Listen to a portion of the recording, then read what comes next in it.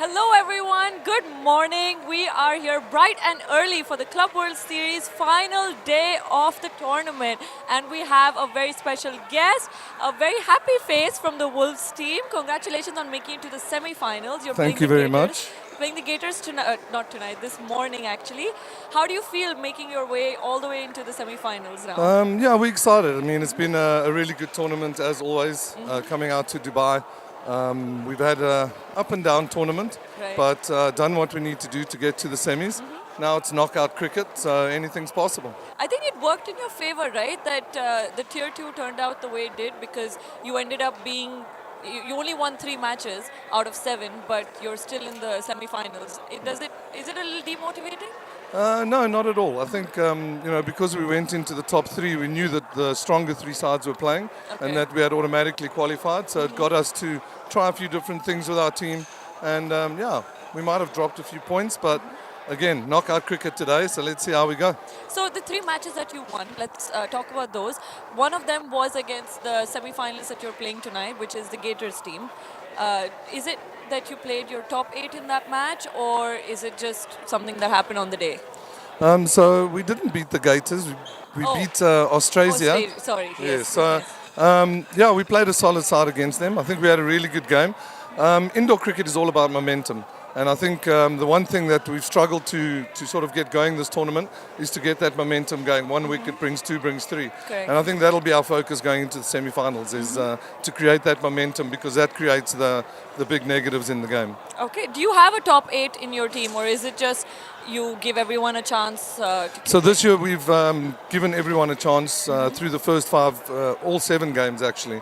We've mixed the side up. Everyone's had a turn to carry drinks, as they say. But yeah, it's been a good team effort. So when we win this beautiful trophy, the whole team's going to feel like they're part of it because everyone's been involved. Lovely. So tell me a little bit about cricket back home. How does it work? Did you form this team way in advance? Is it the same team that went to the Club World Series last year? Yes, so 90% of the team is the same team. We've actually got quite a nice squad of about 15, 16 guys back in South Africa. 1 or 2 stronger players that couldn't be here because they've got local, they're playing for local teams, outdoor. So, but yeah, this is a group of guys that have played together probably the last 4 years. We play mainly on Thursday nights. Okay. Every Thursday night we play league. So yeah, we've built up quite a cool camaraderie. Everyone understands each other. A lot of good banter. So yeah, it's good fun. We'll get to that because I want all of our viewers to understand exactly what happens off the court. But just to get a picture, how long have you been training with this team, say, before this particular competition? So we don't all train together. We sort of train in our own squads. I play vets cricket, so I play more over 45s. A lot of the youngsters in the team are playing, 20, 22, 23. But we play together every Thursday, and that's really how we've built up everything we do. Okay. And about today's game, are you playing your strongest 8, or are you playing a certain winning combination from those 3 So games? what we've done for today's game is we've looked at the form of the guys that have been playing, and we've put our best 8 based on the tournament. And is there any strategy against the Gators? Have you been watching their other matches, trying to figure out where they're strongest? Yeah, look, we've played them a couple of times now. I think we've got a good plan. We know what we need to do. So I don't want to give too much away now, but They're not watching. They're already in the courts warming up, so no one's going to know. yeah, no. So I think it's it gets down to bowling good lines, and bringing our fielders into the game. Okay. Runouts, catches, stuff like that are very important when it comes to knockout cricket. Okay. Well, now that we're done with the cricket aspect, and this is the main reason why I wanted to call you up here, can you please explain to our viewers what is the concept of your fine session? So a fine session is basically after every day, we get the whole team together, and it's about everyone getting anything off their chest from the game. Might be a drop catch, might be a good shot. If we bowl wides, guys get fined. So yeah, it's about building team camaraderie, a lot of banter in those fines, where guys obviously get to get their frustrations out on each other. So do you penalize yourself, or you do We it to have a other fines players? master, so one person Okay. that has a set way of doing it. Yeah, And does You that should join change? us for one, and then you'll know all about It's it. trouble, and I'm not being part of it. But does the Fines Master change? Should we bring them on onto the show? Yes, you can. Yeah, we've got two Okay. fines masters. They Are were they part of the team? alternating. Yes, Okay, so it keeps changing. yes. Whose turn is it tonight? I think it's Craig Marshall actually. Oh wow, okay. So we got to make sure we play well tonight, don't Yes. we? Well, good luck to you. Thank you very much for joining us. And I think it's time for you to go warm up with your team and be with them. And very, very good luck to you. And hopefully we'll see you later tonight at the final as well. Yes, definitely. Thanks a lot, Thank you, Sharon. thank you so much. Thank Thank you, you. viewers. Well, let's head back to look at what day 5 went like, the day that led up to this final day, while we bring on our next guest for the pre-show.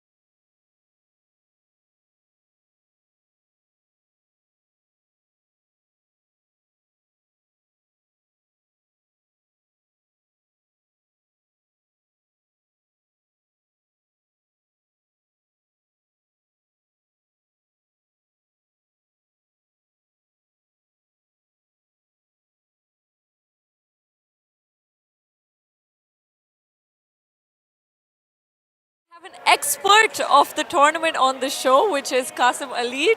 Let's discuss a little bit about the matchups that we have today. So we have a lot of semi-finals, plate finals, grand finals that are going to happen today. But we're starting off with the tier 2 semi-finals. So that is 1 versus 4 and 2 versus 3. But that's not what it looks like on indocricket.news and on the points table that you can see in front of you. Can you explain to us what the concept is? Yeah, so since Tier 2 had 6 teams, so each team gets to play 5 matches in the first round. But since it was already guaranteed that everyone's going to get 6 matches, Minimum. 7 matches minimum. Yes. So there was a round 2 which was introduced, which is basically after the fifth game of each team, there was a points table. So the top 3 played each other again, and the bottom 3 played each other again, right? Okay. So you cannot count the points exactly in the same manner for the bottom teams as the top 3 teams, right? So it was that the top 3 that was decided after the first round, and the last team got into the Top four. top 4 after playing each other in the bottom 3 positions, right? So that's how Australia is actually at the fourth Fourth position, yes. and the Wolves are actually at the third position. So that's why it's Elite Warriors versus Australia, and Wolves versus Gators. So it was Elite Warriors, Canberra Gators, the Wolves, and then we had the fourth team, Australia, that needed to qualify. So it was between Australia, Strikers, and Lords. Exactly. Those 4. Exactly. But what about Strikers and Lords? Say it was the 3 of them with Australia. If Strikers and Lords had won those 2 matches that they played in their second round, would they have qualified? Did the points reset, No, or they it was had still to. from the They table? had to still finish in the top 4, right? So they still had to get into that 4th position to qualify for the main semi-finals. But unfortunately, they could None not. of them. And Australia, I think, was too strong in that regards. Okay, so that's how we got our top 4, and which is why Elite Warriors is playing Australia and Canberra Gators is playing the Wolves from South Africa. Let's talk a little bit about the semi-final. Gators versus Wolves. They've played once before. The Gators won that match. What do you see happening today? Well, I think the Australians, they have a thing to come in the knockouts and win. That's their mentality, which you all know what South Africa has in terms of knockouts, right? So, I mean, the way Wolves have played, they have not won much, but they have played good cricket. So it should not be a one. I don't think it's going to be a one-sided contest where Gators will just run away with it. I think it's going to be a good one. We are going to see what comments do we get. We have been getting some amazing comments when Wolves was playing Gators last time in the group stage, right? So it's going to be very exciting. But I think both the teams, they have looked good. I think they're well prepared. We've seen them come here like almost an hour back, and they're practicing. So it's going to be a good contest for sure. Do you think any of the teams, Gators or Wolves, is a stronger side on paper, or is it just on the day in the I mean, semi-final? if you look at the stats, if you look at the points, it is a stronger team for sure. But on the day, any team can beat anyone. So I feel it's not going to be a one-sided contest as we have seen in the group stage. But I think Wolves will come out. I mean, with full energy. I'm sure they'll give a good fight to Gators. Okay. What do you think is a good score, especially on court 2? Because we know all the pitches work a little differently. Court 2 score may not be a defendable score in court 3. So what do you think is a good one if you're batting first here? I think anything somewhere around 65 to 70 is always a good score in knockout stage.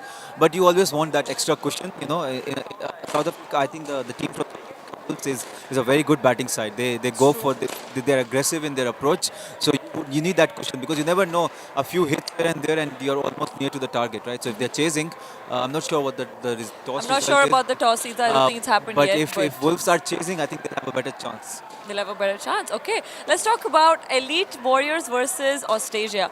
Now, as we know about Elite Warriors, it's primarily a Sri Lankan side, and not so much in this tournament, but in general, the club is a Sri Lankan side. Australia coming all the way from Sri Lanka themselves. How do you rate the two teams playing against each other, especially since Elite Warriors have been the table toppers? Australia just pushed their way into the top 4. I think Elite has looked a top-class team in this tournament, especially in the tier 2.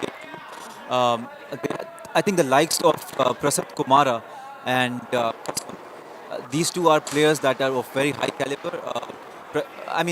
Clutch player. Kumara is a clutch player, right? He is always I'm so sorry to interrupt you, but if you're talking about clutch players, you cannot discount Tarindu Roshantika.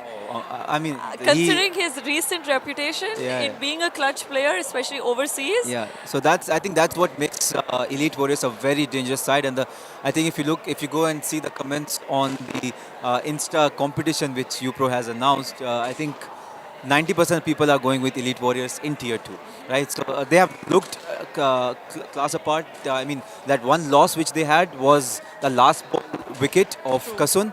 Apart from that, they have been, I mean, destroying all the opposition.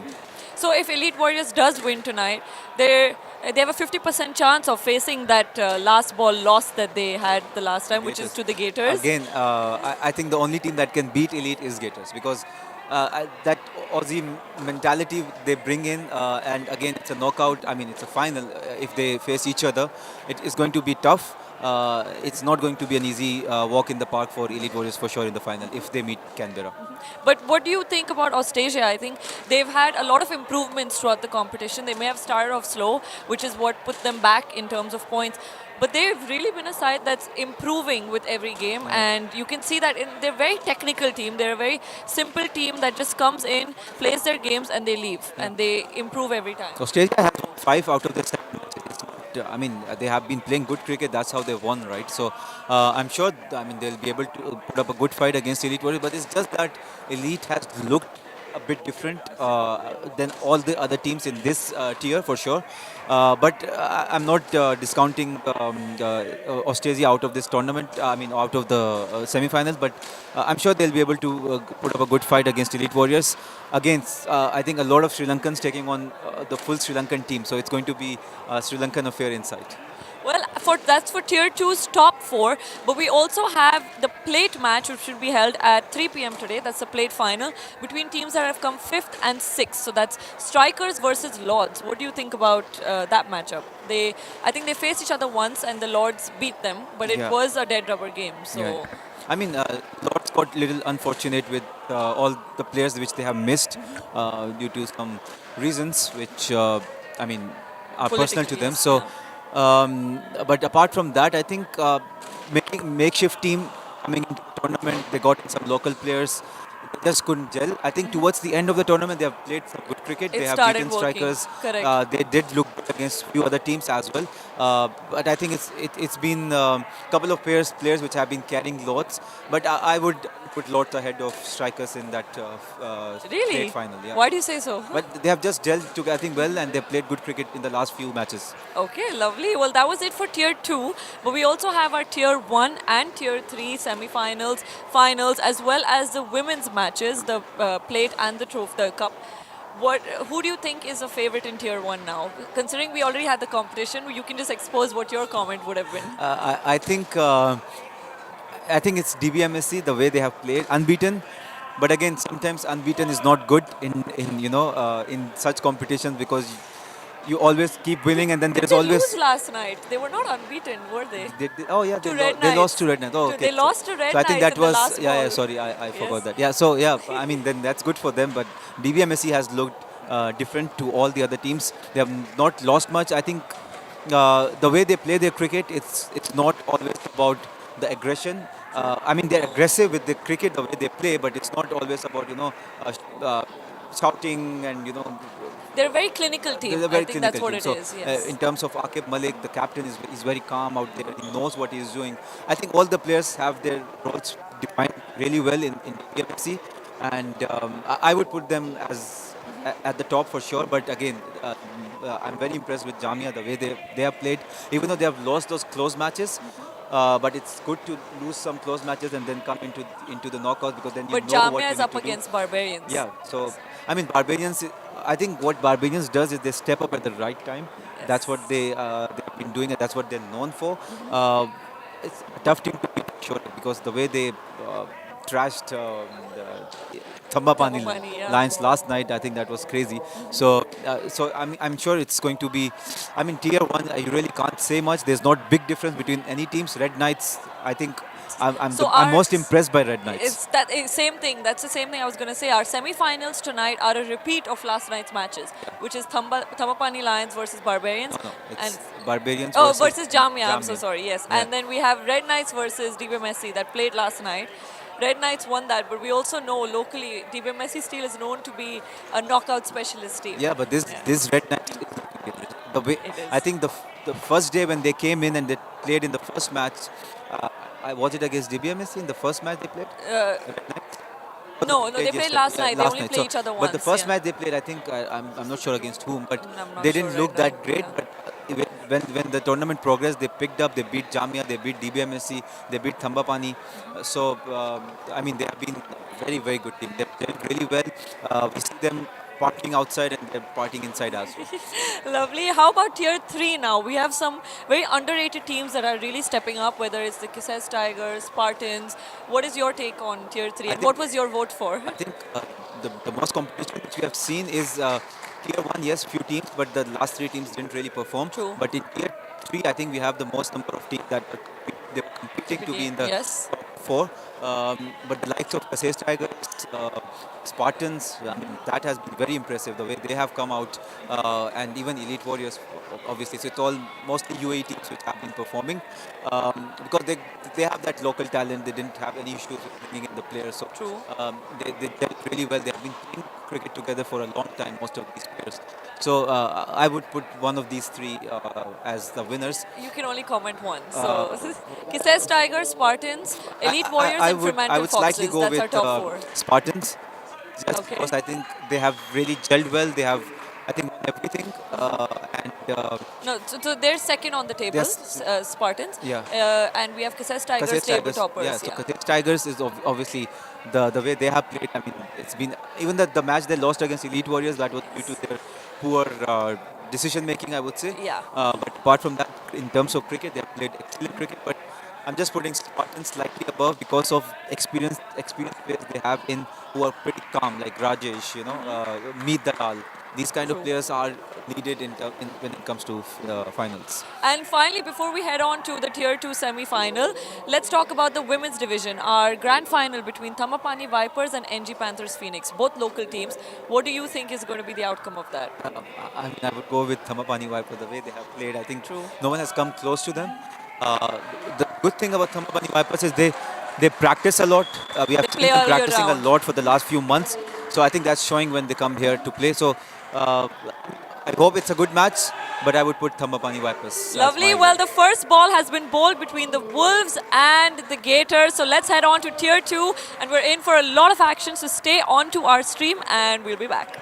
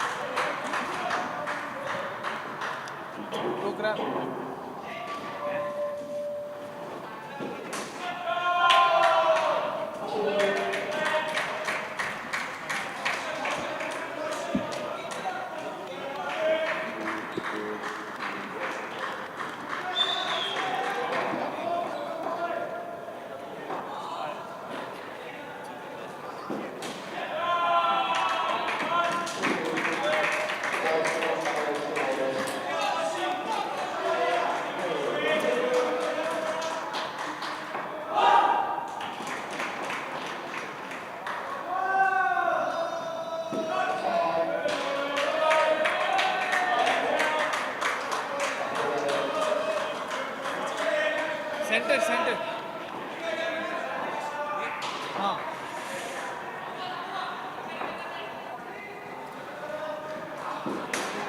Oh, shot.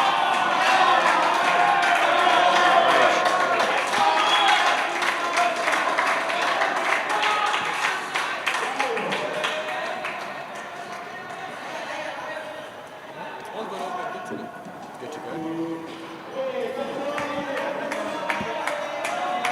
Hello everyone, welcome to the international boards here. We've got the tier 2 semi-finals between Wolves and the Canberra Gators, 2 versus 3. We apologize for a little delay, technical fault obviously. And first over being complete, and what a over it has been 13 runs. Levings and Gunning. First pair. And we are privileged to have one of the Manton brothers from the Canberra Gators. Sam, welcome, mate. Thank you. Jaden. Sorry, Jaden. That's all right. Full toss. Well, the class of Levings, he'll be very disappointed that he missed out on that one. Full toss on the off stump. Yeah, it's Super Saturday here.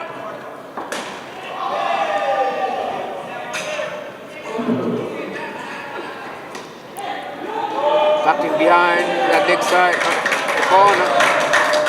Levings get another couple. Jaden, tell us the atmosphere that you are defending the title, obviously, and here on the Super Saturday semi-final. Yeah, the boys have started off well. I think they warmed up really well, and the 2 opening bats who have had a bit of a up and down experience opening the batting together, they look to have started really well here.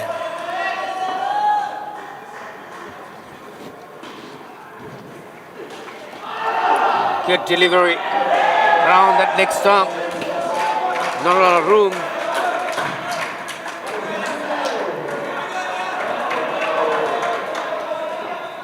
Rasmus. He's been bowling very, very well this tournament. Wow, he's Straight bowled on. Bowl, first dismissal. Just caught the inside edge of Jack's bat there, back onto the leg stump. They needed that, Wolves, didn't they? After a flying start, 13 off the first over. Yeah, back to even Stevens. 10 on the board.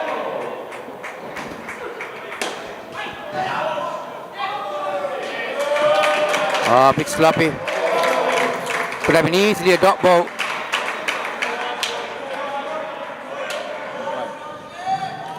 But because of an overthrow, 1 run scored. Canberra Gators, the defending champions in Division Tier 2. Wolves.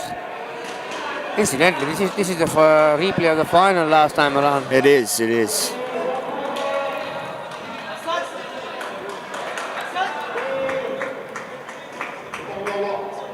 So Sam, how is life treating you in Dubai? Dubai's been good. It's been really nice, actually. The centre's great. Sorry, yeah, Jaden, I said correct. That's okay.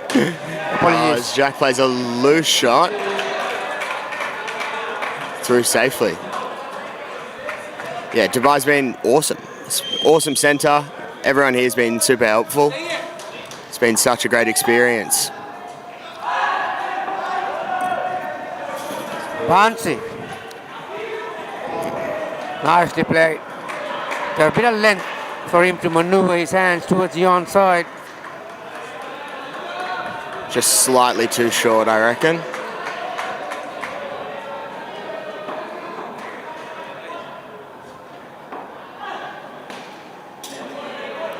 Similar kind of delivery. Similar kind of shot by Gunning. Down and up on the onside for another couple.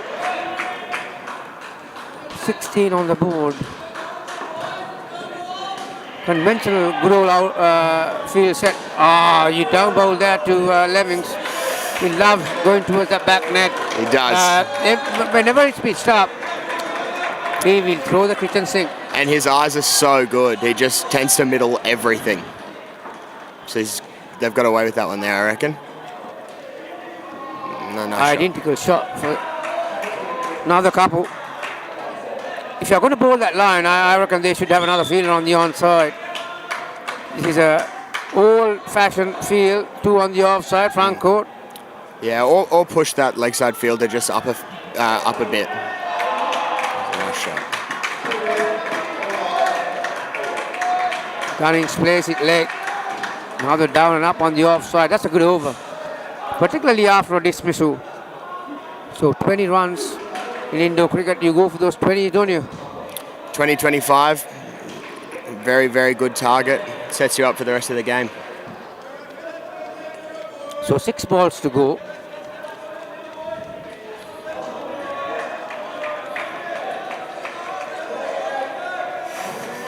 "20 runs on the board." Well, every ball is very vital in Indo cricket, but this over is a mighty important one. And they've They're off to a good start. thrown it to Wessels, who's bowls absolute wheels. Vessels, width and length outside your off stump. I think Gunning will hit that ball every day of the week.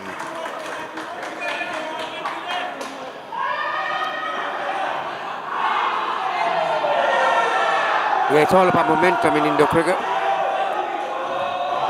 Good delivery. Lot straighter. Cramped him up. That's the one area of Owen's game I would say where he can struggle a little bit, is that it's sort of a little bit fuller on the legs. Just struggles to get his hands in line with the ball. That's the ball he loves. Got the length he wanted. And punched. Some power. The footwork saved at least a couple.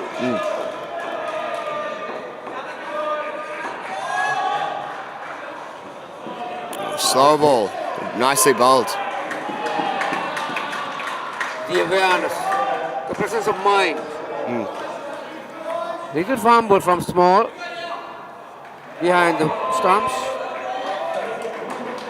And Levins were very quick.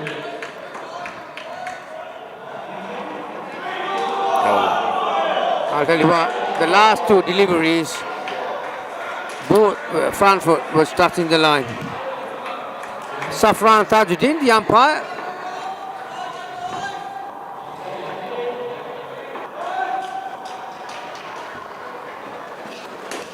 Oh, nice shot there, and very nice shot.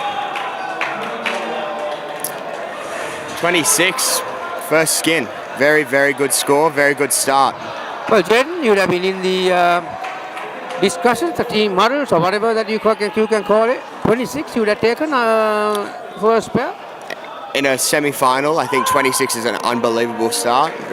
That'll set them up for the game. It'll take the pressure off the next couple of pairs. And if these boys can go ahead and put on a score, they'll be right in the fight, I think. So Owen finished with 18 of 13 balls. There you are.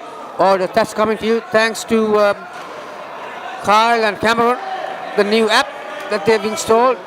130 strike rate. Jack Gunning. I mean, obviously those stats will not tell you how well he supported Jennings. So it's all about partnerships and Thomas Eisen. It's a good delivery first up from Green, the left arm. Into the Medium hip. pace, brings the ball back into the right hander. Yeah, into the hip. It's a good spot to bowl.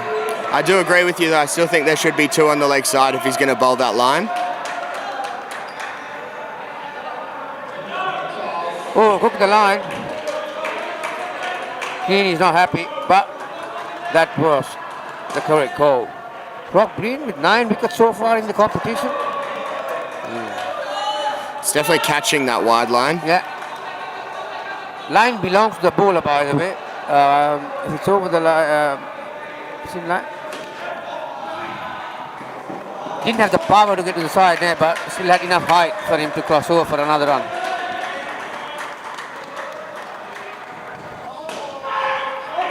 Thomas Eisen, a fierce competitor. Yes, Likes to play hard, isn't he? he loves to get in the game. I think that's how he best gets involved. Gets himself into the game when he has a bit of a scrap. Rock Green, one of the most experienced Indo cricketers here in New Pro this year. And participated in many World Cups, many club competitions. He's represented the Masters in South Africa, is that correct? Want to get some bat on it, but didn't have the power to go to the side net. I'm going to put you on the spot, Jane, in a minute.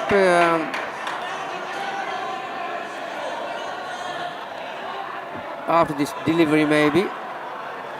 Off. Oh, leg cutter. Oh, wow. What is that? That's what was bizarre. He turned away and she got his back down to the ball. He can struggle sometimes. His eyesight isn't as good as some of the other boys. But it looks like he just lost that one there. Maybe the light. Like yourself, Connor Brown was sitting on your seat the other day, and a lot of comments came in from Canberra. And tell me the rationale behind they call him Plugger. I don't know why they call him Plugger. We don't play cricket back home together. We're actually opponents back home. So we'll have a bit of a fight when we get back, I bet. We'll have a fight about who is a better commentator at least. So 4 runs scored the first over for this pair. Wow. Magnificent delivery. Glory ball. Full outswinger. Awesome ball.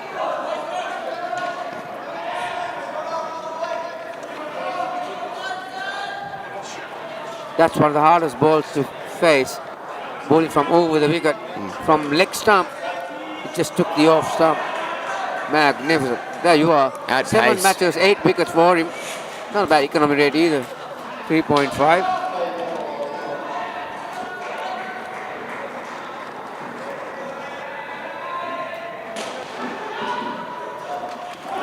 Once again, you could see as he runs in, he just jumps to the left side.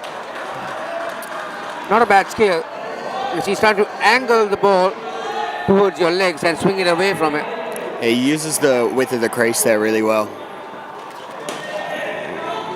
Oh dear. Connor Brown will be very disappointed with that. Yeah. The old He yes, called no yes, call. didn't he? Yes. That's what pressure can do though. You take 1 wicket and then all of a sudden the batsman can start making silly decisions, and look at the Wolves, they're all up and about.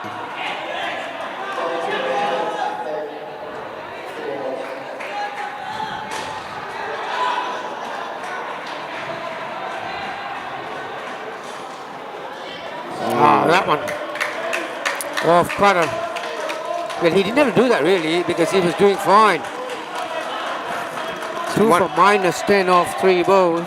Pistorius. Those are the first runs he considered. And it takes the pressure right back off the batsman straight away. It's a bit of a loosener.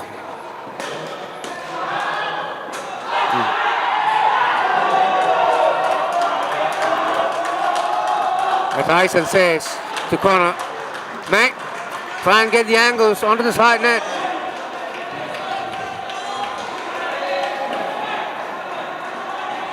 The player that he is, Tyson, he likes to strike.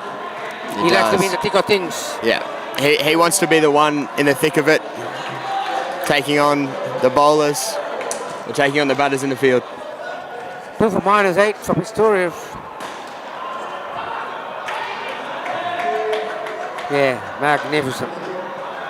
You will take those figures any day. Pistorius. Brown needs to come into the party. He needs to come and find a way. It is good to see when they had that chat in the middle, both of them a smile on their face, so hopefully they've had a bit of a reset, rethink, and they'll attack now, hopefully get themselves to 15. The Reggie Nyatlan bowling the 7th over.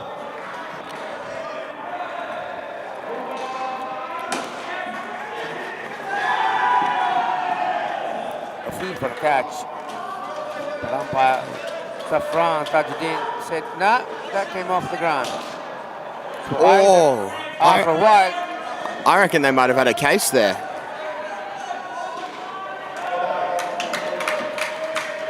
Looks like it bounced before he hit it and then straight into the foot and up.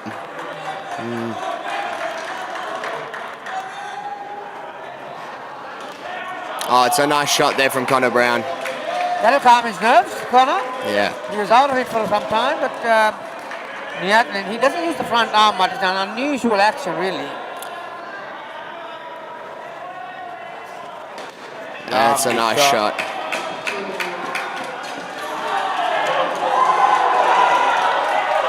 Down and up on the offside. Gets him a couple.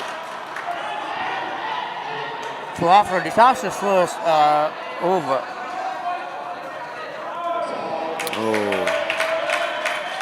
Runs off every delivery in this over. 1, no ball. 1, 2 and a wide. And they're back up to 4. Pressure's right off. Ison is very quick. Magnificent over for the Canberra Gators. Niatlin concedes 9 off his first.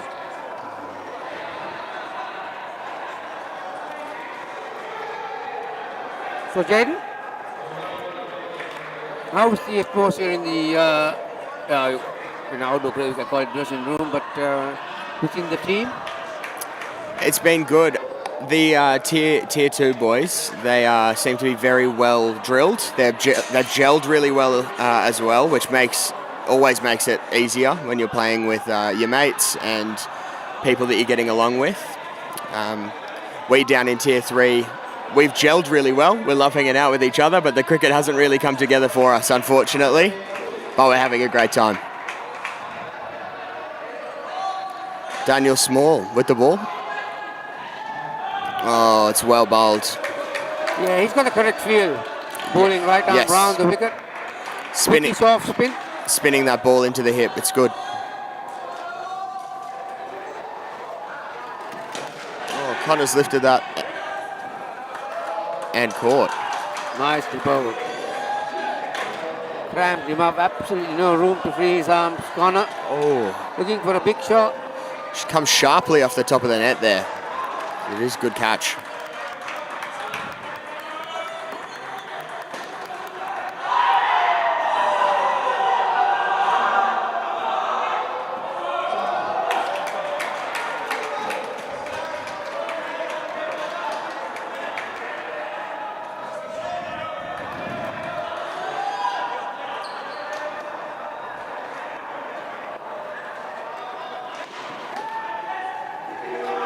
Into the gap on the onside, along the ground, but nicely played.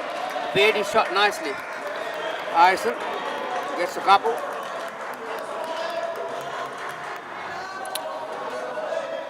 It's close there too.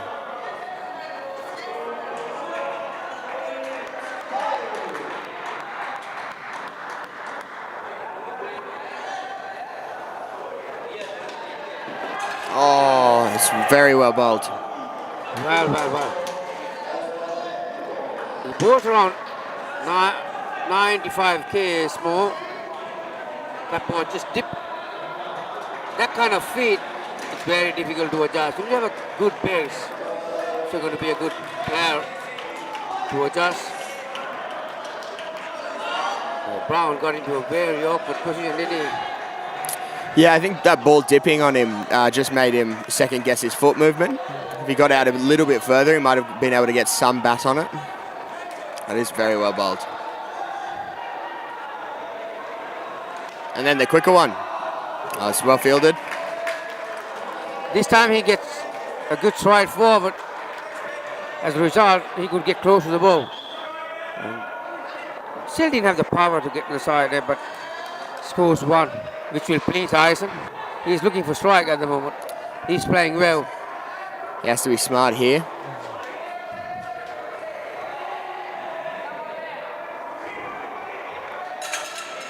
That should be no ball. And it will be a no ball. Man can't effort, but if you're not successful, that'll be a no ball.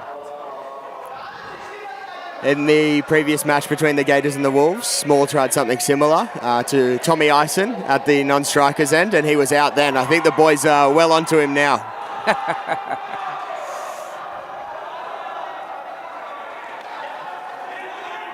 Oh dear. It's a very good over there from Small. 2 for -3. Yeah, he'll be very disappointed with that, Ison. Yeah. Last ball of the partnership. Well fielded there by Green as nice well. work. Very well done. So Wolves are back in it. After a very good start of 23 for the first pair. There you are, Ison. After that run out of the last ball, 8 balls, 0. -3 for Connor Brown. Partnership is -3. 26 scored by the first pair, so the total now 23. Well, this is massive. Very important here for the Gators to bounce Commons back. and Gunning. Well, they can resurrect this innings. They need to get to post a total where the bowlers can have a go at. And well, the veteran, Rob Green, it is left arm medium pace against youngster Commons. Oh, Fever. that's a Nice. freebie first ball. A confident start. 5. A low full toss there.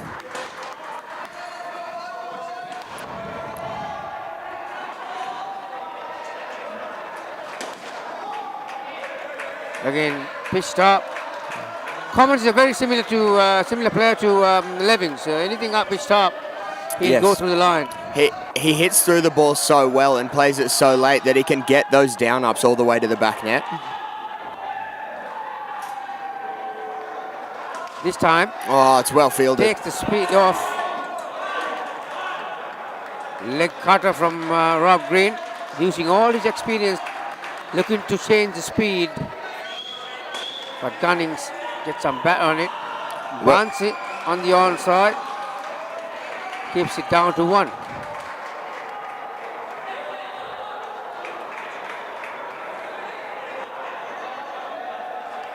Very well bowled. Oh, he's burned him there. Gunnings saw the opportunity to take a single, but Commons was not ready to run because he was beaten comprehensively. He was just wandering, and suddenly, in indoor cricket, or in any form of cricket for that matter, half a second is a lot. Yeah, that lack of awareness has cost him there.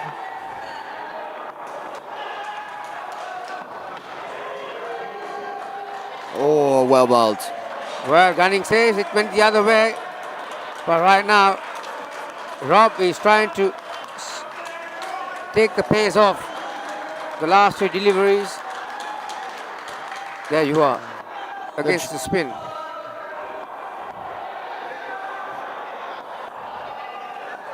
This time, quicker delivery, seam up.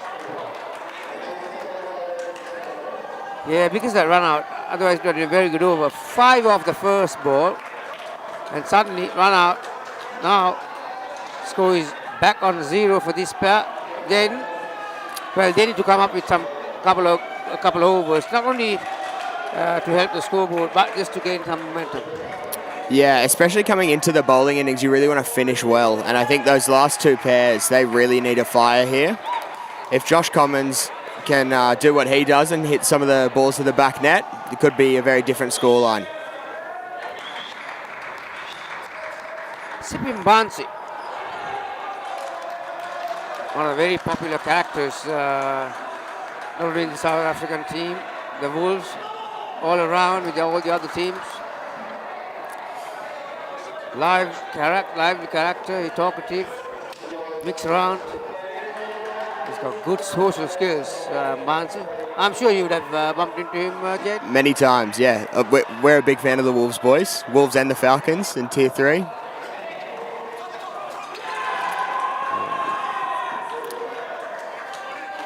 Why? One would wonder. Off the leg, he was down on his knee. He was not ready to run. But Gunnings has reviewed it, but in vain. So they're going to lose that review. They got 1 left. I'm not sure if he actually did review it there. I think he was just talking to the umpire about hearing the no ball call.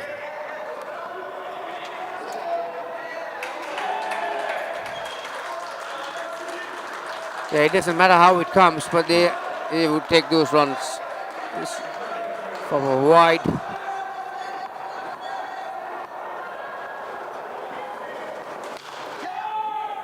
Again, not a lot of power, mistimed. Just off the under edge there. And straight into the ground as opposed to full face of the bat.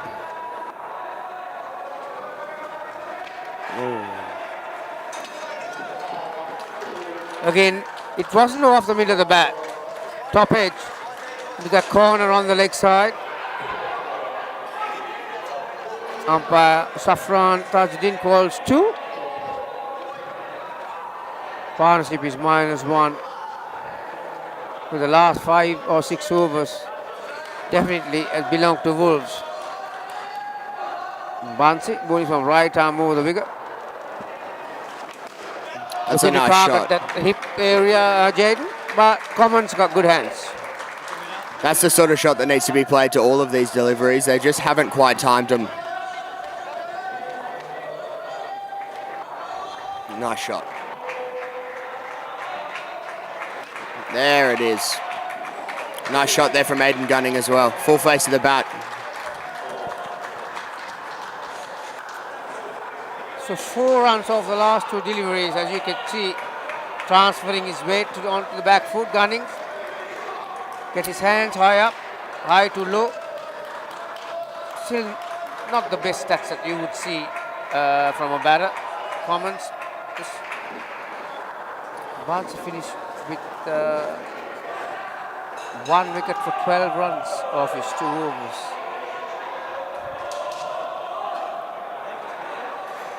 So back to positive figures.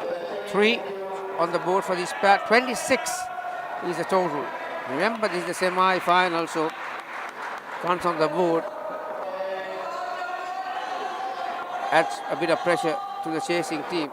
But they need to pose a good total. Small. Full toss, low full toss. After his very successful last over of the last pair, they've thrown the ball to him early this pair. I think that's probably the way to go. He seems to be on here.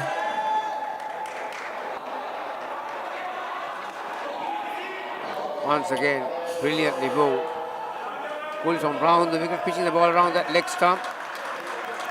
And there could well have been a run there, but I think the way the Wolves are fielding at the moment has made them very apprehensive to take those quick singles.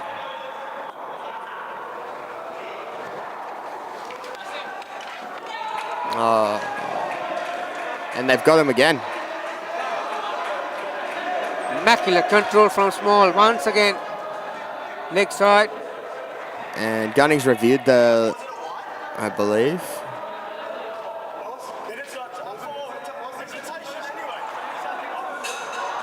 Why would that's a third ball out or a run out? That's a question. Why would Gunnings review that?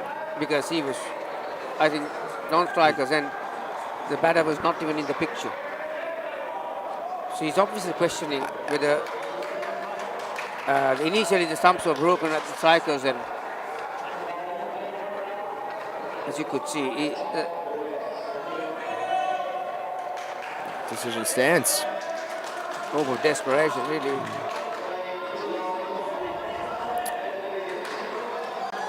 It just seems like a bit of panic in the Gators boys at the moment. I think they just need to take a bit of a breath and find the runs where they normally do. There it is. That'll cheer them up, the teammates from Gators. You can't bowl that ball to Josh Commons. He'll hit that every day of the week. Look at that, right out of the middle.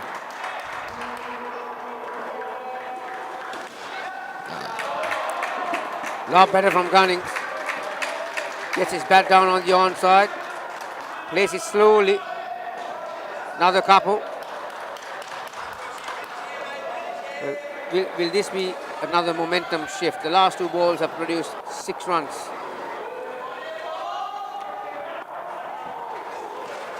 Oh, and a leg There's side the to pressure, finish. Jaden, in Indo cricket. Suddenly the batters get on top of you and you try something different and it doesn't come out.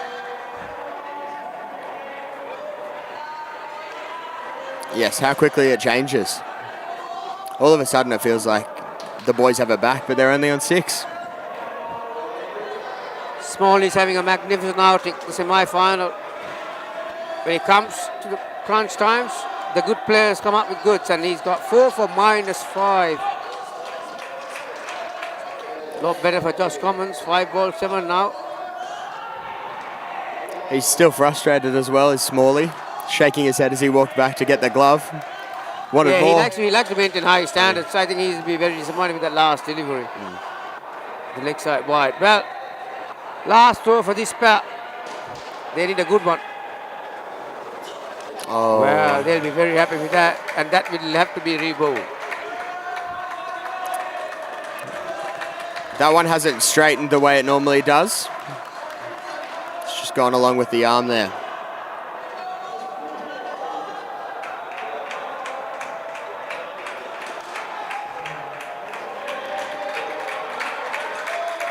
Runnings.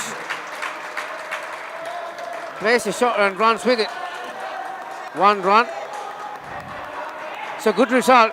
3 runs coming off. It's a 7 ball over.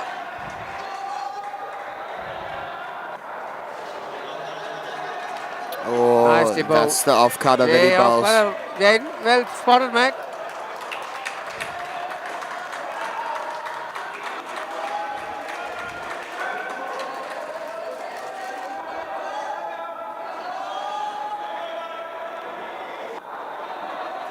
Oh, full toss. Very close to being a no ball again. Not the easiest delivery to score runs off. Aimed at the body around the rib cage. Commons get his bat down to it. 2 runs. With an open blade, Gunnings is ready. It's well bowled.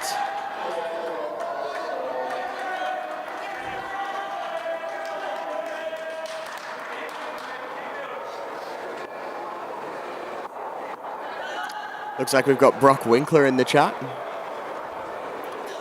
Big shout out to him. He did our cap presentation. He was one of the boys at our cap presentation. So it's nice to see that he's watching back home. Yeah, nice to see. A lot of people are joining in the conversation, and yeah, we welcome you.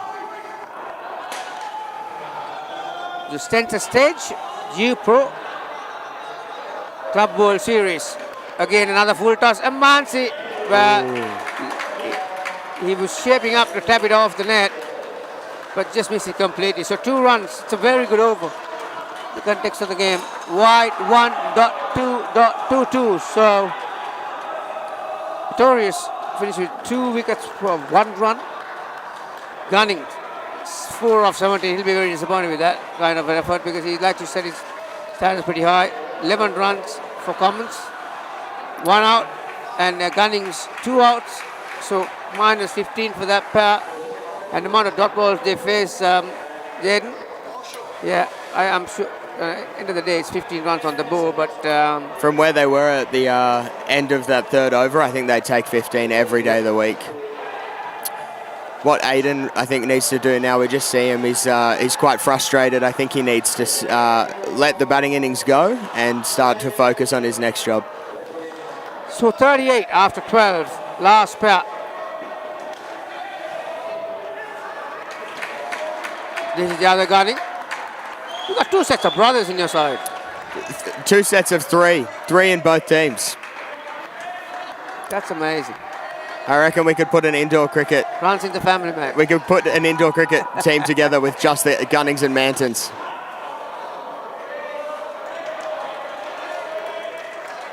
Nick Barclay and Mitch Gunning, last pair. Can they get that total up to around 60, where the bowlers will have a red hot go at the bowlers? That'll help Marshall. It looks like that one just shaped to go the other way. Yeah, his stock ball normally goes away from the right hand. I think he was trying for that glory ball. Swinging from the leg side. Big in swinging Yorker. Yeah, and when it doesn't swing, it looks ugly. Wow. It's Through got- the hands, Pretorius, feeling on the offside, 3rd line. 5. Brings a little smile to Jaden. The comp box. Off the inside edge. There's a chance at the top there.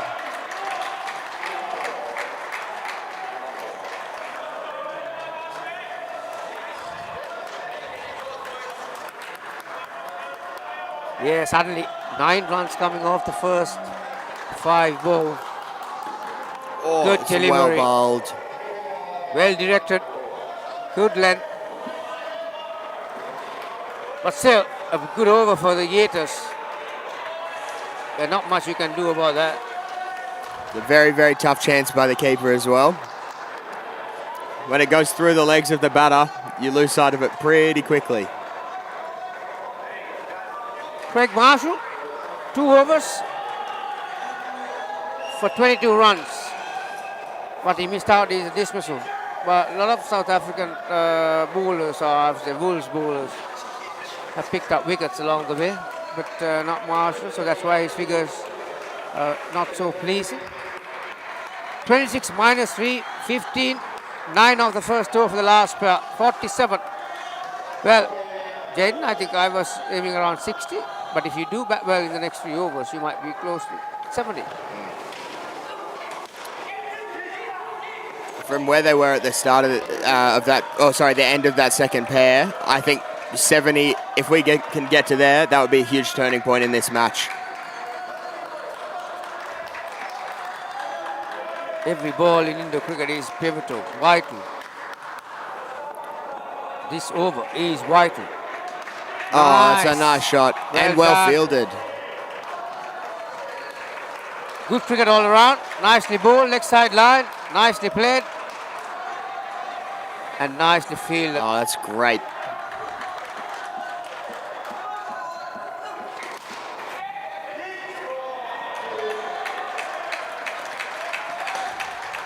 I think Mitch will be looking to get that ball a bit closer to his feet, hit it straight into the ground, get a bit more height on it. It's just going into that the 2 net a little bit flat.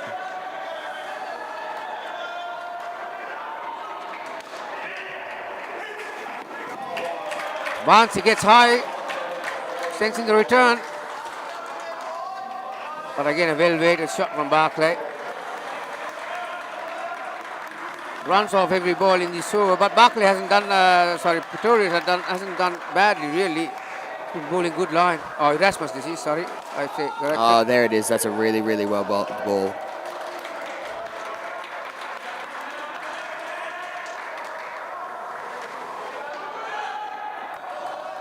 Is that the off-cutter as well, it looks like? Yeah, took the pace right off. And again. Tucks into the corner on the onside. Only one fielder out there in the front court. Looks like they've Being reviewed taken... by Rob Green. Oh, I think he's just home there. Yeah, very often it's a frame or 2 in it. Yeah. Oh. Not 2. That's been given to. So 15 runs off the first 2 overs. Very good result for this pair. 2 runs. Or 17, I should say, because that because the review, the umpire hadn't. They just added the 2 runs. So yeah, 17, mate. 12 balls left. Yeah, around 30 or 35. We'll do nicely. Yeah, if they double that again, that sets them right up for the rest of the game. Oh, and it starts with the leg side too. Reggie Natley, like I mentioned before, doesn't really use his front arm. It can make it hard to direct that ball. Ooh.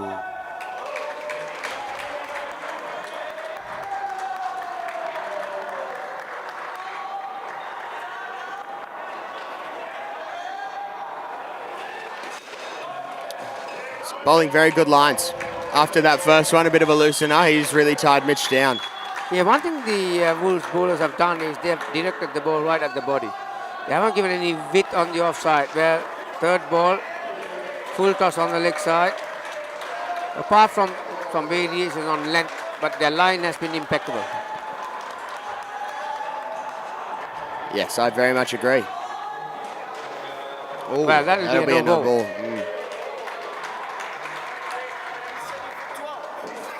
It startled Brick a little bit. He had a smile on his face after he Gloved that one to the ground. And a nice shot. I put the mockers on the bowlers, didn't I? I said, they haven't given any room, and then you come up with that one. Commentator's curse. So another good over. Wide, 2 dots, 2, no ball and a 2. Reggie finished with none for 17. Suddenly, this total is looking a lot more respectable. It's a very, very big over here. This will change the game, I would say. If this over goes well, the Wolves boys will be very much up and about for their batting innings. The final over for the Gators. It's going to be Vessels to bowl from right arm over the wicket. Nice shot. But very unlucky. He hit the lines. It has That hit had the- some power, but it just stopped. It must have hit something because it's come back sideways. Oh dear. Good call. Good length from Vessels. Nice shape as well. Swinging away from the right-hander.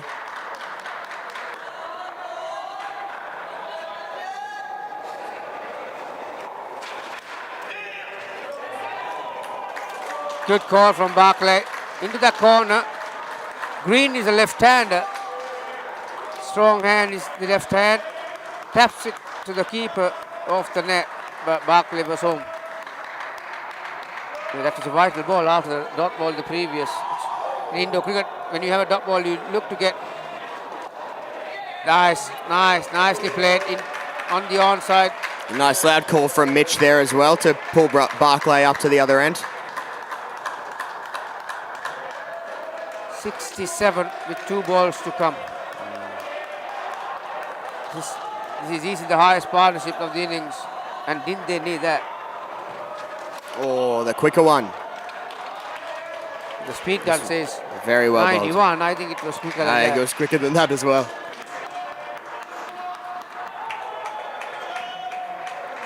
Final ball. First innings of the first semi-final. Last year's grand final. Opponents. Oh, that's dear. brilliant. Rob Green. Very reliable in that position. But Gunnings will be very disappointed. It was a full toss. Didn't have the height. And you could have easily 31-run partnership with that 2, but 7-run turnaround. Out on the last ball, 24. So 62, Jaden. It Well, runs on the board. That's your. That's all you can think, wouldn't it? Yeah. We can defend 62, I think. I mean, we've defended more. We've defended less than that this tournament in Tier 2. However, I think that last run out on that last ball, that makes it tricky. The momentum switch has gone straight back to the Wolves there. So we will see. I think we're in for a really, really exciting finish. Yeah, how vital it's going to be that last 5 runs. 18 for Auburn. He was a higher scorer, but very good figures from Daniel Small. 4 for -5. Torius and Green, 2 and 1 respectively. Yeah, it's more wickets. When you defend a total like 62, you need to aim around 6 to 8 dismissals and make a total 100. So they are very much capable of it. Gators, the defending champs from last year, very young team. And as far as the Wolves are concerned, it's not over by any means. No. They are very well drilled. They field the house down and have done for most of the tournament. They just need to make sure they're really taking their chances now.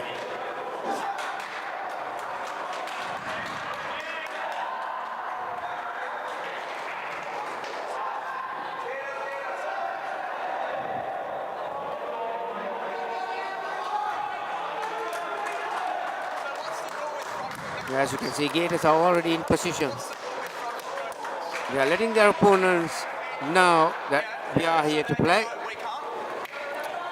And indeed, this is a magnificent semi-final.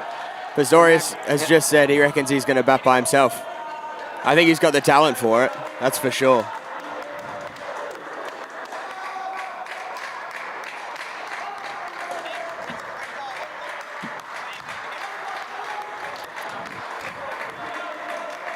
No second chances. These are the knockouts.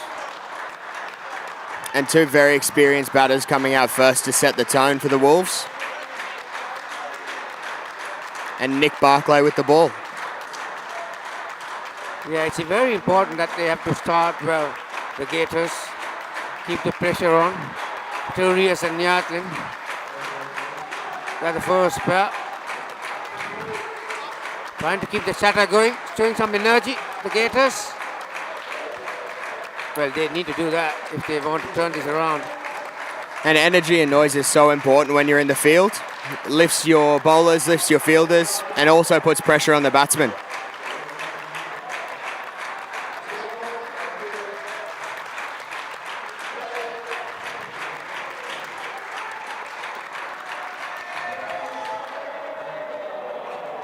Barclay starts with a short one. Nicely played. Played his soft hands, let the ball come and hit the bat really. Turius gets one. And nice early call from Reggie there as well. Oh. It's funny, Nyatlin standing at least another set of stumps outside, showing all three stumps to the bowler, but the point of delivery he moves in, shuffles across. I think that might be why Brick is targeting the wide Yorker sort of length and line. Yeah, it's very important. You make all your movements before the point of delivery, really. So you keep your head straight and still. Nicely bowled around the hip area. Two fielders on the onside front court. Gunnings and Connor. Commons on the offside front court. Oh. Yeah.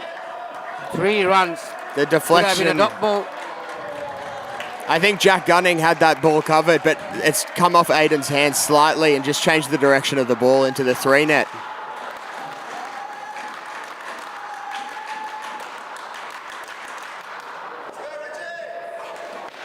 A nice shot. He gets down so low, doesn't he, Reggie? He does. He's got good hands on the onside. To be a very good player on the onside, you need to have loose hands, and also very important, the ability to unlock your hip so you can have access onto the onside. And Nyatlin does that very well, doesn't he? So Very well. Barclay finished with none for 8, but they need wickets.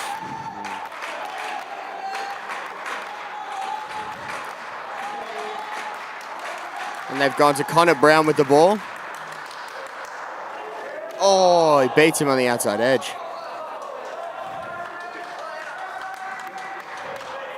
Connor Brown, mate, how is he in the dressing room? He looks a very likable character, and Oh, nice, well Connor. bowled, well bowled. Yeah, he is. He's very lively. He's not one of the ones that I expected to be so lively, but he'll be one of the last boys at the pub, I'll tell you that. Oh. Just slightly misjudged that one, Aiden, I think. It's a nice shot there. Yeah, 2 dot balls, 3 to 3rd ball, but Nyatlin gets away with it.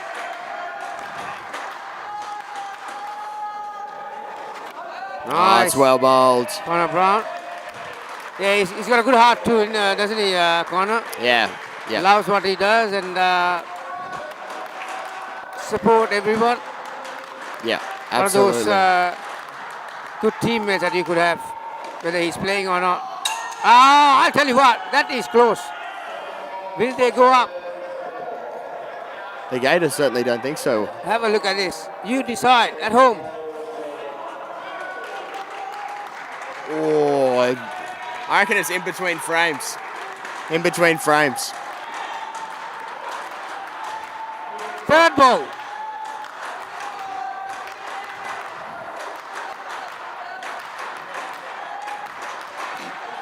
He's been a very good over from Connor Brown. Oh, it's a bit of a loose one there, I think, Yeah, unfortunately. yeah, giving some room outside the off stump. Pretorius was very happy. Just lent on it. It was a really nice shot. 2025 Club World Series here at the one of the best, if not the best, facilities in Indo cricket. U-Pro, magnificent venue. You've got the luxury of sitting inside the air conditioning, Jaden. Yes. Catch that. Oh, wow. Oh, no. Oh, that's out. And it's out. That's out. What a turnaround. Because of the misfield. Auburn doesn't miss the ball that much, but he did. And I'll tell you what, it lured the batters to cross over for a run because it hit the back net. It could have been 5 runs. But 10-run turnaround, direct hit. After the drops catch too, that is heartbreaking. Goodness me. Very, very unlucky there, I would say. The amount of times that you run on the misfield, you'd get the runs more than you wouldn't. To the back net, that is. That's not a bad line to bowl at Nyatlin. Outside his hip because he moves across.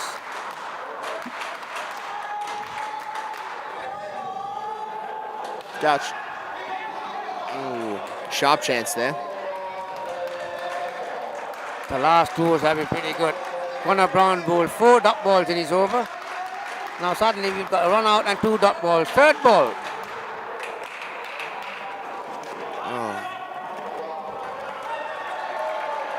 Pistorius so quick there. There's never a run-out chance at the keeper's end. In the round robin games, the skin points will matter, but here, this is a semi-final, so it doesn't matter. It's an outright result that what matters. So nicely Well ball, fielded. slower ball from Josh. Very good over. 1 for -4 so far, with 1 ball to come.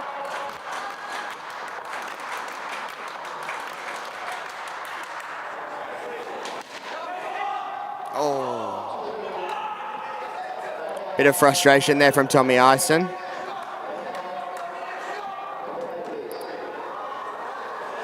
Just needed to take a little bit longer, I would say, just to get that ball in the right spot before he let go of it.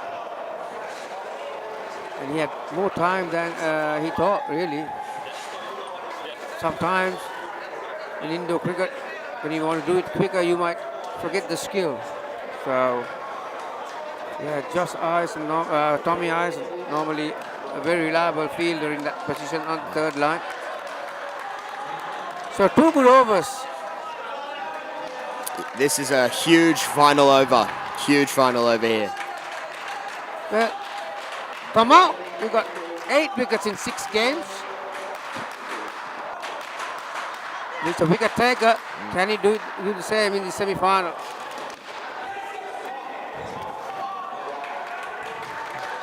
Just a single there. Looks like it might have been the slower ball from Tommy to start up. That nice full length too.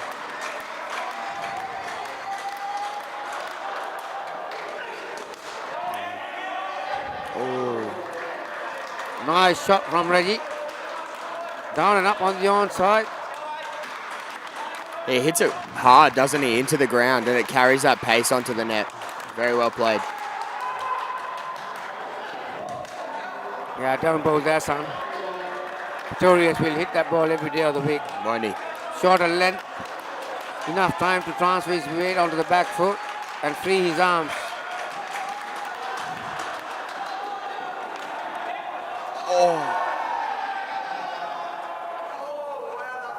A sharp chance there. Yeah. He's done For a well to moment, hit the I stumps. think the Gators thought that he has lifted his leg.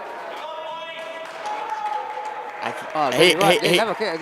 They have a case. He don't they? did lift his leg. I think when he actually hit, when the ball hit the stumps, I think he was safe, foot down. It's a nice shot. Very nice shot. Not easy to get your hands up, high to low. I try and get that down and up onto the onside. So suddenly 17 on board.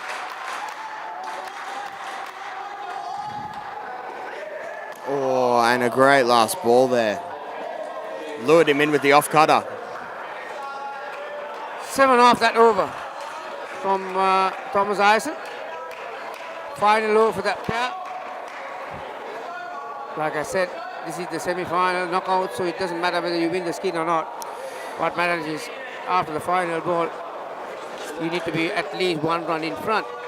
And if they go at 17s, the Wolves, 17 each pair, that wins them the game. So a lot of Rob wickets Green needed. and Small, they have been batting together right throughout this tournament from the day one. I know some teams have changed their combinations, but this pair has been batting from day one. I haven't watched them bat as much as you might have. How have they been going together? Yeah, Small is the aggressive player. Greeny used all his experience, the veteran these days. Owen, normally I've seen him many times opening the bowling. Today, he comes on in the 5th over. His stock ball is bringing the ball back into the right hand.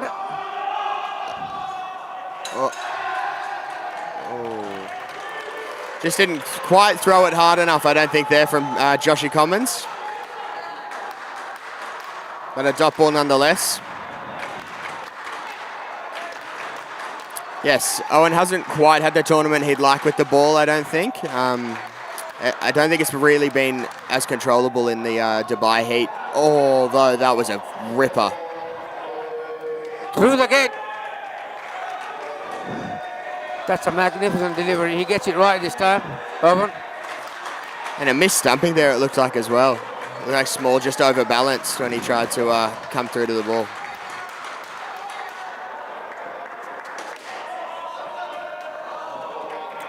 Comes down the track. He had some height on it. That's what saved him. Although he hit it straight. Yeah, Greeny is not the quickest player between the wickets, if you call it, or the halfway. That's it's brilliant. gone straight through him. Yeah, he's eligible to play over 55, Rob Green, and that kind of a delivery. Right? You need to have good feet. It's just clipped the leg stump as well. I thought it was a similar ball to the one before that would miss everything. That's well bowled.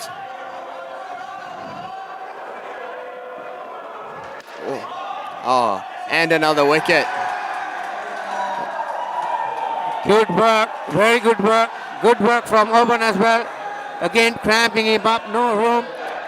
Small was off. I think it was a bit of a miscommunication there. It looked like Greeny started to go and Small saw him start to go, so he took off and then Green parked it. Barkley with a nice throw. Easy one for Oban as the back stumper. Suddenly -7.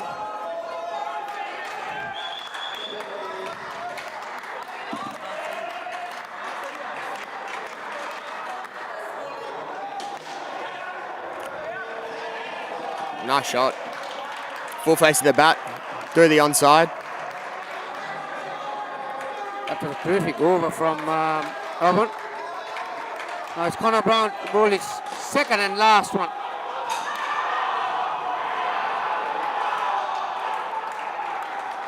A little bit wide there. Too short, too wide. Just got to get that line straightened up a little bit and use the swing of the ball.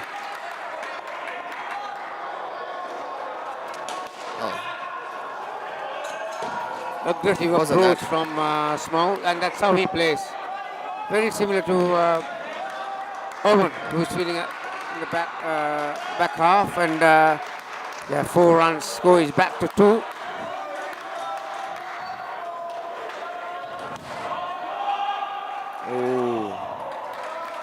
Barkley once again, good hands, and the awareness and the accuracy of the throw. That's what matters.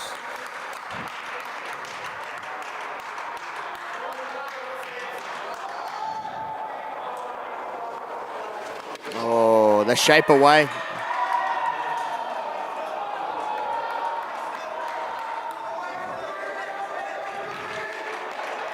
It's a big over here. 11 off it with 1 to come. Oh, and the slow ball. That's well bowled. But still a big over.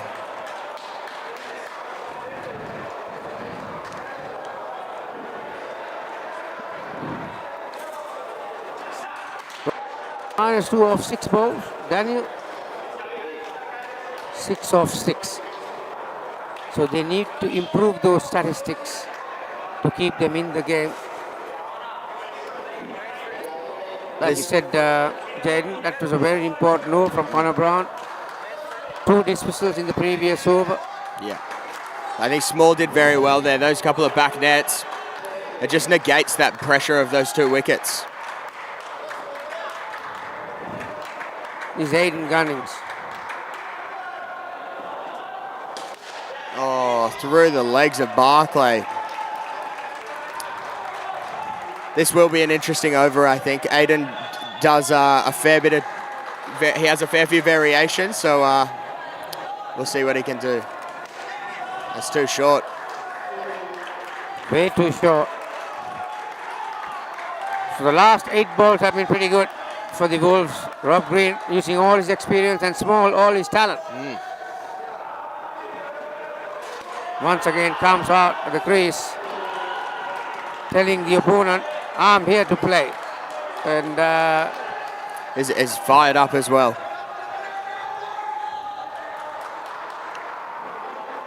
Oh. It's well bowled. That's the line, has to be the line. That's what the Wolves did so well in their bowling innings. And again, that is... it is well bowled, but they've done well to steal the run there. yeah, Small realized that there was no fielder in that corner on the offside. Paul Green for a run. It's a good call too. They dot ball the previous ball. It would have been a 3rd ball situation. Good cricket. Good thinking from Small. Will he comes out again? This time he stays back. Oh, and a nice shot. The little mind games. That was a big over. 12 off it. Yeah, massive over. 12 and 9 respectively. The last 2 overs, 21 runs. We've got this partnership up to 16.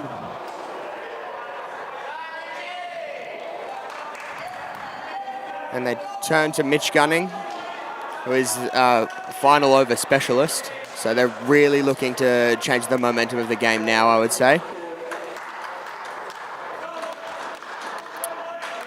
Has recently been selected for the ACT national national side, which is or state side in the national tournament, which will be very exciting for him. And big congratulations to Brad Mullin as well for his selection.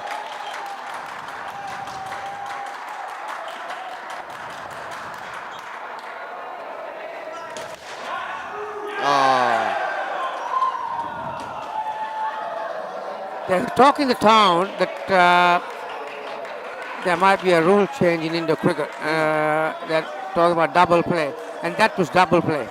Caught, and the non-striker was run out. Yes, although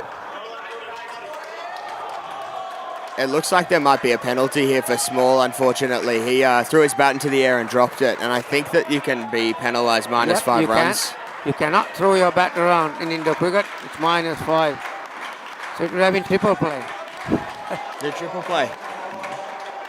It's the last man stands tournament that's played around the world has that rule, I believe. Seen a couple of times where you've had a caught and bowled and then throw the ball back onto the stumps. Both batsmen out. So wicket off the first. Oh, That's good catch. oh my That is goodness. a good catch by Cummins. Josh Cummins. Tried to fend it off, was Small, off the glove, and it was dipping onto his right. It's never easy. Well, that kind of a Houdini effort can sometimes bring you back into the game. Suddenly 2 wickets in 2 balls. Oh, look at that. The reflexes to get his body in that position. That ball that Mitch bowls kicks off a length, which is, I think, what we saw there. Small wasn't expecting it to get up that high. Oh. Very similar off cutter, but this is offline.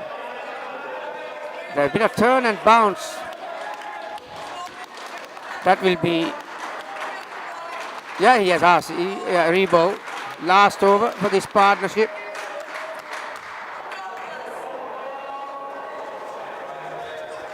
Oh, it's well bowled too.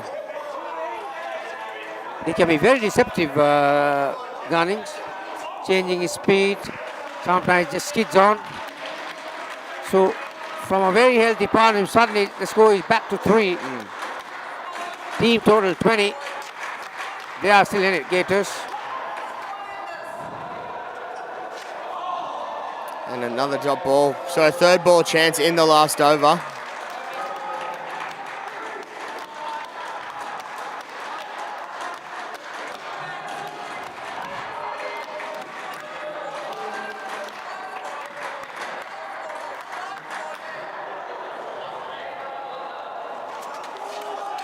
Well, the frustration. And good cricket by Gunnings. Yeah. Sensing the quicker one, and that swung for him. He'll probably tell you that I actually did want that to swing. I have that in my skill. But he just set it on that. He's brilliant. And well gloved by his younger brother there, Jack. Yeah, the Gunnings combined to bring that total down to -2.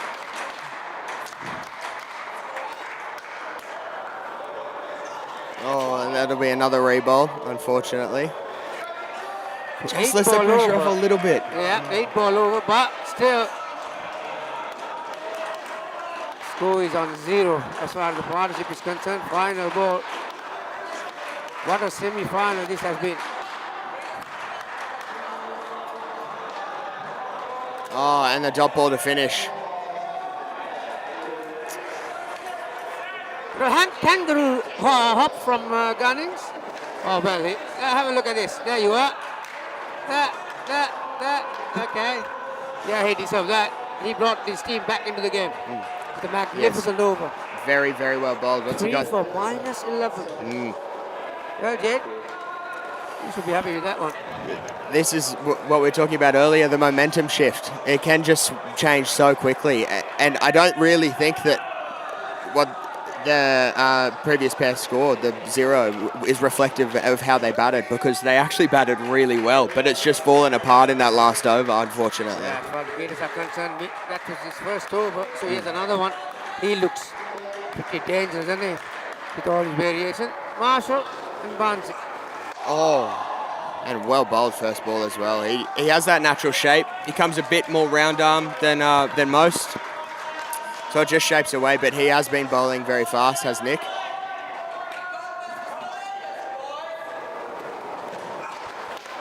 It's a nice shot there from Marshall. 2 fielders on the offside, but the way that the ball's just flicked off the back net there made it very difficult for Connor Brown to get that ball in his hands. Barnsley, the left-hander. Barnsley from round the wicket. Gets his bat down, very slowly towards the onside. 2 fielders converging in that front court on the onside. Just needs to take a little bit more time there to get the ball in the hand before he tries to get rid of it. That's well bowled. I've seen many bowlers in this competition bowling round the wicket, looking to angle it across the right hander. That's exactly what Barclay did. Oh, well, he's caught. I think I mentioned before, it's a difficult shot, a horizontal bat shot to get down and up on the onside, and he was beaten for speed. Yeah. Very tricky to get your hands above the ball and come down on it. Off the glove there, by the looks of it. Oh, he's beaten him again. This is very, very good from the Gators. The pressure's right up. Yeah, there was a time that 4 or 5 overs at the top of the piece that belonged to the Wolves, but they are right in it, the Gators. And don't forget, after this match, it will be the Tier 1 semi-final between Barbarians, the rest of the world, comprised with players from many countries, and Jamaica from England. 2 hot sides. They've been in form, and they've got players who with good skills and talent. But right now, this game, nicely bowled. Eisen with an off cutter. Very well bowled. And just that indecision as well. That ball has hit the 2 net. There's just a little bit of indecision as to whether there's a run there. Ooh. Bit of a loosener there from Tommy Ison. Yeah, he'll be very disappointed with that one. I reckon he is.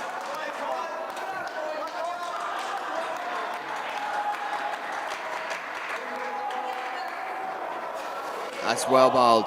That is well bowled. One of the things that you're told from a very young age playing indoor cricket, if you don't know where to bowl, target the front knee. Yep. Hit the Yep. front knee. Makes Yep. it very tricky for the batsman to get a ball away. Very important. Key is the length. That's a nice shot. Yeah, the ability to transfer his weight from one leg to the other. And Bansi goes down on his knee and gets a run.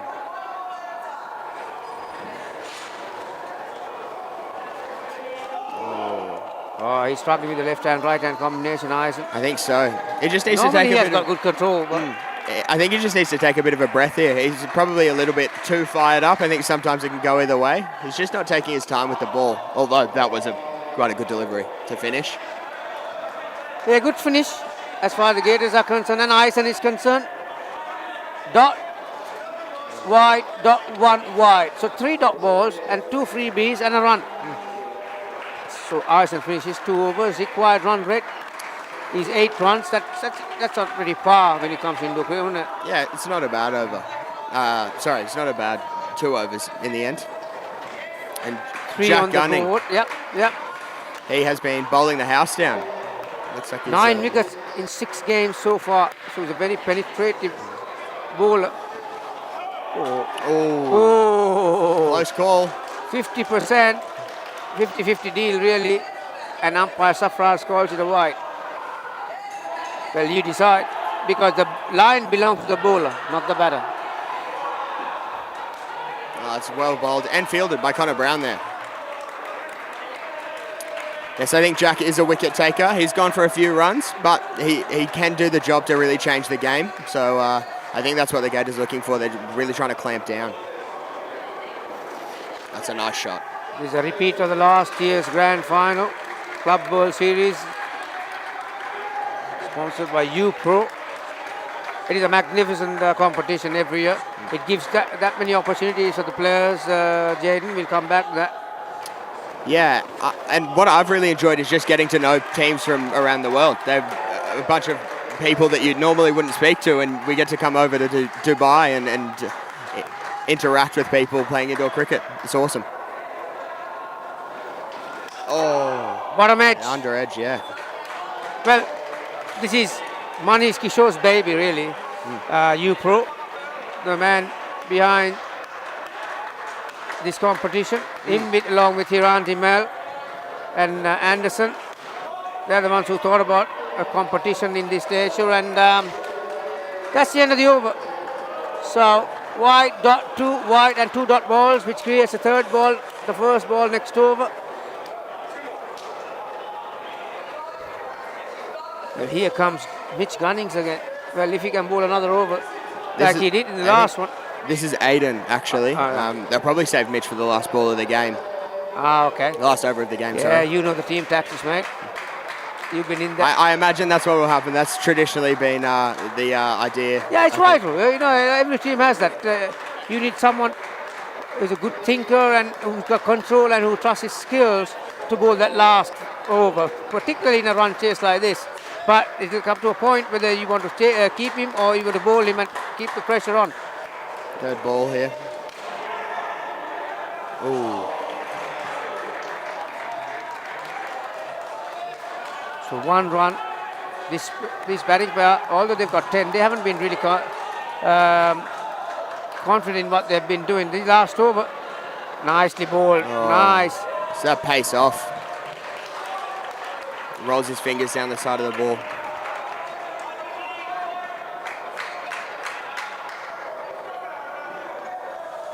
That's well bowled again. Oh. 1 scored. Umpire Safran says 1 scored. Nice work from Commons. Just tapping it back to the keeper's stumps. He is very handy in that front court position. Yeah, It's an interesting field that they've got set up, actually. Aiden's been bowling to this field for most of the tournament. You've got your cover fielder at the 3 line and your point and leg side a little bit closer to the batsman than traditional.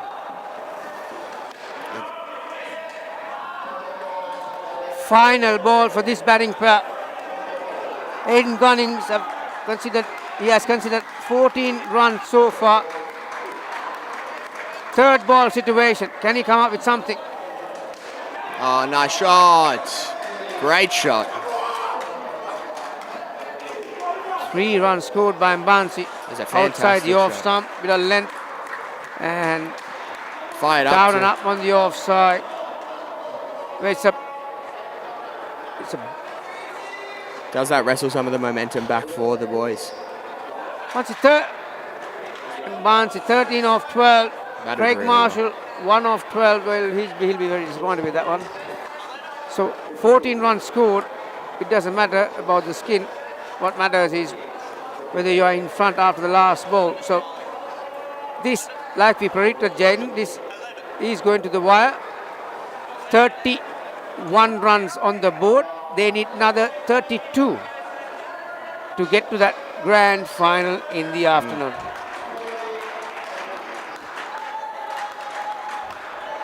And Owen Leving's ball in hand. Oh, fantastic shot. Oh, How about that? goodness me. It's a really nice shot. That? He leant on the ball really nicely. Owen was just in the position to get the ball in the hand, and then the flick back onto the stumps, and it just hits sometimes.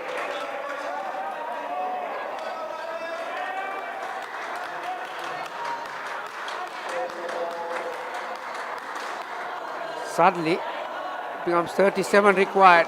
Oh, Brilliantly well bowled, right in bowled. the block hole. In swinging Yorker. That's the ball on a Monday night back home in Canberra that wreaks havoc in social cricket. A big in swinging Yorker. Oh.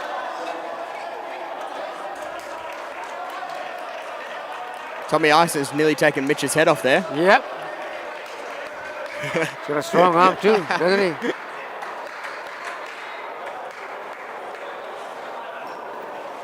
Oh, off the leg. He's also batting outside the stumps. That could have been easily called a wide if that not hit the leg. Oh, Length, that's his. a rare loose delivery from Owen. He bowls a leg cutter, and that's the reason it's got up so high. It bounces a heap and can cause havoc, but I think when it's outside off, it is less effective. It needs to be sort of more at the body.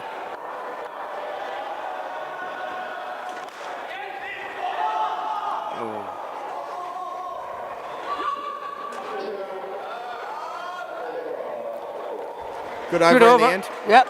Couple of chances there. Yeah, 1 dismissal. So 0 runs scored off that over. Leving's finished with 3 for -7. That's more what we're used to seeing back home, I think. And now Josh Commons. Wessels -3 of 2. Rasmus 3 runs scored. Well, we are back where we started this third pair. 32 required. Now they need 32 off 3 overs. Oh, that is a loosener.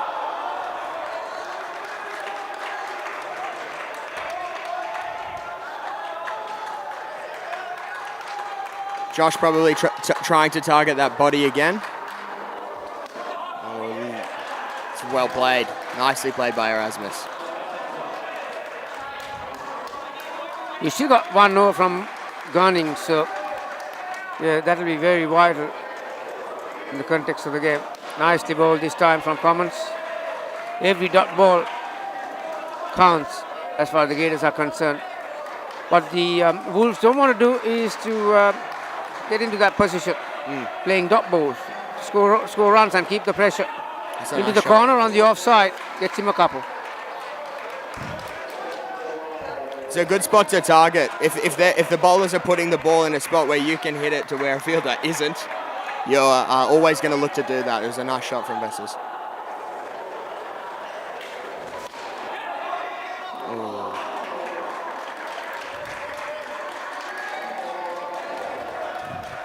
Just rushing a little bit, I think the Gators. A little bit, maybe too much adrenaline.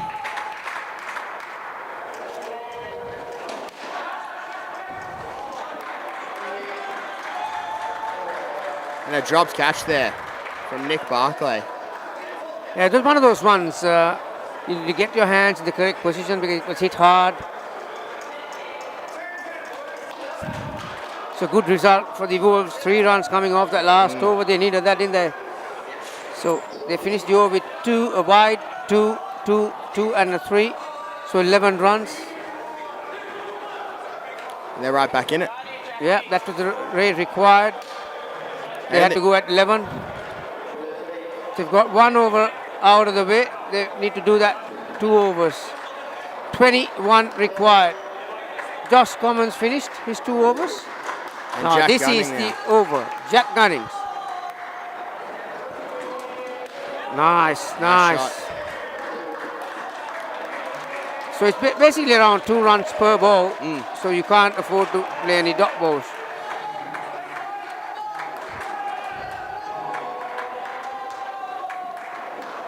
As you predicted, Jaden, 1 Gunnings over is remaining for the last. Hurrah. Just if you give Mitch something to bowl at, he's so confident in his ability to do the thing that we need him to do. He'll for sure he'll put a dent into it. That's for sure. 3 twos to start the over. 6 off already. Well, they stay in the hunt. The Wolves. Much better delivery. Pitch stop, the length was good. It was good. It was very difficult to get down and up on the offside because of the length. Quite correctly. Rasmus said, no run, mate. Oh, nice shot. He's got down so low there. It's very well played. 50 on the board. 13 required of 7 deliveries. What a semi-final we are having. Nicely bowled, very nice. Just a 1. Well, you need to score off every ball. You need 12 off the last, 12 Jaden. off the last. Mitch is going to have to be very clinical here. He's not going to be able to bowl anything wide because they'll get that ball back. That could become very, very difficult to defend. Yeah, that's a good point you made. You can't give any extra runs or extra deliveries. There's all to play for. Spot in the grand final this afternoon for that coveted Tier 2 trophy. UPro Club World Series 2025 defending champions Canberra Gators against the runners-up last time around. Wolves are at it again. Last over. It's going to be Mitch Gunnings. Oh, and there's that ball that I was talking about that really pops into the body. It's just very difficult to judge it off the hand. Yeah. His hand speed is the same. And then he sends in that quicker one that goes away from the right hander. This one nipped back, the off cutter. It's very, very well bowled.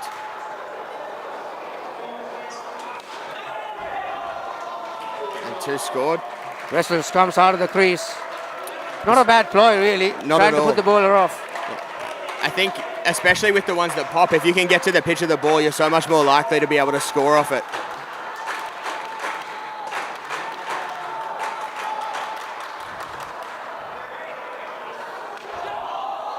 And 2 scored. Nicely played. Rasmus waited for it.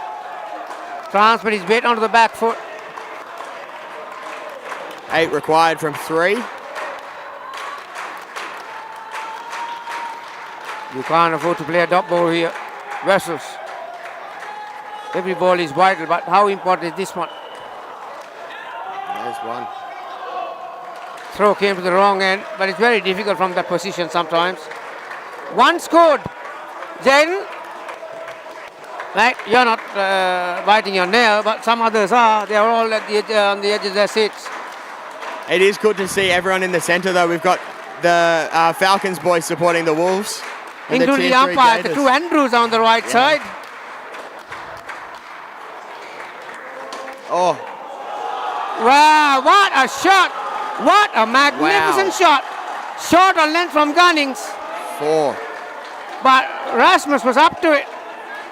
4 runs off the third net. That Two is required. a great shot. 2 required for a tie. How exciting is this? What a match. Goodness me. Gunnings change on length, and Rasmus was equal to the task. Magnificent shot. Pick the bones out of that one. What's going to happen here? Hold. So 2 runs. It's a tie. 2025 Club What happens here? World Series. It's a tie. I think it's a super over. What happens here? Who goes through? I've got no idea. Yeah, I haven't got a clue either, but magnificent. Well, as far as Indo cricket is concerned, the spectators are concerned, it's a magnificent result. Jane, I know. What an exciting game. My goodness. What will happen from here? We'll get some information from the director, David Shipley. My assumption is that it would be based on ladder position. That's my guess. Or some sort of count-back system, I suppose. Fair enough. They- It's they- based on the they ladder ca- position. I think normally it would be off skins, but they've tied the skins as well. Yeah, so skins and yeah, everything is tied. I know. I've got no idea. Well, you don't want to bow out this way, trust me. Yeah.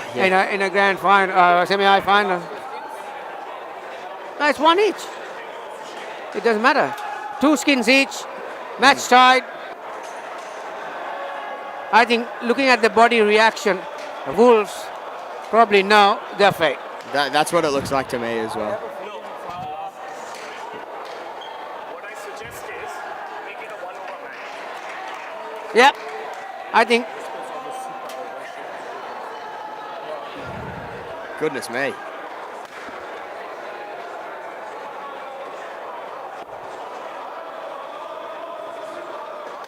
well, as soon as we get some information, we'll let you know. But yeah, you can breathe now. I don't know if I can yet. We'll give you a little bit of time. Still on the court. What a magnificent Everyone's match still- that was to start the Super Saturday. Goodness me. It looks like people are going through the rules now, perhaps.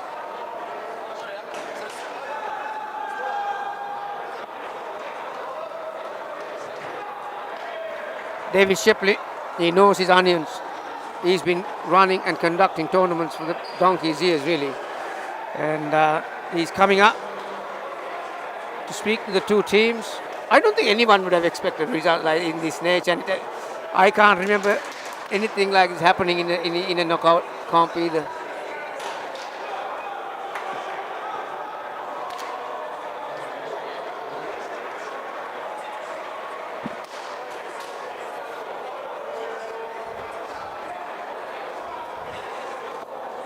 Well, hold your horses. Still a We little bit- will let you know.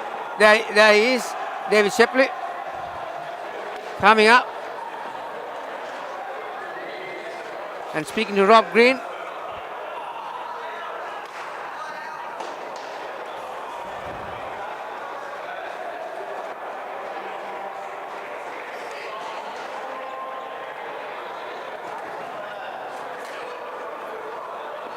I don't think anyone who was standing in that final bow knew that if it was a tie, what's going to happen. So the way the Wolves players are running back, I would guess there is a super over. That's definitely what it seems like. And that is confirmation. It is going to be a super over. Goodness me. What a start to this Super Saturday Super Saturday. semi-final. Isn't it living up to the name? Well, mate. So there'll be another toss taken place Oh, to decide who's going to have a hit first. You can't see on your screen, but we can. Gunnings and Rob Green.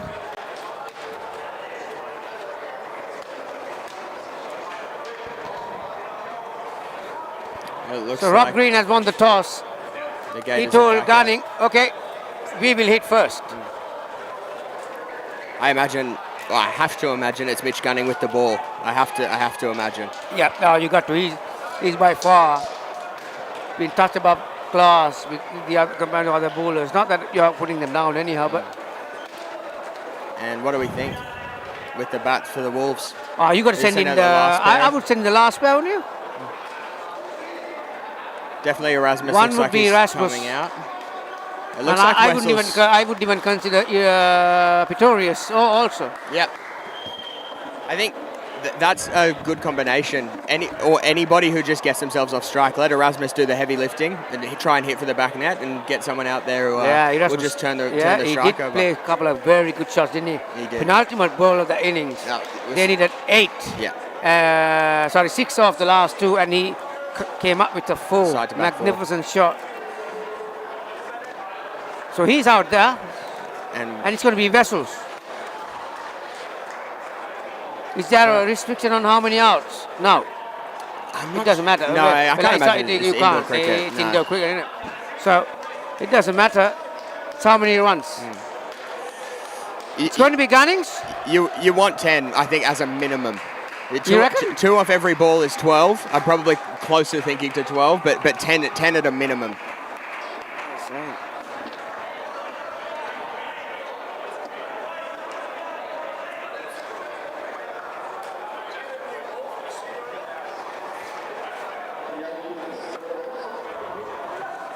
Still more discussion going on.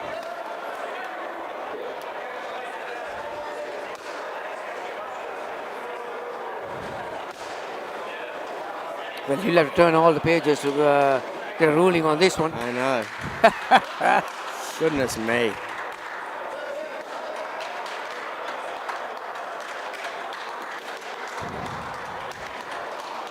I think even the players, the batters, and the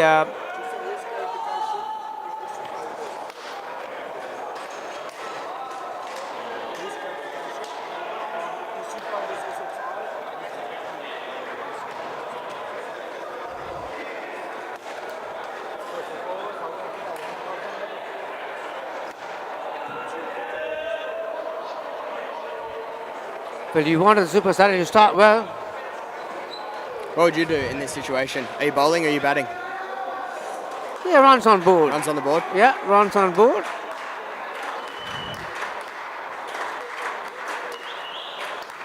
I imagine that these two will be as aggressive as they were that last over. They'll try and use their feet. They'll try to get to the pitch of the ball and hit it to the back net.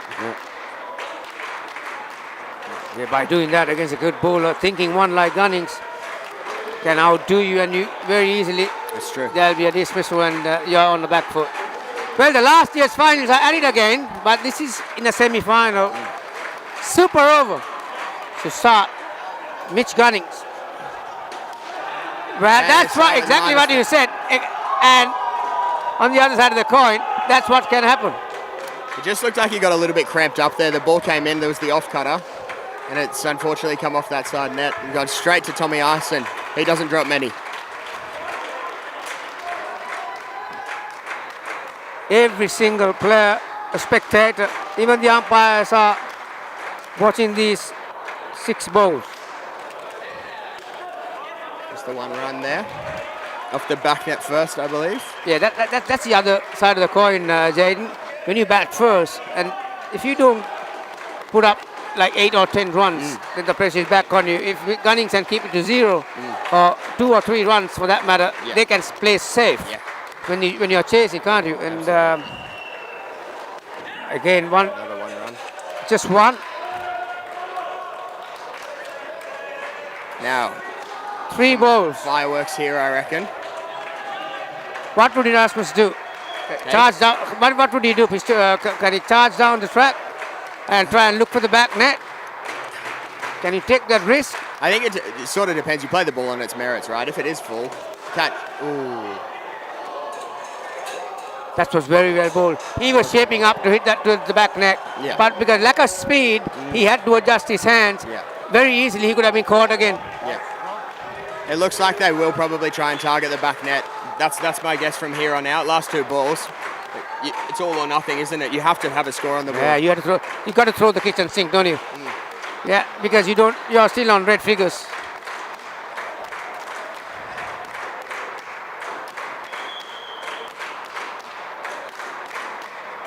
-2, 4 balls.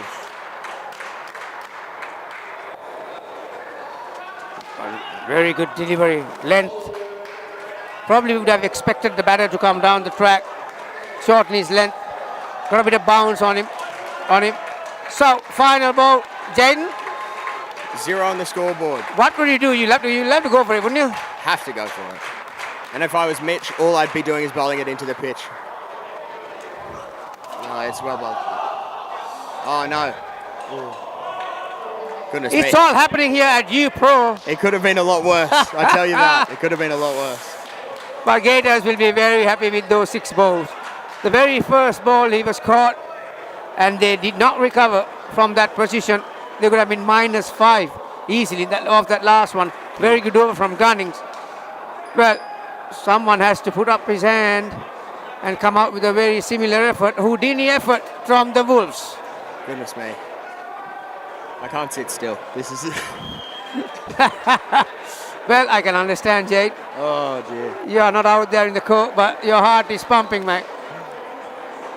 What a game. What a game. And who we got coming out? It looks like Owen and Jack. So Oh, well, you can have anyone. You just have to get your bat down and keep your wicket. That's true. That's true. Well, So this opening batting pair. yeah, Owen, They sure- Levings, mate. If you wanted to get 10 runs, you would probably send Levings. I think you would.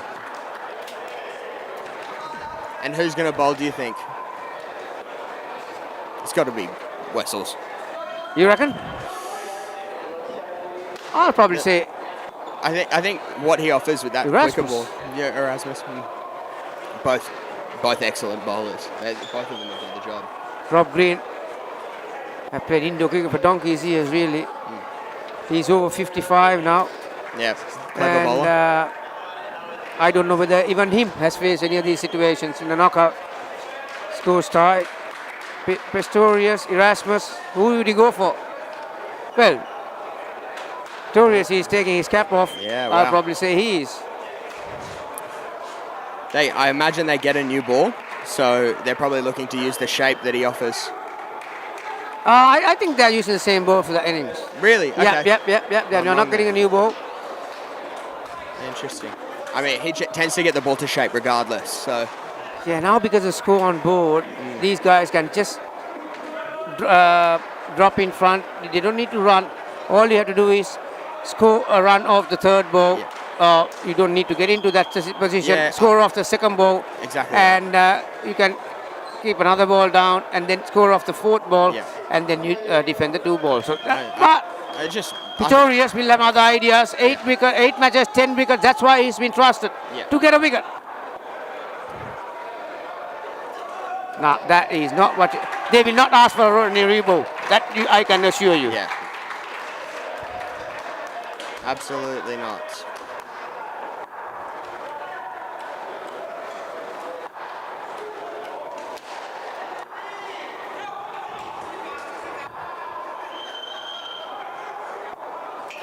Oh dear. Wow. What a moment. Just looks like Owens tried to play that to the leg side. He probably didn't need to do that. Now we have a game. Now we do. Not that we didn't have a game all this time for the last hour and a half. What a ball. What a moment from Pistorius. Now they need to score 4 runs to get to that grand final.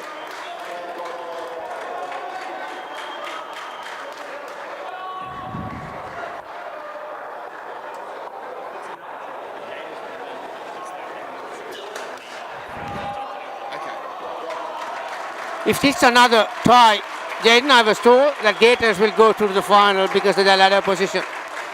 I suddenly it comes to my mind from the saying from the Gladiator movie, are you not entertained? How could you not be? What a sport. Jack Gunning on strike. Magnificent delivery. Bat down onto the foot along the ground. So at least 2 runs. The equation Just need to find 2. from 2 balls for the Gators. Goodness me. Heart in mouse moment.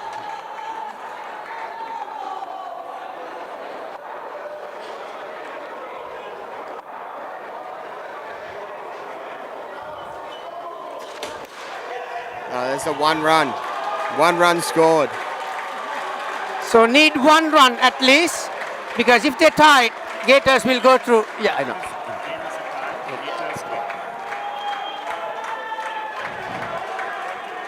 So at least 1. So they will take off inevitably, I imagine. They will try and get through because this is all or nothing.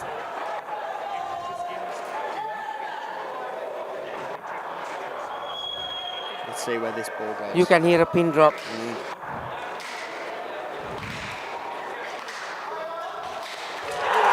Well, the Wolves pulls it off. Goodness me. What an over. What a magnificent over. What a game of cricket. Wolves Goodness picks me. up a wicket last over. It's very unlike Urban missed 2 balls and he doesn't miss many. No, they Well, what he a likes them in that magnificent spot game. too, Wolves but- have turned it around from last year. They have turned it around in the Super Over and they are through to the final. Jade, Well done. commiserations, mate. But what a game of cricket. The game is the winner. What a game of cricket. That was awesome. I mean, it never feels good to see the boys walk away with a loss, but my goodness, how amazing was that over? 2 wickets in a super over from Pistorius. How well bowled was that? Goodness me. Yeah, we were discussing, didn't we, the runs on the board and 0 is still good enough. Apparently so. We were saying 8 or 10. Well, what 0 on an the board. amazing game of indoor cricket. You have just witnessed. We are very lucky to see it live, and you are very lucky to see it on the screen. Yes. Well, What a game. Rob Green, the skipper, well, he has been through many occasions like this, going to the last delivery. I don't know whether he has gone to a super over or not, but Who have you- Gators didn't lose any fans. It was a magnificent game of indoor cricket, and well, only one can win. Absolutely. Who have you got for the final out of these 2 teams? Who won?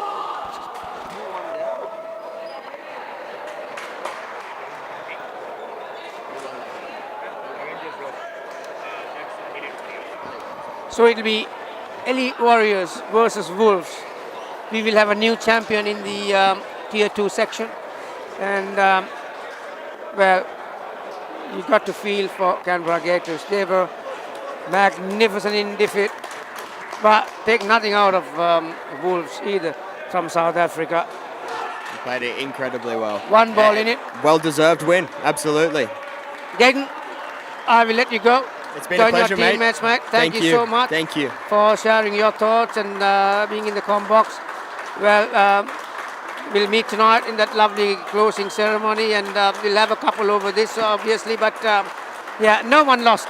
No. As far as I'm think concerned, game was the winner. Cricket won, and it's really, really nice to see. The Wolves are giving, they're clapping the Gators off. What a nice gesture. That's awesome.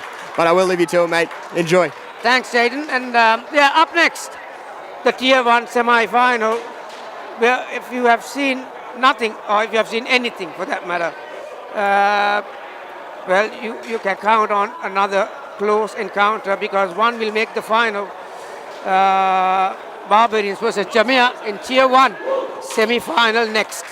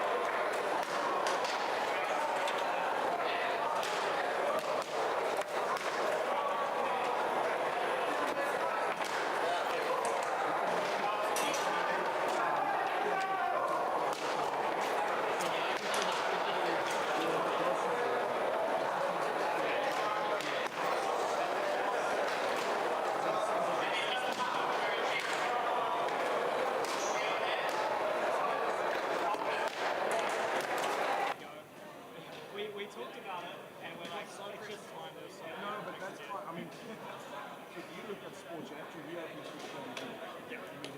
So it's not a case of. That's the difference.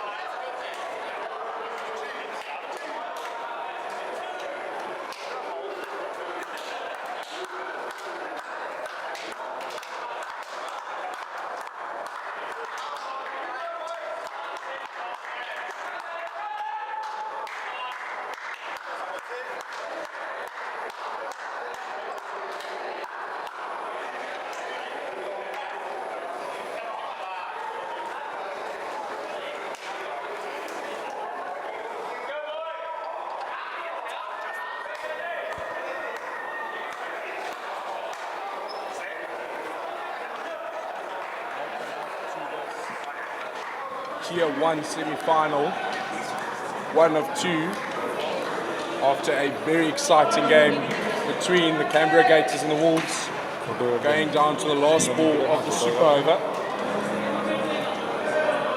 Barbarians won the toss and will be batting first. In for Jamia to start with, we've got Kabir Imtiaz and Connor Ross and Nav Patel to open the bowling for the Barbarians. Jamia having lost 2 games by just 1 run off the last ball in the build-up to this wonderful game. What are we looking at? A repeat of the last game? Very good start there by Barbarians with a run out. The Barbarians will look to replicate their results from last night against Tambapani. They were critical with the ball with the leg side plan.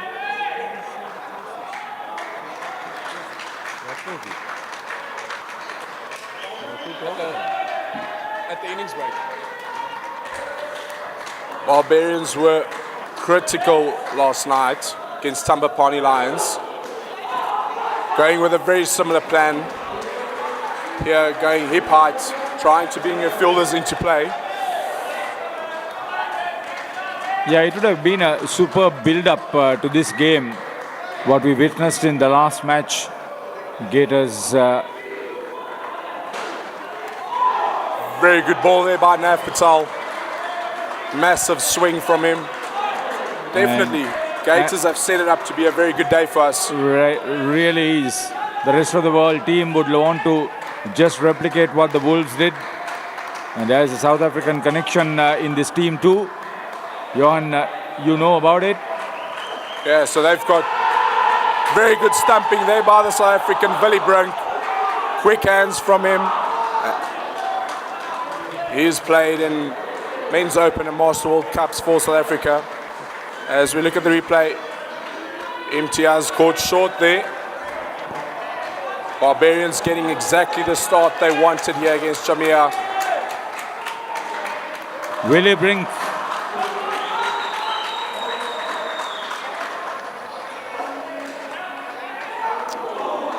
Inspired stuff by the captain. When you do something like this, you bowl the first over, want to give your team the inspiration you always want to have on court. It happens, and then it is magic. Definitely, and this team is experienced enough to know what their plans are and stick to it. They have been looking to hit that hard length like that last ball last night as well. They found it quite successful.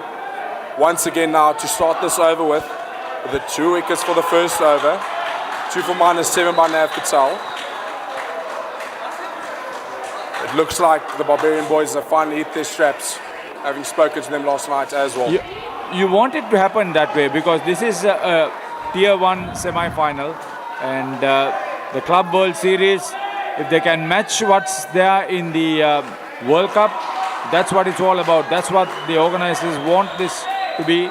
UPro is building up on all this technology just to bring this tournament to that next level. Definitely, as Jack Mockford is into the attack.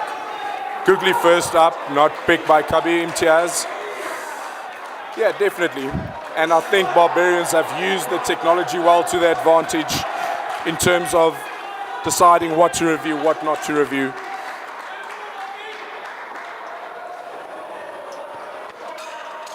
Very good bowling by Jack Mockford as he beats Kabir Imtiaz there with a leg spinner. Both batters on minor scores. Oh, this is a dream start for the rest of the world team. Barbarians are going for the kill. Definitely. Another googly there, run out opportunity. Just wide by Amral. The chatter is good, the vibe is good, the action is superb. And we can see that Barbarians are trying to bring all their fielders into play. Bowling the fuller length here by Jack Mockford, another googly there by him. They try and bring their fielders into play to bring those runouts in. And they also place their fielders quite well. Playing a World Cup type of game plan as a whole, similar to what Australia and New Zealand will always play. So they will look to continue doing what they're doing here. Very little margin of error. Looks like Kabir's struggling to pick Jack Mockford here, as he finishes that over with 1 for -1. Jamia on -8 after 2 overs. They're struggling to get the momentum here they need to put a decent score on here to defend. Usually when they are off to a good start, they are a very competitive side. But I've noticed that when they are in such pressure situations, they take a long time to recover. And in this game, if you take a long time to recover, you're going to be in trouble. Definitely, especially against a side like the Barbarians. You really want to hit this ground running in this game. With the added pressure of it being a semi-final, can't afford not to have that momentum or lose it once you've got it. That's a very good start here by Willie Brink. Yeah, he's been brilliant behind the stumps. Now he has a chance to bowl and put his team further in control. Very good fielding up front there.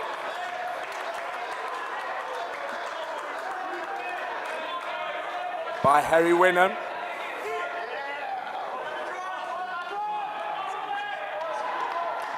Brilliant stuff.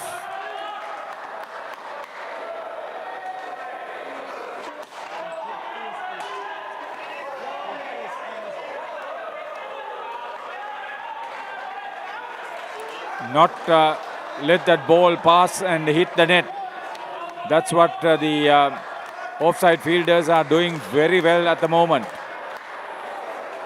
Very good bowling here by Barbarians. That one's a bit wide by Willie Brink.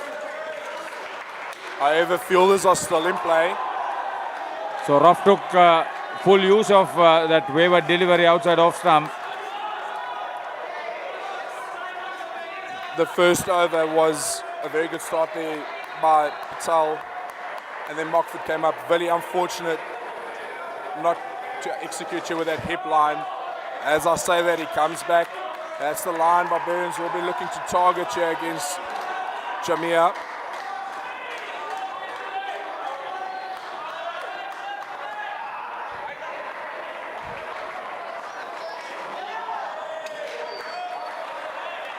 You see, the inaugural Club World Series was played here a couple of years ago, but I'm sure the action in this third edition is a lot higher with more teams participating. I'm talking under correction now, but I'm almost sure Barbarians have been in the last 2 finals and have not won it. No, what I'm trying to say is the action as far as the overall competition concerned, not essentially one team's performance. It's been a very good tournament overall. Seen some high caliber. Yeah, that's what I mean. Very close games. We had another 1-run win last night for Red Knights versus TBMSC Steel. Yeah, I know.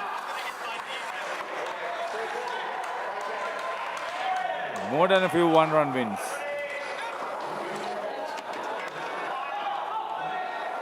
So Harry Wenman, crafty operator, doesn't give too many runs.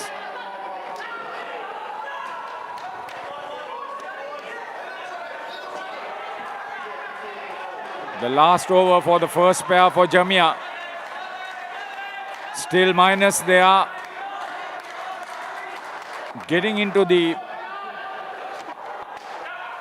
positive zone is always an inspiration for the rest of the team too. Ruff running aggressively towards the wicket keeper. Loose, the stream has been started. All courts are running live. Very good fielding here. And another run out. Off Emerald's leg there. Very good awareness by Hindman. Well, that was more with fate as far as Kabir Imtiaz was concerned. Came off the leg, straight at the field. All he had to do was just pass it over to Brink. That man Brink once again involved in dismissals. Oh, he's had a dream start behind the stumps. 4 dismissals so far for the first pair. And that's one thing to note for our viewers as well, is that in a World Cup scenario, a team playing a World Cup game plan, like the likes of Jamia representing a lot of English players, and Barbarians being made up rest of the world, run out opportunity, missed there by Mockford. You don't see a lot of bowls. You do see a lot of run-outs, also not a lot of courts. So Barbarians coming in with that knowledge and applying the game plan that would be played on a World Cup level here. Middle of the pitch there by Wynnum. Good fielding by Shanil Sharma. So no ball will be rebowled in this last over for the first pair.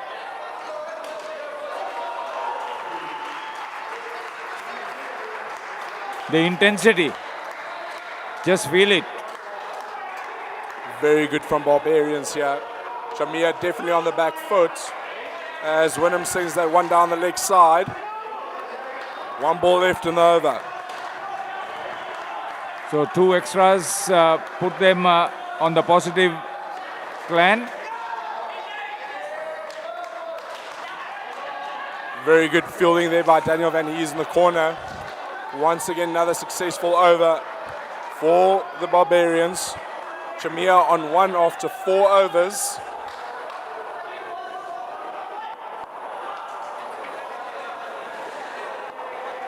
Nobody would have ever thought that it would be such a tight situation. They are playing for this wonderful prize in the 4 divisions, the beautifully crafted Champions Trophies, the Club World Series 2025, the 3rd edition. It's worth playing for, Johan. Yeah, definitely. And those golden cricket balls at the bottom being diamond encrusted.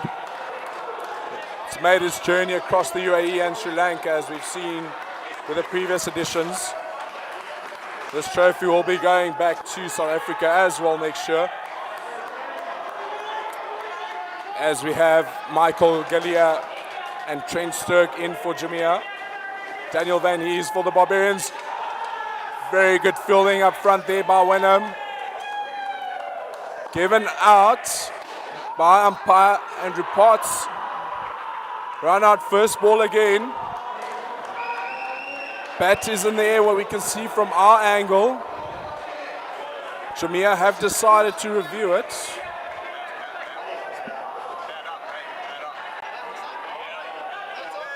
Oh, it comes out on drums, the fielding side. So immediately pressure applied on Jamia. The second pair, 9 wickets, so long. And something to note as well with Michael Gallia diving there. One important thing in indoor cricket is you want to dive with the bat face down so that the bat doesn't bounce, which we saw in this last instance. Bat bounce, Yeah, he was judged out. It's a technique. Sometimes when you make the dive hard, you can't really control it, but that is what you need to do.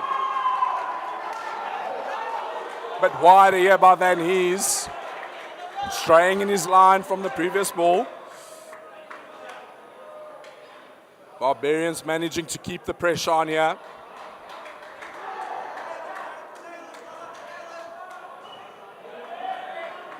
Notice Shanil Sharma.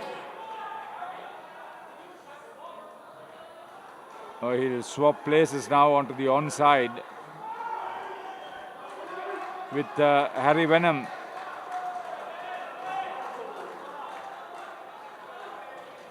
Again bounce. Very good fielding there by Willie Brink. Unfortunately, just missing the hit for the run-out opportunity there. Jamia definitely feeling the pressure here. -2 after 4.4 overs.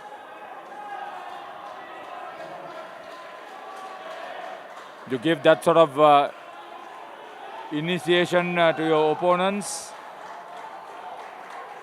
Anybody is going to have problems batting. Shorter ball there. So he's using the bounce extremely well. They know these players inside out. They have played World Cups against each other here. But as I mentioned earlier, it's that shorter length they're using to their advantage. With a very interesting field placement here. 3 on the offside in front, 2 on the leg side. Plan has to be on the wide. Fortunately going too straight into the corner there by Trent Stirk. That one skidded through rather than bouncing. Eased a lot of pressure. Just 4 runs and 1 dismissal in that over. So it's a -1 for 1 wicket for Daniel Vaughan Hayes.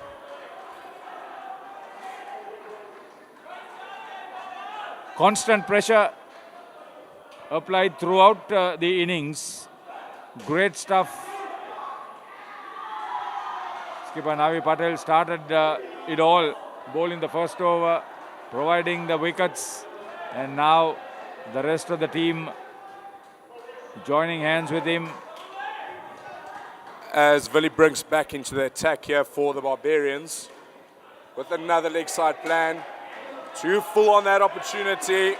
Very well played by Trent Stirk into the corner for 3, sorry. Jack Mockford getting to that one.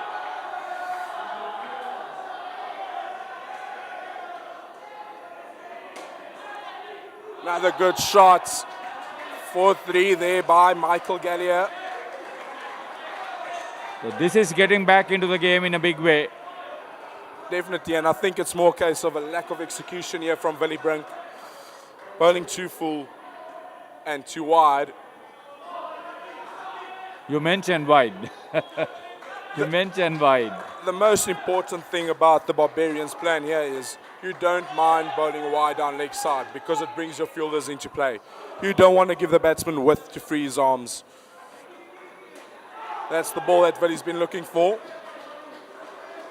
But it was very well played by Stirk once again. He found a gap big enough to hit the net without any problem. And I think Barbarians will be happy chasing anything around 40 here, 40 to 50. They would be happy with chasing.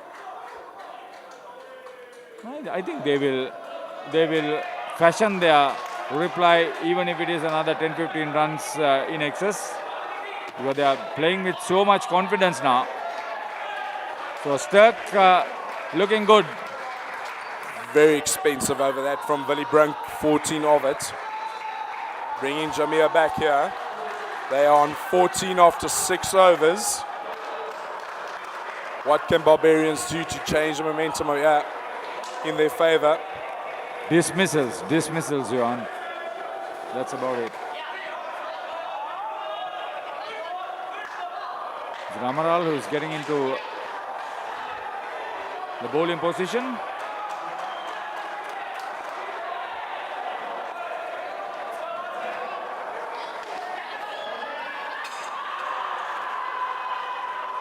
Yeah, over number 7.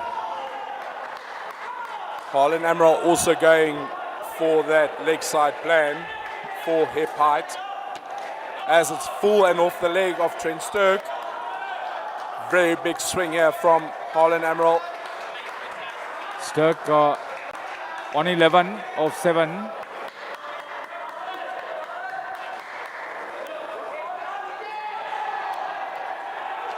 Oh. Missed down the leg side. Barbarians are looking to apply the pressure here and drag the momentum back into their favour. This pair has clearly pulled it towards Jamia. For all of you who are joining us with this live coverage, thank you very much for your engagement. See, this is what we are bringing in, live action from all over the court. the indoor facility, the brilliant indoor facility in Dubai, in the United Arab Emirates. The third Club World Series 2025. Wider there from Amaral. Good fielding by Nav Patel. Good over so far for the 100 Barbarians here. 113 kilometers an hour. The speed gun, a new addition, invention. I must also say it has been a point of contention, as there's some boys bowling 100 k's an hour and you think, is it that fast? And then guys bowling 80 k's an hour and you think, is it really that slow? So it has been quite a point of contention. You mean it's not functioning properly? Yes, so there is some whispers that it doesn't necessarily accurately pick up, and there's a chance. Mark Fit unable to collect it there.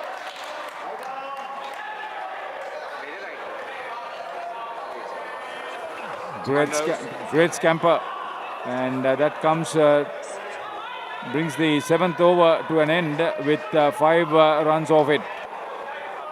So Harlin Amaral keeping up the pressure with that economy. Yeah, so I've spoken to some of the Knights boys and to the Wolves boys where they've had a competition against the speed gun with some of their faster bowlers, and they have not been able to break 100, or slower bowlers from their end bowling over 100. So they have been asking some questions as Stacey Heineman's into the attack for the Barbarians here.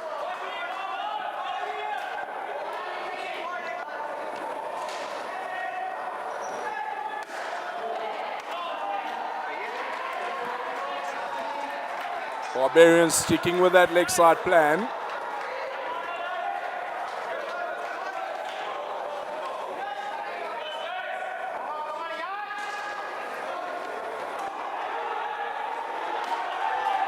Very good bowling here by Stacey, as we had a look at his stats. 9 wickets in 6 games, an economy of 2 and over. He's picked up 9 wickets in 6 games, so good strike rate for him. And an exceptional economy rate of 2 and over. Something you don't see that often. That is why you statistically confirm that they are a very good Indo-cricket side, because the consistency is what is embedded in the statistics of players. In the comments, Angus, there is a circle marcated. Tiny white spots you'll see next to the pitch there are the circle markers. You don't get inside that. You don't cross it even with your hands. Yeah, that will be judged a no ball. And I know Angus also played Masters World Cup for England, following Jamia all the way from the UK. 1 ball left in the over for Stacey, yeah. Very good bowling from him once again. It's a 3rd ball.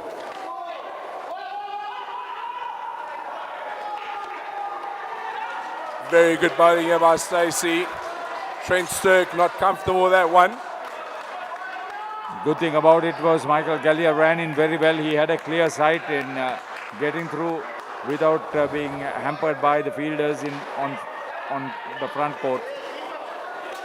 You must have that understanding and get through very quickly. Extra delivery because of the first ball wide. And for those viewers watching at home, as Jamia end with a 2 off the last ball, you can find the scores, the live score sheets at scoredmanager.com. We'll put a comment into the section there where you can see ball by ball action, what the previous players did, who scored what, as well as stats from the players, the ones that we do show you. It's a new system we are testing, coming all the way from New Zealand.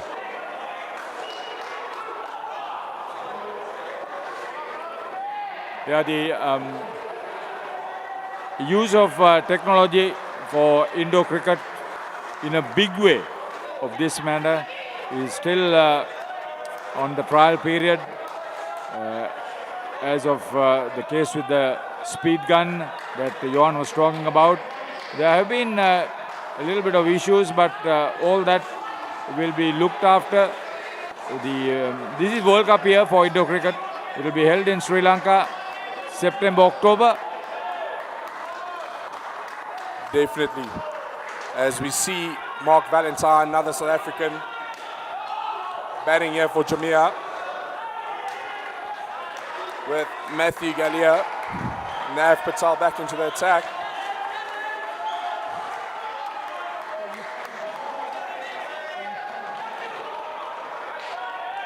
Navi Patel, the Barbarians captain. Second over. Matt Gallia definitely looking for that wider ball, looking for some space to free up the arms here.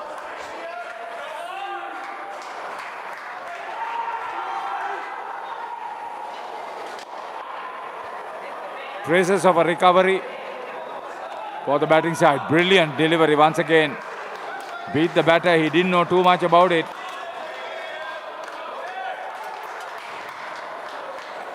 Another important thing to note from Nav Patel here is he doesn't look to change too much. Bowling his stock, outswing it to the right-hander, in-swing it to the left-hander, and it's all about execution. Change-up is a change in length, not necessarily bowling a different ball here.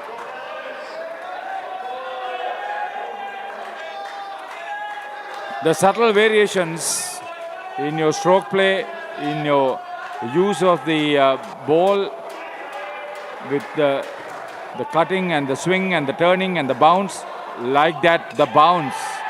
Very good fielding there by Wyndham up front. Another run out for Barbarians. Once again, that change in length. Slightly bit shorter, making it uncomfortable for Mark Valentine there. If you're not familiar with a lot of Indo cricket and the Barbarians culture, just watch what they do on court. All that is part of Barbarians playing culture.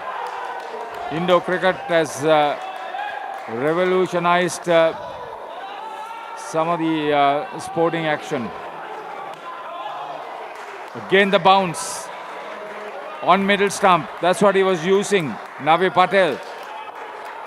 Nav Patel definitely going for an outdoor length here, first class length. Ball passing between your stomach and your rib cage, make it uncomfortable for the batters here. As Shanil Sharma comes into the attack.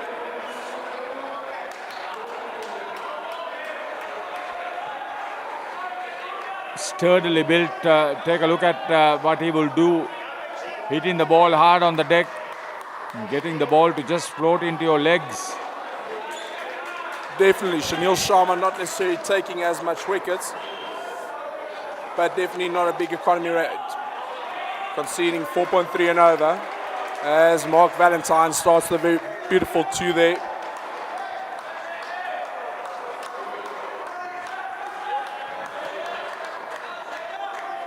Comment section saying Nav's fired up today. It definitely was. Very good ball, shorter ball there by Sharma. When he's almost reached the ball, he's very agile in that position.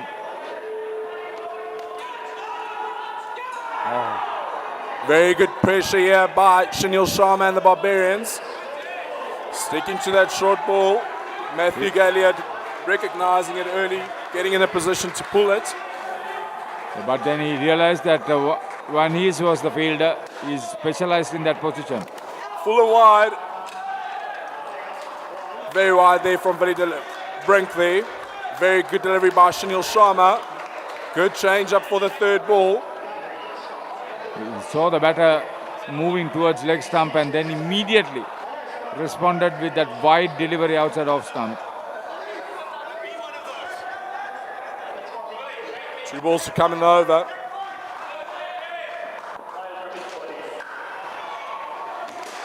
Full Yorker from Sharma. Sticking with that in swinger. Similar to Nav Patel, only changing the length. Is Mark Valentine on strike. He did very well to bring that bat and keep the ball from hitting the stumps.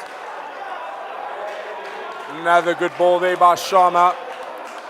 As Jamia in on 26 after 10. They will be on third ball.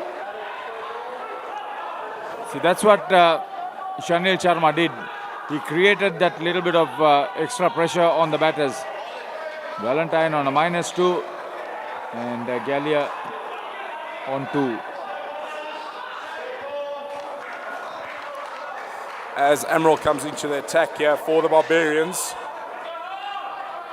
Third ball here for Matthew Gallia. Barbarians looking to get a run out off that leg side play.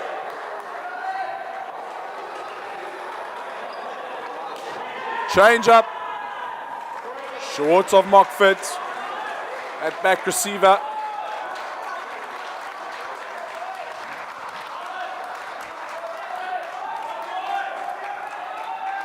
So Michael Gallia realizing that this is the last over for the pair. Before they get anything out of that next over, that will be their last over. Definitely on this pair, absorbing the pressure nicely. Starting to gain momentum here. So they'll be a little bit aggressive, but they got to be careful. You can't be too risky with your shot making. Very good fielding there in front by Daniel Van Ees. Good execution of the plan here by Harlan Emerald. They've got players at regular places, experienced and highly skillful, specializing in those fielding positions. Another shorter ball there. Unfortunately, that one adjudged no ball by umpire Potts for height.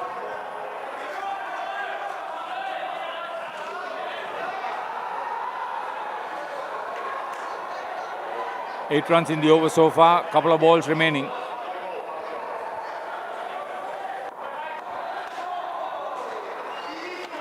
Oh, Amaral quick and Unfortunately, Stacey not able to gather that one. Miscommunication there by the batters. so a welcome comeback for the third pair after being in all sorts of trouble.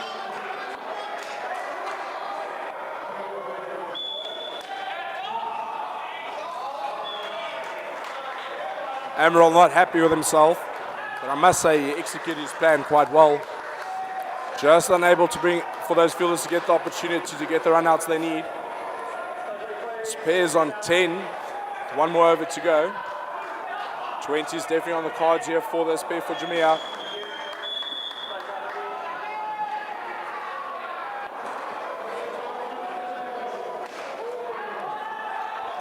As Harry Wenham's into the attack for the Barbarians.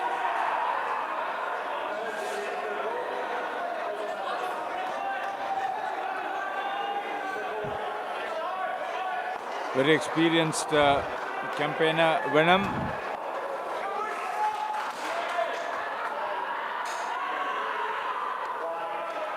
Very good bowling here by Wenham. Bowling a similar length to what the seamers were bowling. Targeting the hip here of Jamia.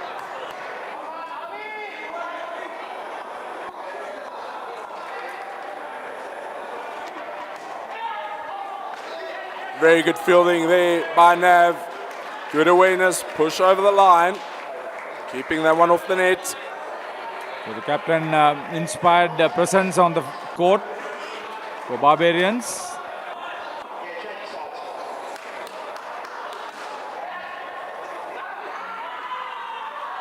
Big shot by Mark Valentine there. Beaten by the flighter Wenham. More in hope than with conviction in trying to execute that big hit. Wide delivery there. Valentine and Gallia through for the one off the direct hit of Willie Brink. Just releasing that pressure the third ball would have created. 2 balls left in the over here.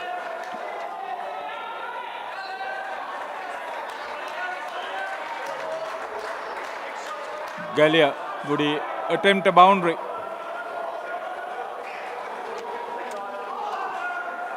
Very good bowling here by Wyndham. Off the leg of Galia. Galia in 2 minds here, whether to pull or to play forward.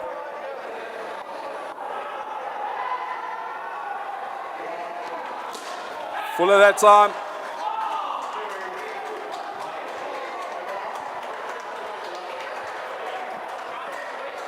Fatal going keepers in and hitting his own player. As that ends on 14. 4 of that over. Barbarians certainly applying the pressure here.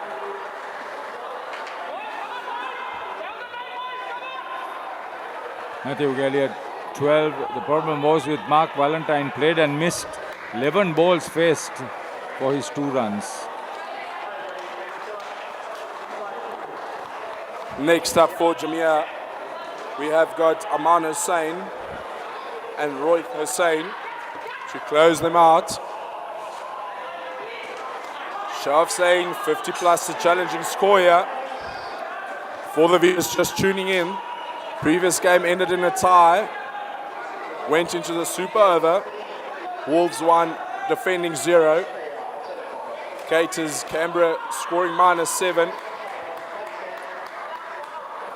Daniel Van Hees for his second over. 1 for -1 in his first.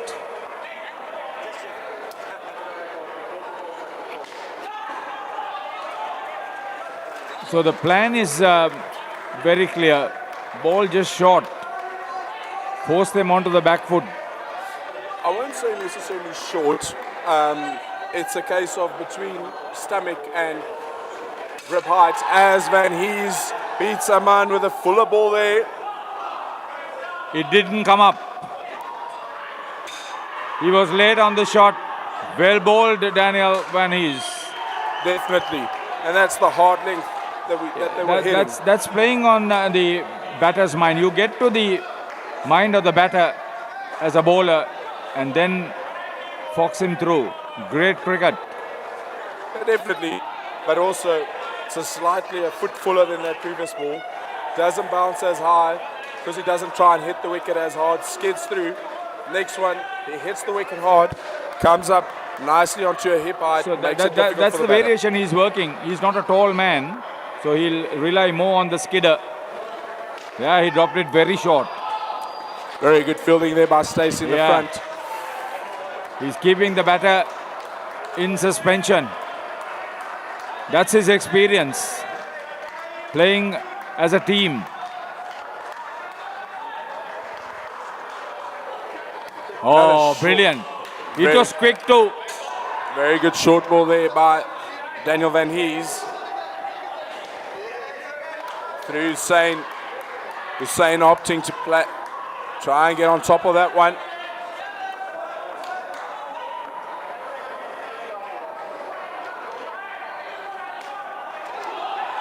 Straight in line this time. Easy pickings for Rohit Hussain.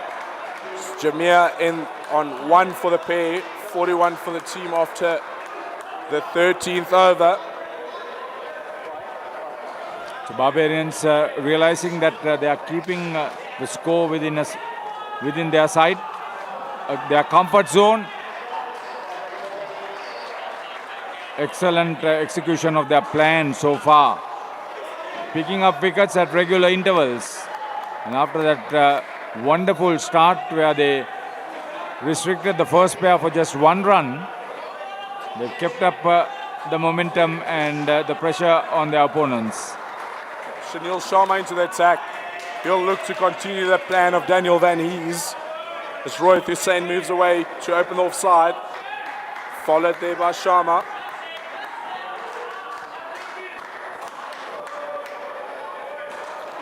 Short delivery this time. Well dealt with by Rohit Hussain.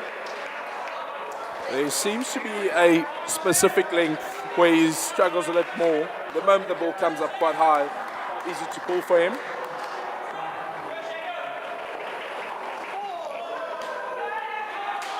Full change up and the back flick missed there by Sharma. Yeah, Aman, one of their leading young players for Jamia. Aman Hussain would have been found wanting there on our replay there. Short and wide, missed up by Rohit Hussain. 2 balls left in the over. See what he would do next. Will he bang one in or send in a really quick delivery? Waiting in expectation. Slower delivery. Full. Bringing the fielders into play here. Unfortunately, just slow to get that throw out. Very good change up here by Shanil Sharma. Fielders always in play.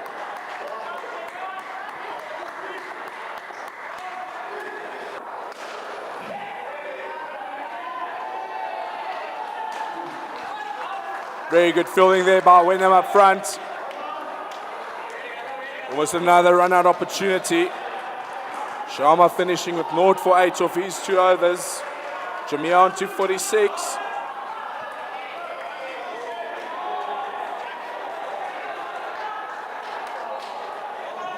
Shanil Sharma, none for 8. Aman Hassan, he wants to get going. Rohit Hussain, on the other hand, has scored at a runner ball to be on 7. As Jack Mockford's into the attack for the Barbarians with his wrist spin. Saw in the first pair of the innings, Jamia struggling to pick him. Starting off with a very good googly there from Jack Mockford. Rohit Hussain digging it out. We've got a 3rd ball here for Jamia.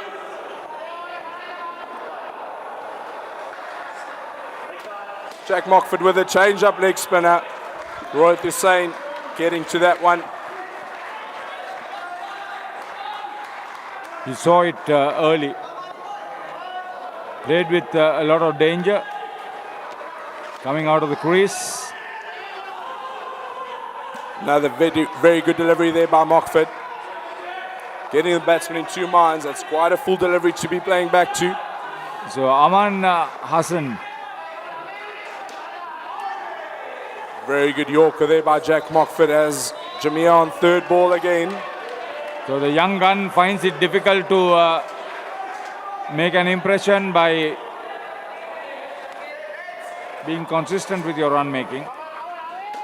Change up, straight back. Ball fielded by Sharma. As we look at the replay, diving away to his right, unable to get it towards the stumps there. 1 ball left in the over.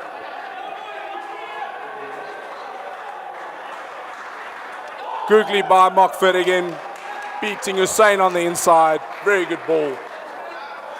How did he miss the stumps? Unfortunately, just bounced there. Very, very good bowling by Jack Mockford. 1 for 2 in his 2 overs. Jamia on to 49. Stacey Hyman to come in for his 2nd over and the last over of the innings. Glenn Forbes saying 55 plus will be a tough score to chase here.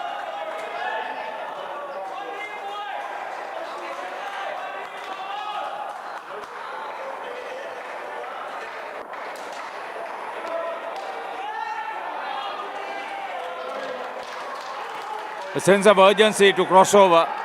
They'll need to do that now. This is the last over for them.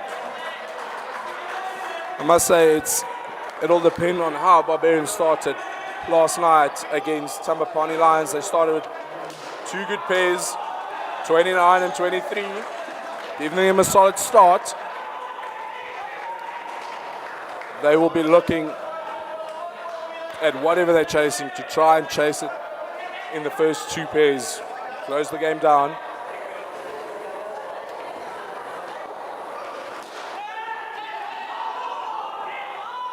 Missed opportunity there by Shanil Sharma on the leg side. Very good comeback here by Stacey Hyman.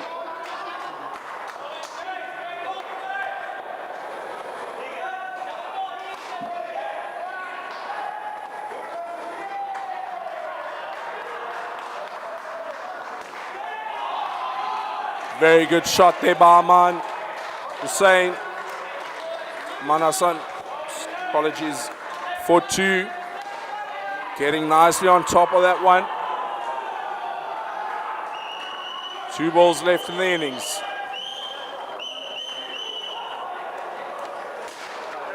Very good fielding there by Sharma. He's such a big unit, difficult to get through him.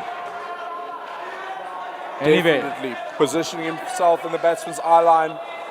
the last ball of the inning.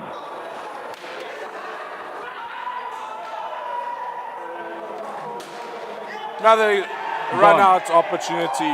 Wenham again, similar to the previous ball by Sharma. See, there was a lot more hands involved in that. Venom, Shanil, Brink. Very good awareness there by Sharma. Slapping it to Brink for that run out. As Jamia end on 50. Last pair finishing on 10. As we look at some of the stats, Nav Patel finishing top order 3 for -10 in his 2. Trent Sturck, high score for Jamia, 16 or 14 balls.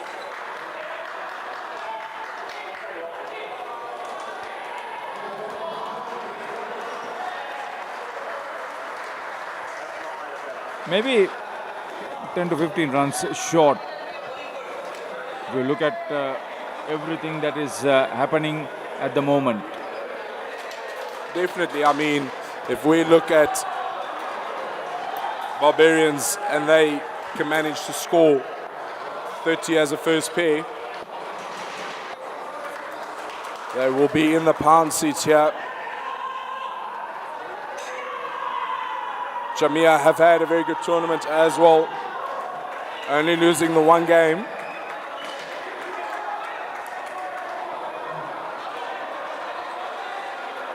But Barbarians have come back like a bull in a china shop in their last games.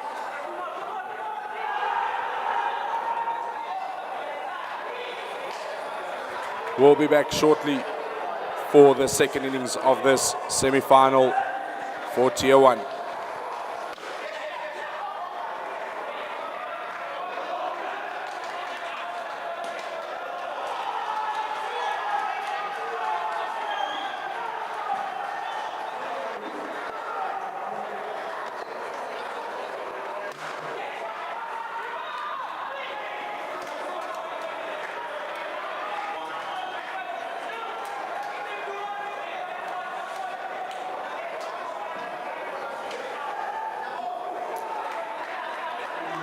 Welcome back to this run chase by Barbarians. Opening the batting for Barbarians, Daniel Van Hees and Harry Wenham. Looking to get them off to a good start.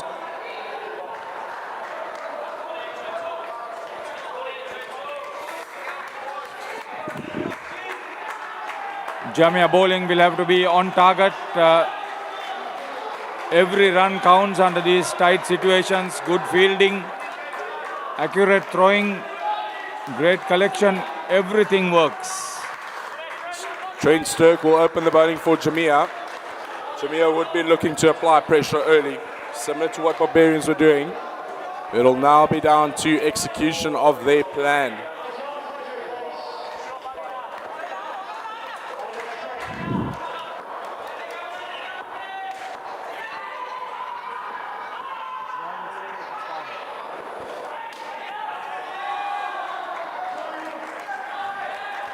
Easy start there for Daniel Van Hees.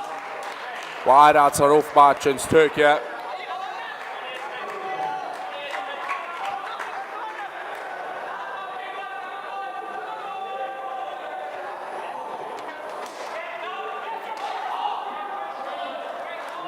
Off the face there of Gallia. 4-2.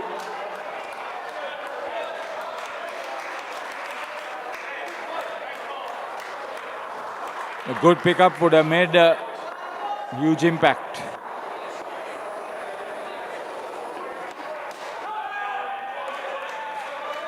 So skipper Kabir Remedias keeping wickets for Jamia.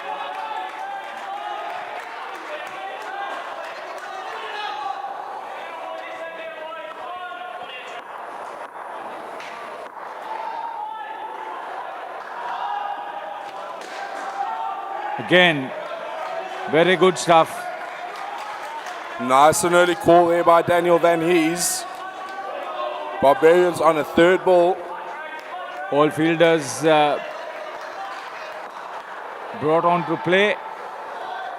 Daniel Van Hees just hitting that one a bit too flat for his liking. Good run. Through for one run. Very good running by Van Hees.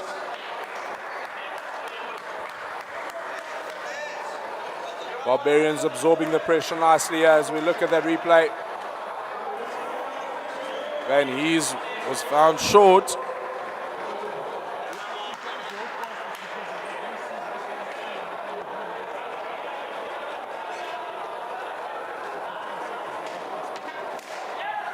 Another good shot there by Wynnum. 4-2 as Barbarians end on 7 off the first over.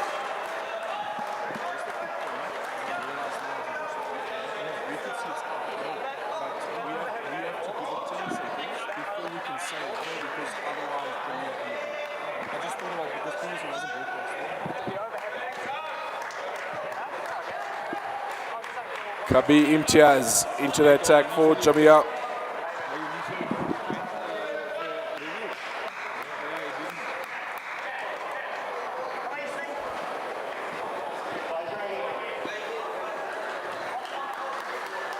Barbarians with a very good start there.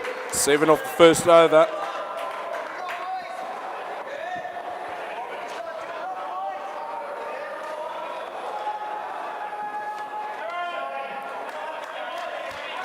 Leg side there by Imtiaz. Barbarians building on the momentum. Rohit Hossain is now keeping as the skipper who was doing their job is now bowling the second over.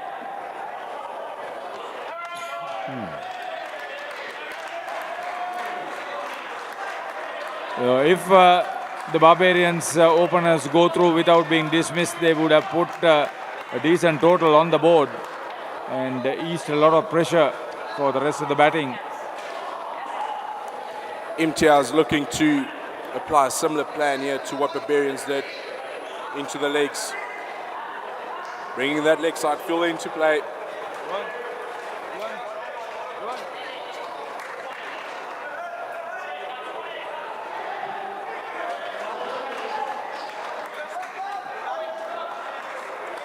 Imtiaz coming around the wicket now. Oh no. 3 wides. You take so much of pressure off the batter.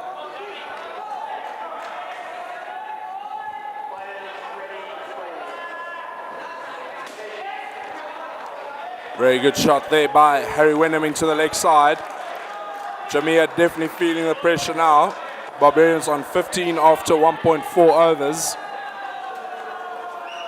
Stirk unable to gather cleanly.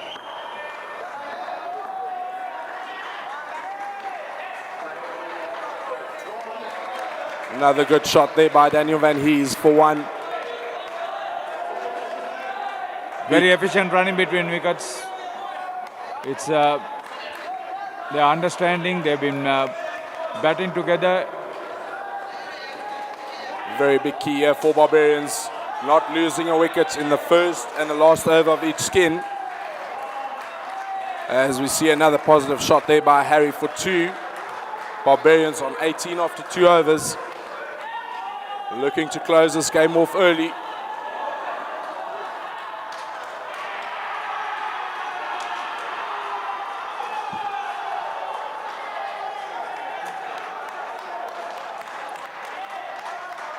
Every opportunity is being used up very well by the Barbarians. They know that this is a game that they could easily wrap up if they play the basics correct. Just saw another replay of that run out. Not given. Connor Rolfe into the attack here. Very good start by him. Into the legs of Wynnum. Good call not to run. Definitely.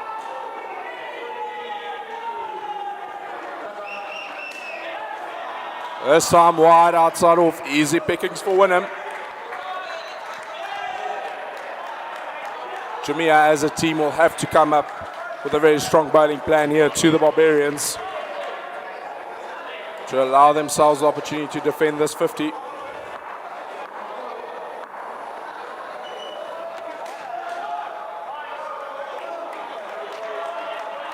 Very good ball there by Roth.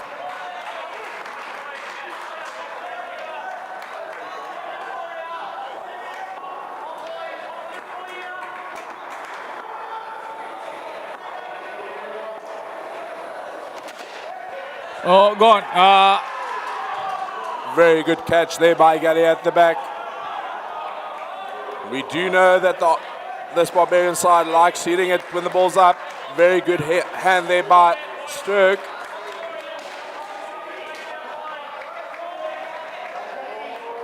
It was not easy for Galia. Came off the hand of Sturk, but very good response. Definitely. Very good shot there by Daniel Van Hees for 3. Having some words with Imtiaz there. One is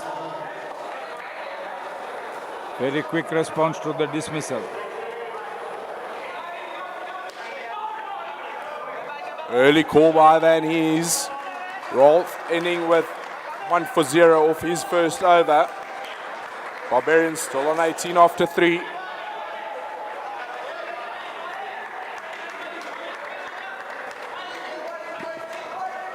This is the 6th and last day's play of the 3rd UPro Club World Series 2025 here in UPro Dubai. Harry Wenman on 16. See his contribution into this partnership. Corner off. Very good over.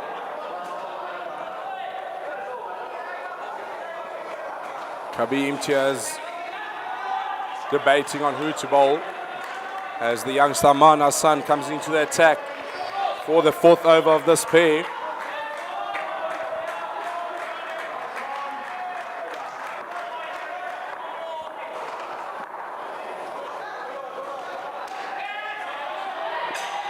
Short and wide by Hassan. Easy pickings again for Van Hees. So they are back on 20. If they get to 25, it will be a big cushion for the rest of the batting. Big key for Barbarians here will be not to lose the wicket in this over. Can transfer pressure to the next pair.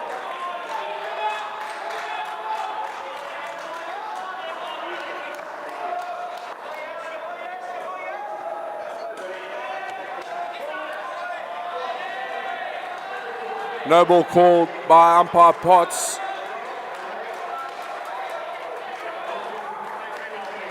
Laid away for 2 by Van Hees.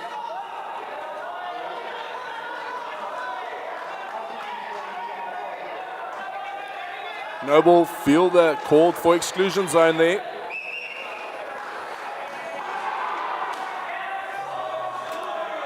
Very good shot by Wynnum for 3. Aman will have to find something to change up here.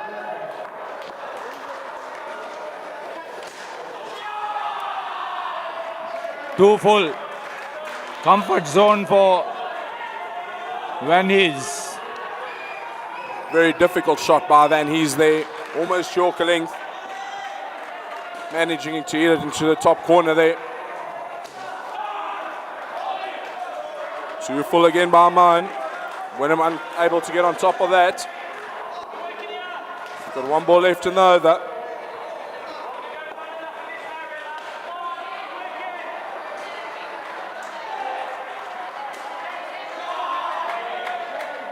Very good 2 there by Harry Wynnum to end the pair on 32. They would have done exactly what their captain Nav Patel expected from them. Chasing down more than half the game in the first pair. Make it as easy as possible for the 3 to come.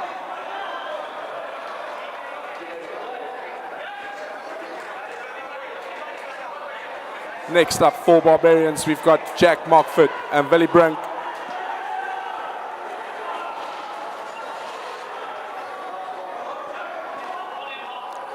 They'll have to think of a new plan because it has been too good.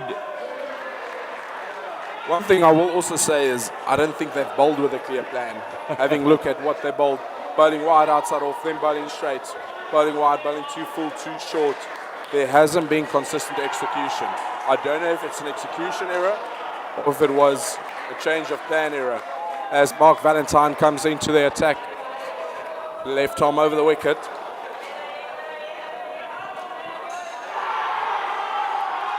Oh, Short down the leg side by Valentine.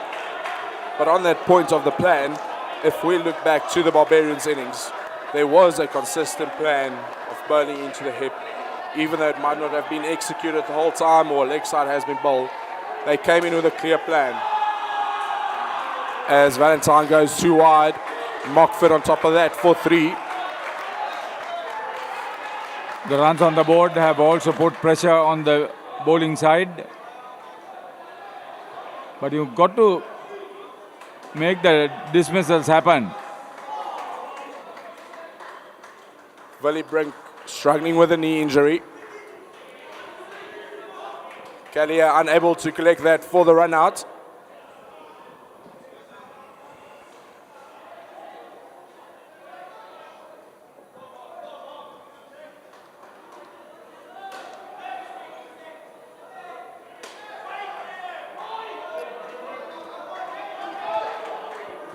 Valentine drive. to pen.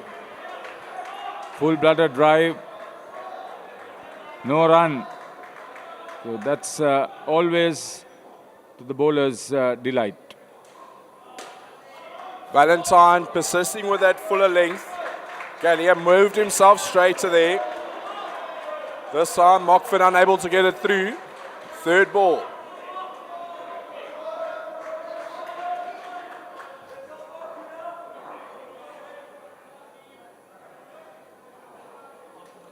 Good change up by Valentine. Played a miss by Mockford. Willie Brink ran out. Barbarians on 1 after the first over for this pair. So that seemed to be very well thought out. You have a plan to effect the dismissal and you succeed in it. It gives you a whole different perspective on your team performance too. Great stuff.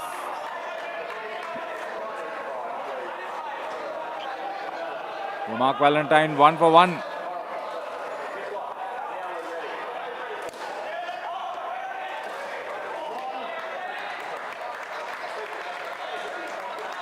To Matthew Gallier.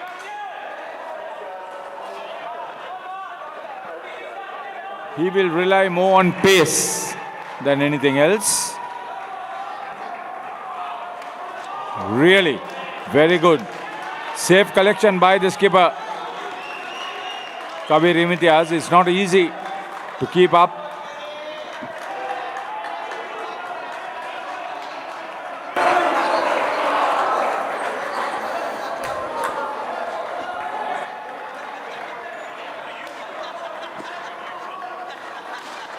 Hive of activity and an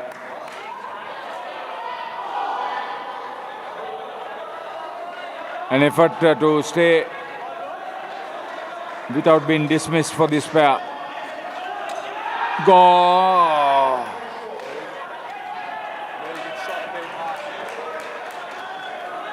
Very good shot there by Jack Mockford. Charged the no ball. Kabir Imtiaz going for the run-out review here on Willie Brink. As he is safe from my angle. We'll see what umpire Potts sees now.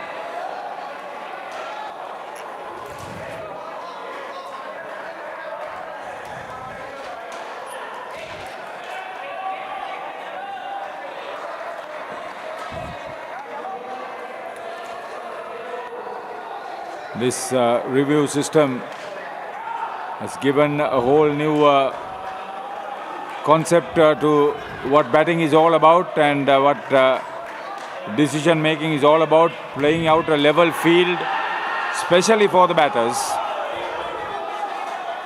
Very good call there by umpire Potts. Very good running by Willie Brink.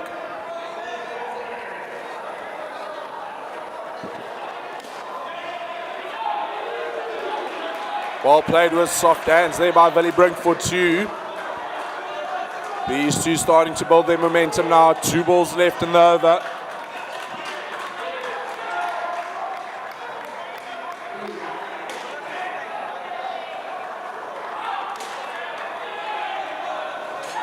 Early call wide throw by Rohit Hussain.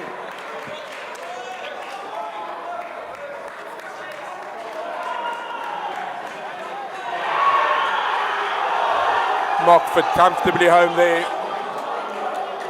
Better throw would have found him wanting.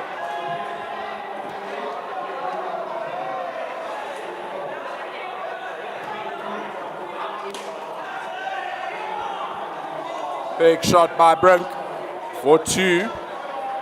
Very good comeback by this pair. 10 off the over. Move on to 11. Barbarians 43 after 6.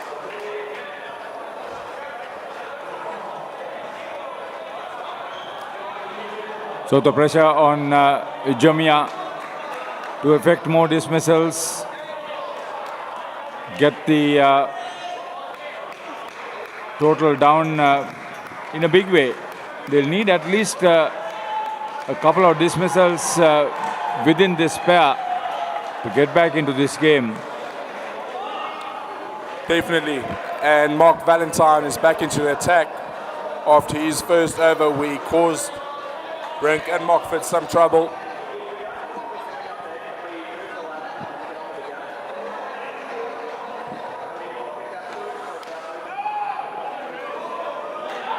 Well played there by Brink. Good start by Valentine.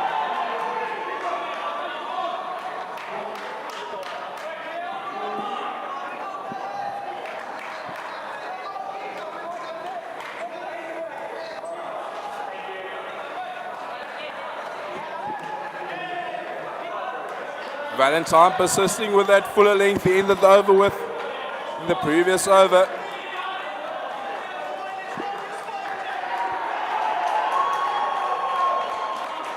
Unless you are also very aggressive and intimidating, you will find yourself in a lot of trouble.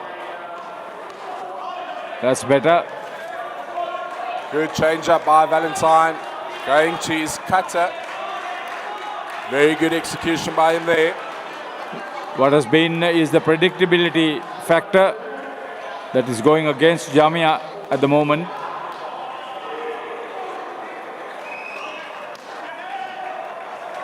Short and wide this time from Valentine. Barbarians are through for 1. Jamia feeling they missed the opportunity there for the direct hit.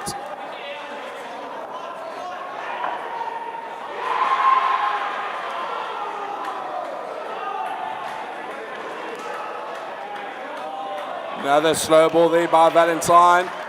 Dealt well with by Brink. 1 ball left in the over. When this pair is finally over, if they have got in front, they would give a huge cushion for the next 2 pairs. Short down the leg side by Valentine. This pair has definitely given themselves the freedom to play their shots in the last 2 pairs.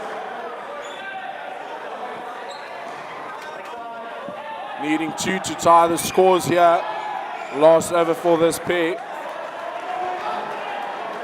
With 6 balls remaining for the second pair, there's every possibility, the way they've been batting without being dismissed too often, Barbarians will get in front, and then thereafter you would see that the third and fourth pair would be facing up more confidently, comfortably. Unless, of course, Jamia have other plans to execute the dismissals. Michael Gallia to start off this bit for Jamia. Sorry, to finish it off. Good start outside off. Going across Mockford there. Similar ball, bit too short.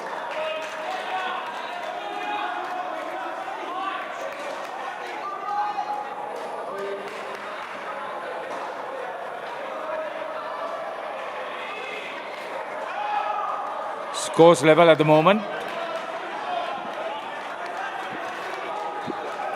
Yeah, I would say Barbarians are in the pound seats here. They have played quite conservative cricket. Didn't mind taking the dots.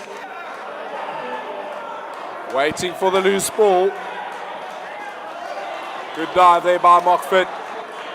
Early call by Brink allowed him to get home safe. 2 balls left for the pair.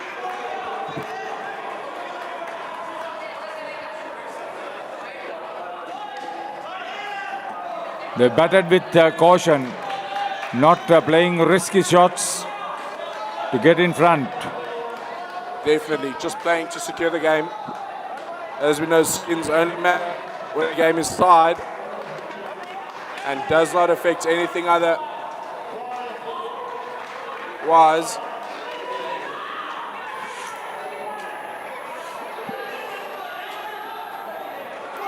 So 20 runs coming for the second pair, Jack Mockford and Willie Brink. I think they will be happy and satisfied with what they've done. As Sharma and Harlan Amaral come in for the Barbarians. Another very strong third pair here.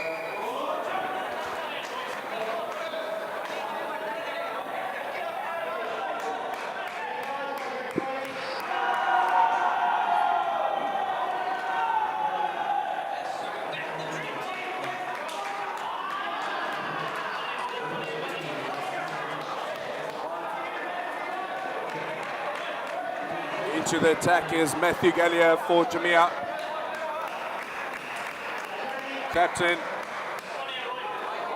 Captain changing his mind here.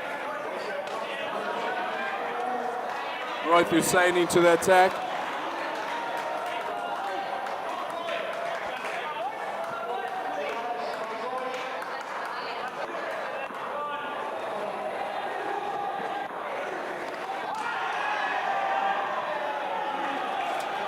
Short and wide by Hussain. Easy pickings for Sharma.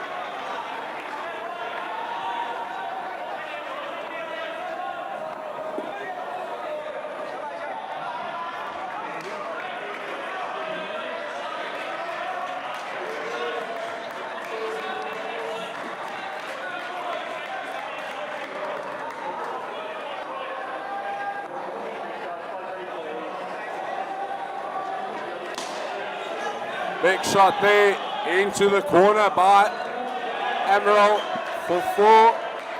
Gallia unable to get to that. Ball dying into the corner there. There'll be some big shots like that. They're well in front now. Easy pickings there for Sharma. Full outside off. 2 balls left.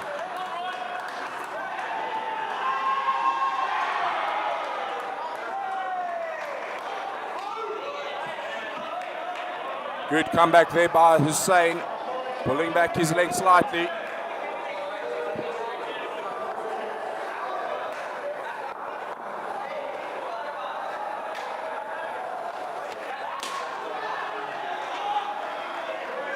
Giving it the whack.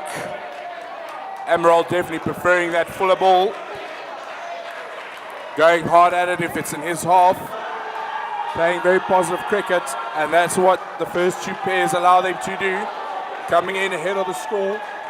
Yeah, so 11 runs off is it 11? Yes. Yeah, 11 off the over.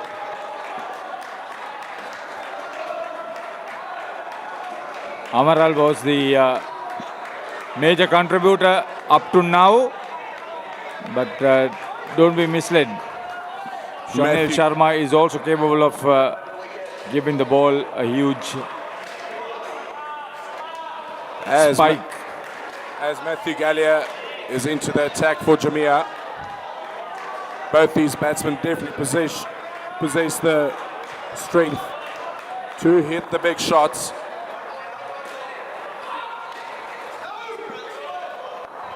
Early call by Sharma. Third ball for this pair now. Can Amaral get the two away here?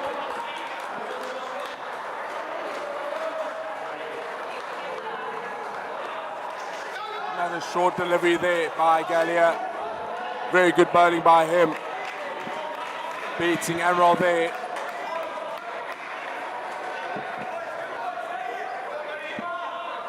Slowly pulling away from their opponent's score. Barbarians have a cushion for at least a couple of dismissals. No ball short there by Matthew Gallia. Sharma almost bailing out of that pull shot.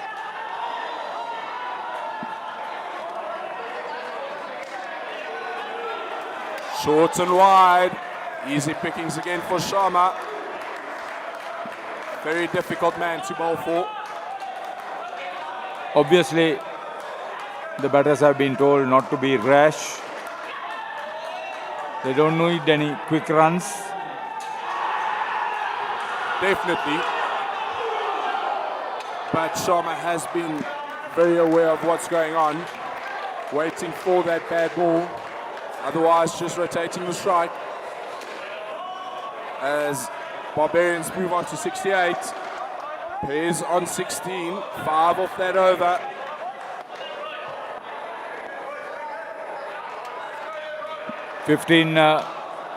Without picking up a wicket, Matthew Gallia.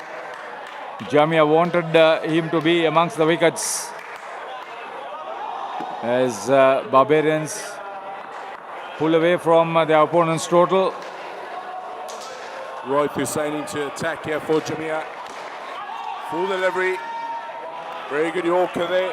Well played by Shanil Sharma.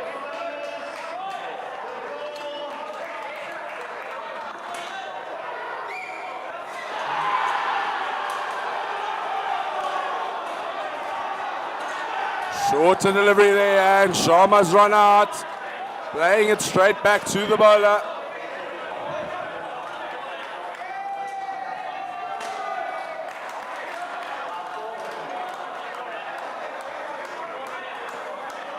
Big dive there by Sharma as he is well short.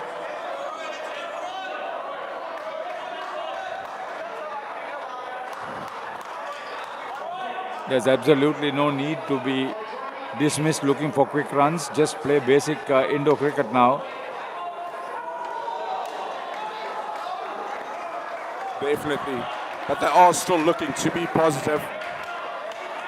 Nice and early call there by Sharma. Good fielding by Valentine.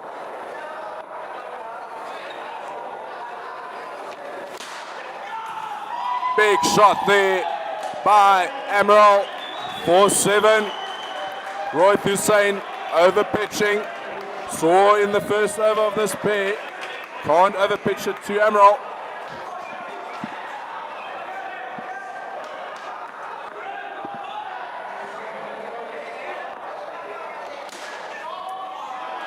Full and well played again by Sharma for 2. Barbarians definitely applying more pressure here to Jamia.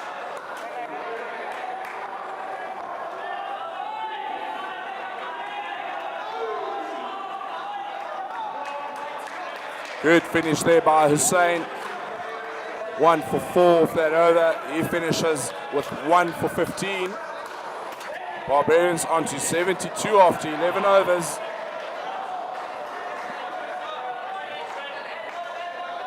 $100 on the card for the batting side. That would be the case. It will be a huge victory. Trent Sturck for his second over. Bowled well in his first over. Only conceding the 7.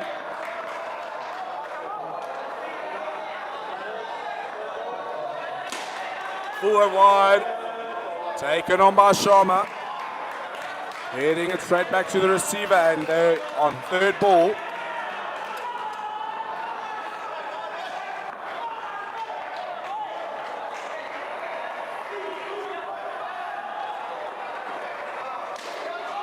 Very good shot off the legs there by Sharma for 2. Absorbing that pressure nicely off the third ball.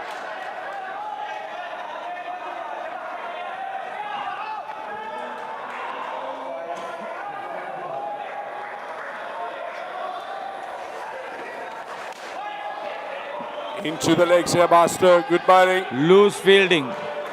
Loose throw. Amaral calling Sharma through for 1. Very good running by these two.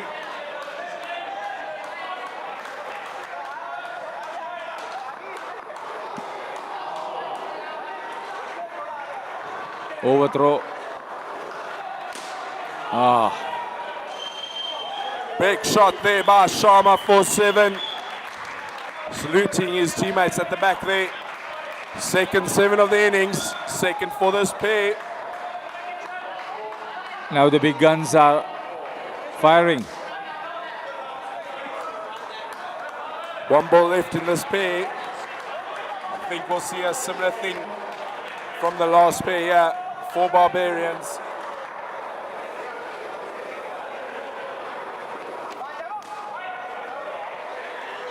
Played out there by Amaral. The pair ending on 30. Barbarians onto 82 after 12.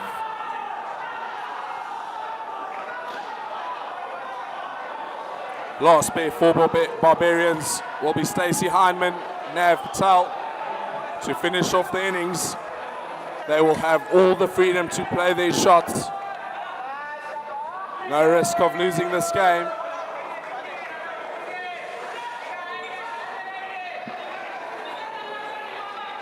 So the skipper Navi Patel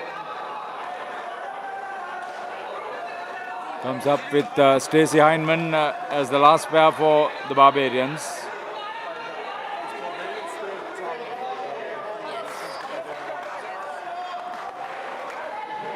Looking good. 20 runs is always possible. It should take the total on to 100 and above. Definitely, especially with this pairing. Kabir Imtiaz into the attack. Barbarians, should they win this game, go through to their 3rd consecutive final in the Club World Series. And they are here to win it. Early call by Hindman there. Easily off the legs of Patel for 2.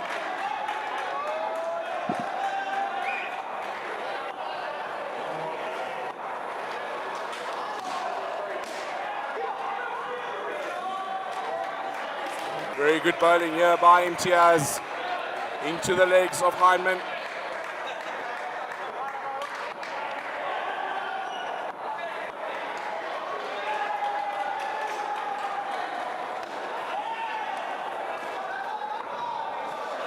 Quicker delivery, played up history. Intention was clear. Very good shot there by Stacey. 4-7. Perfectly executed on drive. One of the hardest shots in the game of cricket.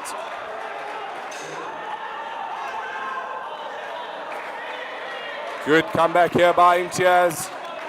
2 balls left in the over.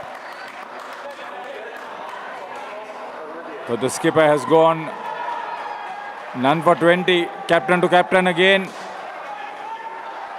The pickup was good, but Aman Hussain couldn't find the bowler's wicket. Aman Hussain had definitely more time than he thought. Going for the shy rather than using his back receiver. Barbarians on 3rd ball. Very well played there by Nav Patel for 2 off the legs. Kabir Imtiaz finishing with 0 for 22. This pair on 11 after the 1st over.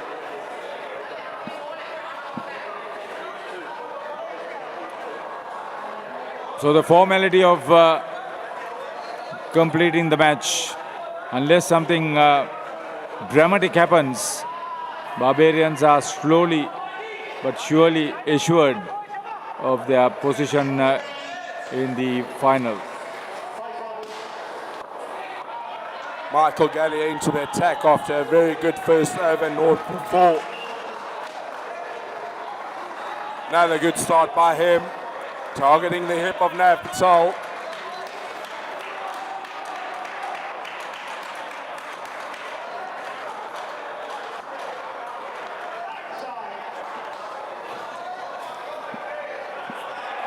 Down the leg side there by Gallier.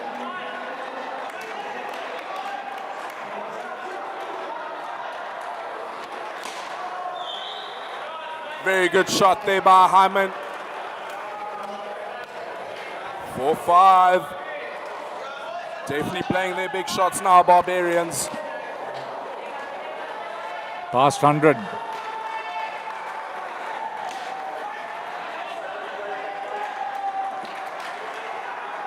Playing their shots and enjoying their cricket.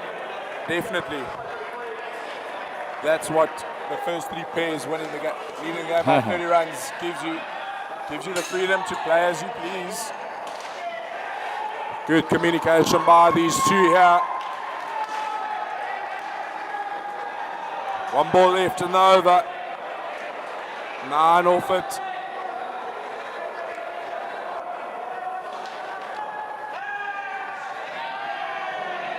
Very good ball there by Gallier to end the over. North for 13. Another big key to look at here is Barbarians have not given away a lot of wickets. And they've had consistent pressure on Jamia here. They have played with a clear conscience too. Anything pitched up, they have hammered it to the back net because they have such a big cushion. But apart from that, they have not played risky.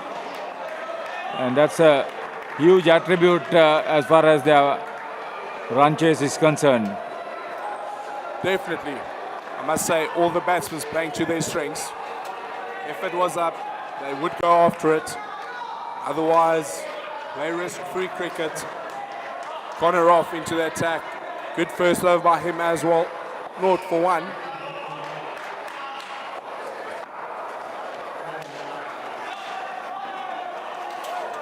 Another missed run out there by Jamia. Gallier just could not get that service good there to Kabir.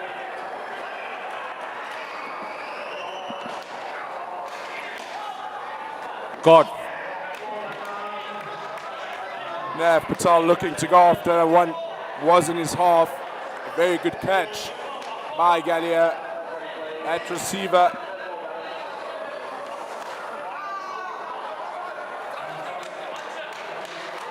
Good over here by Roth. 2 balls left in it.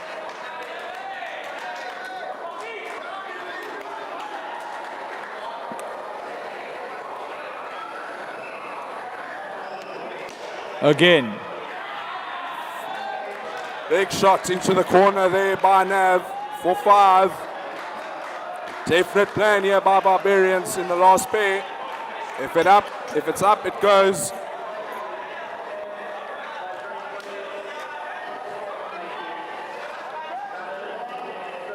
One, 2 in the over there for Hyman.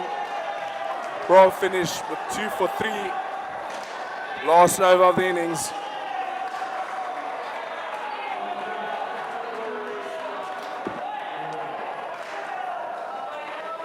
So this has been a very efficient execution of their run chase by the Barbarians. Aman Hassan will bowl the final over in the game, the first semi-final in Tier 1. Speaking of the first semi-final, in the second semi-final, DBMS Steel is chasing 48. They are on 19 after 10.3 overs. Will be another close game on that side. Very well played there by Nav for 1. Wild flick by Hussain. Rohit almost took Aman on that flip back. The last 4 deliveries. Very good bowling here by Aman. A lot better than his previous over.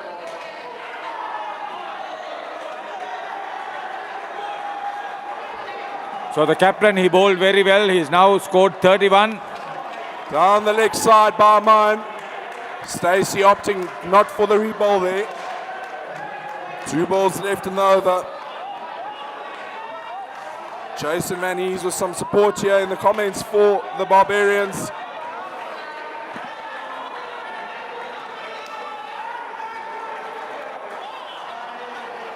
Heinemann going after that one again in his half. 1 ball left in the over and the game.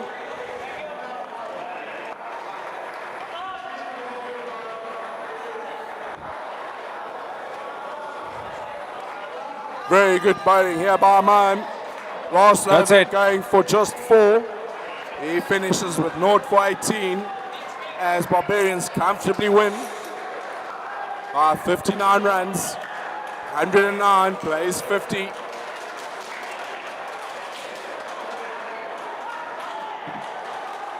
So a big 59-run victory there for Barbarians. They were right back on the game, initiated early dismissals as Jamia were put into bat.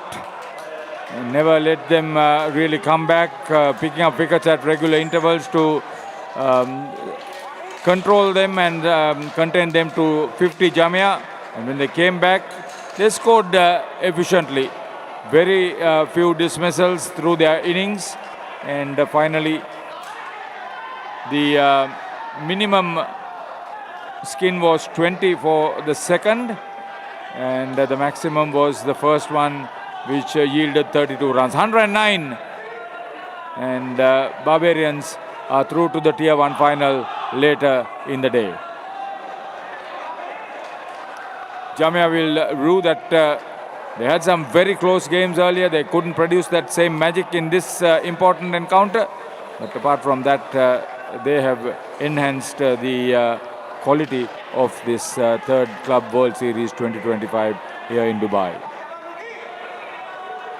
Coming up next would be the Tier 2 Grand Final, followed by the Tier 1 Grand Final later in the day.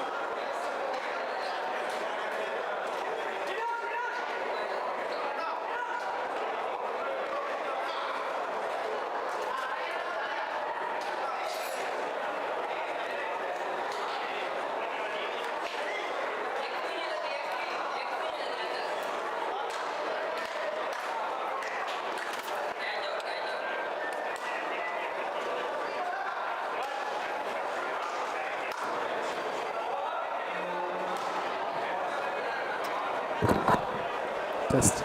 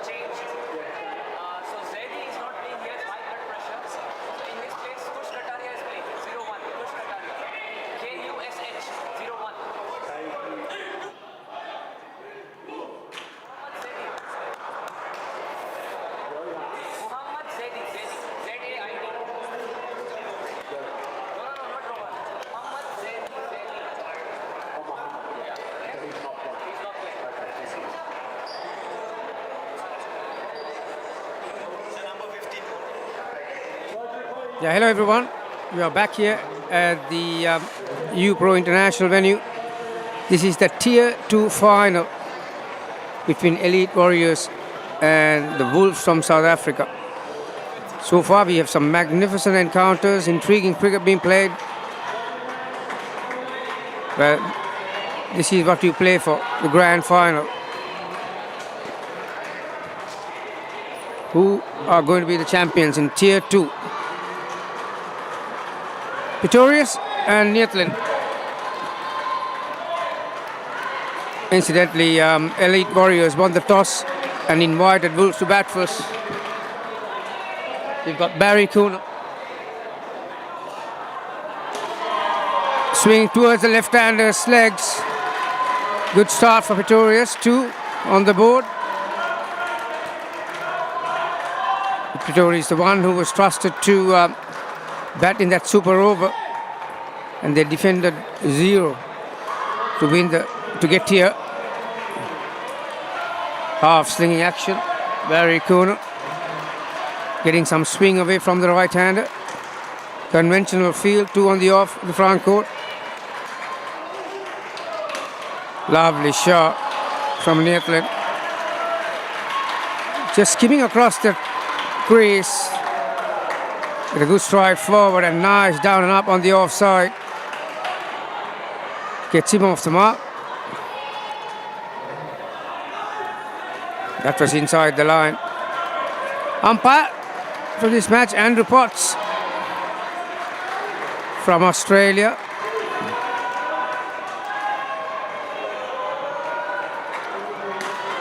Nicely played, Pretorius. The fist pump. He'll be very happy with that shot. Came off the middle of the bat. One of the most hardest shots to play. Down and up on the onside.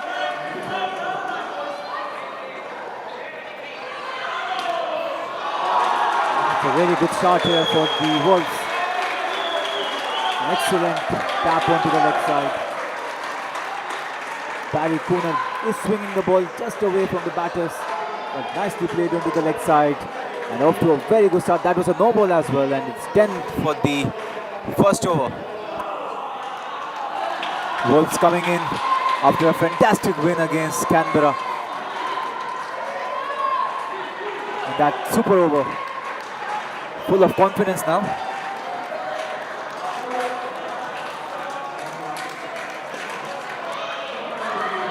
Yeah, I think Wolves, if they do bat well, they definitely don't want another cliffhanger. Tarindu, 7 wickets off 7 matches, 10 wickets off 7 matches. Good figures those are. He's a powerhouse for Elite Warriors. Does swing the ball away from the batters. Let's see how he starts off here. Needs to come back into this game. Well left here. Just swinging away with the angle. Yeah, he's bowling around the wicket, so he's looking to angle across the right-hander. Got two fielders on the offside, front court. Dot ball to start. Nice length. Absolutely no chance to scoop that out. Fuller length. So 2 good deliveries gets him a third ball. It's a third ball risk now. They have to rotate on this one. It's Reggie who is on strike and nicely played there. It was swinging away. It was going away from the batter, but just put his bat to at the last minute there. And 1 run added to the score, goes on to 11. It's a good start here from Tharindu. That one is just going down the leg. Should be a dot ball. It is. Yeah, a bit of pressure here on the batters after a very good full toss, edged to the back there. Pretorius will be very disappointed, as you can see from his reaction. Full toss outside the off stump, bread and butter up and down and up, but it's got the outside edge, just a 1. Once again skimming across the pitch. Husni Atlin, go 1 on the leg. That's a good over. Excellent over there from Tharindu. But I think Wolves would be happy with that start. They have not lost any wickets yet. They have scored 12 runs. Both the batters scoring almost equally, 7 runs and 5 runs. Excellent over there. Just 1 scoring shot in that one. Elite Warriors, they've got 2 teams, one in the Tier 2, one in the Tier 3. Both sides reached the grand final. Good result for Yadav brothers.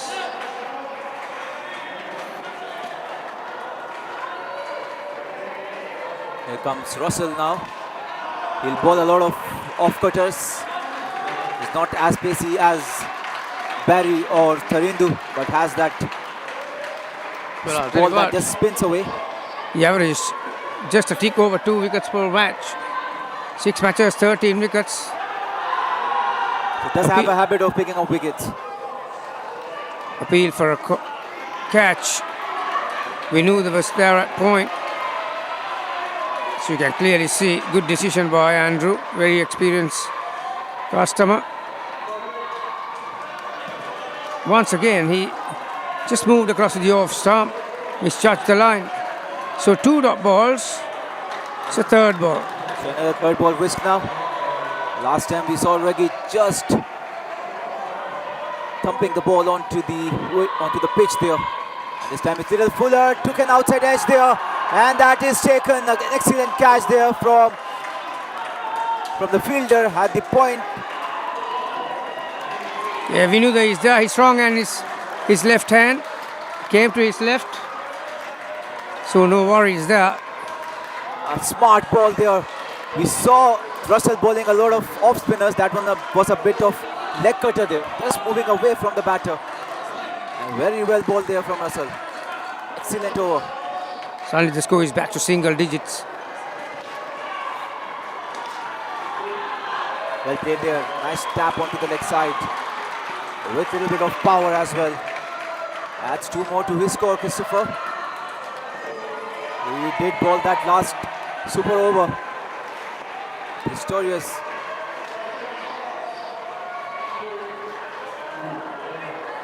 Hello, Kolita. Watching us. The captain of Sri Lankan team. Yeah, there is. That's a no-brainer. He's supporting Elite Warriors because he was a fast player from that side. A good over. Once again, 3 dot balls at a wicket. So 1 for -2. So now we've got the left arm spinner in action. Left arm orthodox from Vinuda. Another player hail from Sri Lanka.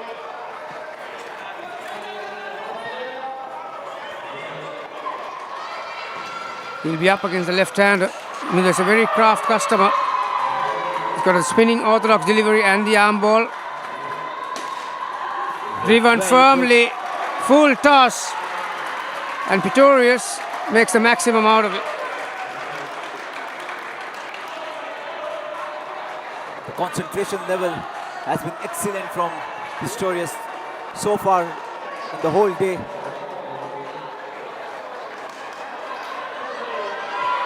Good comeback from Vinuda. Pushing that ball around that leg stump.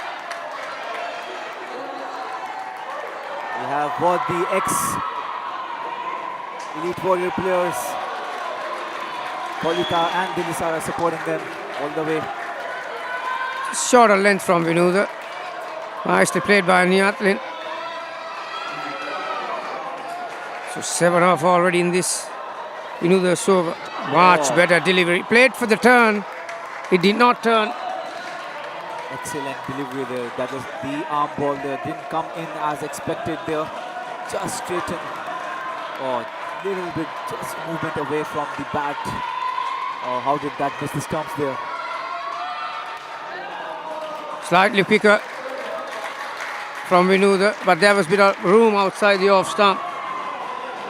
Just helped it along by Pistorius to that offside corner there. Final ball. Nicely played once again. Playing it with soft hands onto the pitch and going for that single. 20 runs to start off. It's a very good start here for Wolves. What do you reckon it's going to be a good score here to defend Wolves? Well, anything around 20 for a partnership will give you 80. It is a good score, I reckon, in a final. Runs on the board. I think you do. There were a lot of dot balls in that partnership, but it wasn't a heavy scoring 4 overs by any means. But what they did well was that they did not get out once. So whatever they scored, they protected those runs. And yeah, every player is looking for 20, 25, around that mark. And, 80 is a good score. Yeah, this Elite Warriors team is a very good batting unit as well. They have some power hitters in Tarindu and Supun. So you need that extra 10 to 15 on cushion just to be safe. It's a good start there from Barry and well played as well there from Robert. And it's 2 to start off. Barry is swinging the ball, but he's not beating the bat a lot so far. Yeah, these pair have been batting together in this tournament. I think pretty much every game. Small and Rob. Wow, he's very brave to leave that. Because Barry brings the ball around your legs towards that leg stump. The decision not to offer a shot was very dangerous. This time outside the off stump. Barry, a veteran these days, there are not a lot of feet moving that occasion from one spot, trying to reach with his arms. Third ball. Well played there. Can he hit? That's out. That's gone. That is out. Direct hit. Good dive there, but couldn't save himself. Tarindu was too quick. Excellent throw there.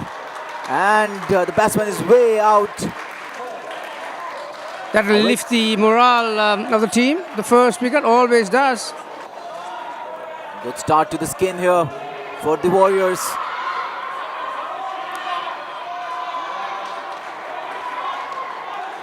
Little shortage there.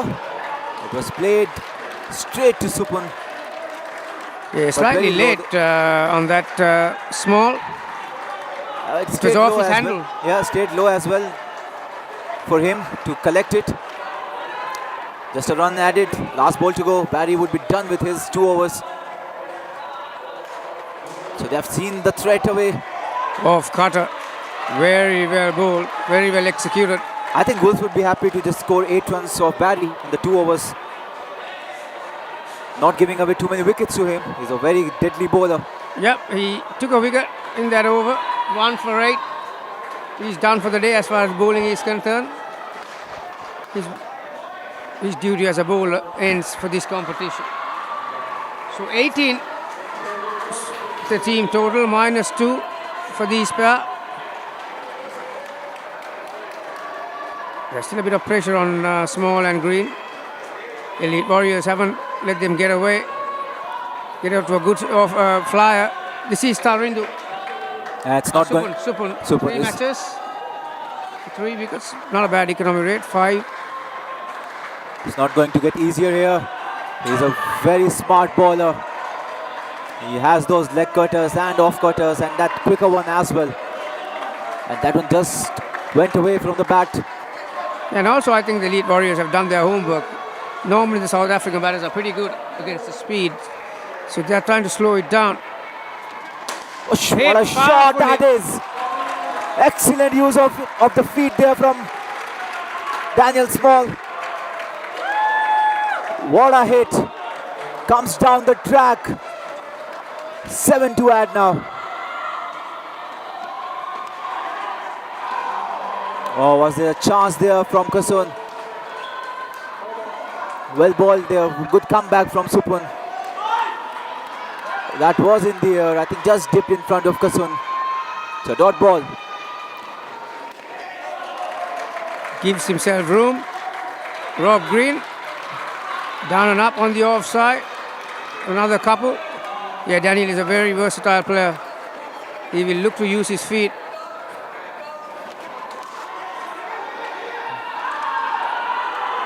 Out.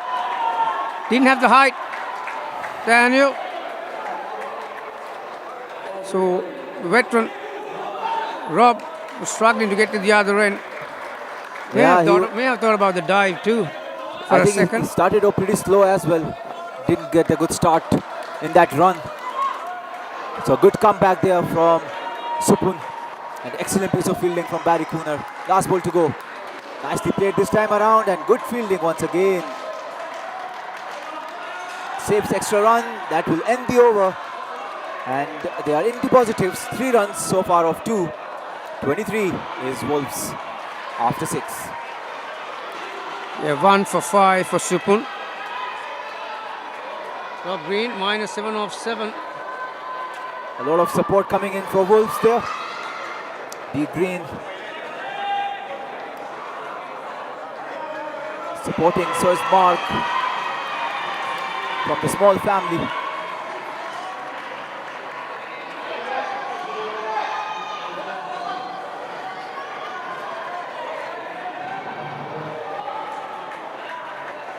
It's Tharindu once again bringing in his second over, starting off with a wide down the leg.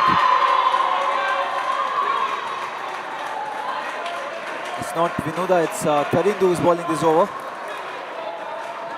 Oh, well ball once again, targeting those legs there.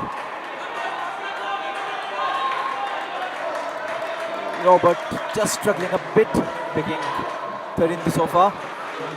Oh, that's gone. Look at that, a piece of keeping from Prasad Kumara. Brilliant glove work. He's known to do Kumaro things, and that was one of it. Just lifted his back leg, and Kumara No clean chance, as a whistle. no chance there for Green to come back into his crease. It was down the leg, missed it, and Kumara was quick. And he's going for a big hit, and I think good fielding there from Vinoda, but I think This is closer than you think, Mike. Direct hit. I think 1 frame in it. no, he's in. They have gone for the review, but I think he's in there. Could be on Yeah, the the, line. the bail has to be dislodged. Although it hits the wicket, it takes another 1/10 of a second for the bail to dislodge. And that's where the umpire will judge. And I think when the bail is dislodged, Small has got something behind the line. So this will go towards the batter. And Elite Warriors might lose one of their reviews. From the reaction so far, I think, oh, Definitely 1 frame in it. That's for sure.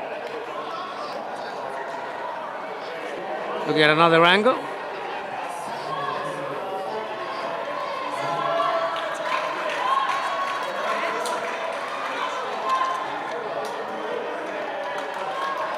seems like in. There's some part of bat that is in. We'll have to wait for the final decisions of the umpire. It's very, very tight here. It seems like it's on the... So it stays not out. Umpire calls 1 run. Yeah, Scored. even not out. I think it's a good decision there from the umpire.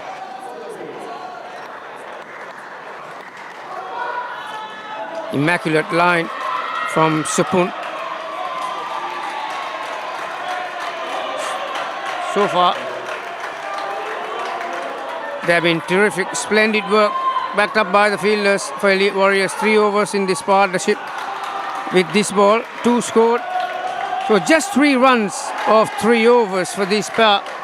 Well, I think Elite Warriors will be very happy the last 10 minutes or so. But remember, this is a grand final, so runs on board matters, and you need to keep up your good work right throughout the 16 overs. Keep the momentum. Once you're on top, there's a lot of energy from these guys, and when the game starts to go away from you, naturally the energy and the chatter drops down. So Kasun Gamage, wrist spinner, not a big turner. He runs his fingers over the seam, so it's a Anil Kumble type. Just angles it in. Slight turn then, but short, way too short. Not a great start there from Kasun. Does have that excellent delivery that drifts in towards the batter. So let's see how he will mix it up against these 2 batters who struggled a bit with the spin so far. Robert, no, I think he's in there. I think he's well in there. Should go for a review. Well, I'll tell you what, Elite Warriors looks like they're hitting everything on to the stumps. Direct hits, it's all well within the crease there. Good running from Daniel. He's very quick. He's a very hard man to run out. Oh, that's not good. Being the last over of the power play, last over of the batting pair, that will be re-bowled. So 7 balls in this over already. Bit of relief for the Wolves batters. Oh, well, off the side there to the back net. There was a chance there. The fielder tried to put his hand and I think he moved too quickly onto the other side. He should have stayed in the center there and didn't. A good attempt towards the end, but it was too late. Well bowled there. Good flighty delivery on the leg stump there. And the score has gone quickly up to 12 now with that boundary and a wide. Not the great of the starts here for Kasun. Ilgabalo balls to go. Oh, I thought the back net fielder misread that, and that was going towards the boundary. Yeah, one of those shots in Indo cricket, mate. Sometimes it just spins, and even the batter can't control that. Fielders absolutely have no idea which way it's going, really. Last ball, another straight drive. Well, had he collected that, there was another golden opportunity.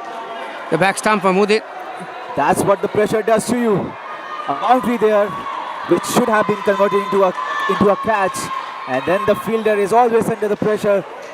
He needs to convert one, and I think he'll be back into his comfort.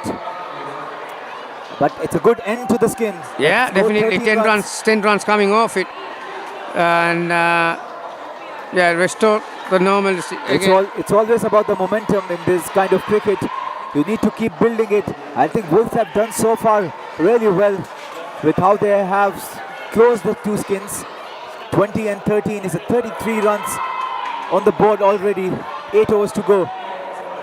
But Marshall and Mbansi out there in the middle. 68 runs for him so far in the competition. Mbansi. Craig Marshall, 45 runs. Still 2 overs to go from Kumara. Those would be very crucial 2 overs. So does this guy. Mudita hasn't bowled yet, so this will be his first over. 8 wickets in 5 games, so he knows how to take a wicket. That's why he's very unpredictable in what he does, and quicker deliveries off cutters. So you need to watch the hand. I think 1 wicket here will give him confidence in the field as well. A good back net fielder.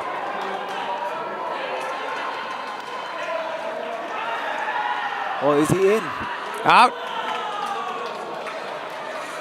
Kasun just runs in with the ball without throwing it at the stumps. Yeah, super excellent field cover fielder. He knew what he was doing there, I think the batter is well out. We can't really see from this angle. They have reviewed it, so you need to look at another Can you angle. see the review angle, please? You need to see the angle from behind. Yeah, I think he is out from the first look which we had. I think he's just struggling.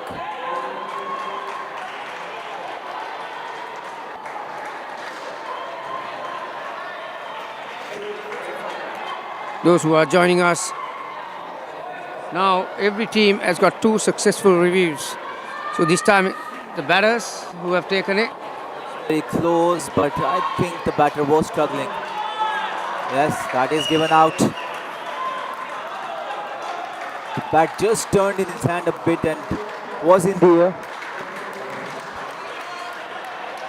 A good dive there, but couldn't save himself. So another wicket in the first over for a pair.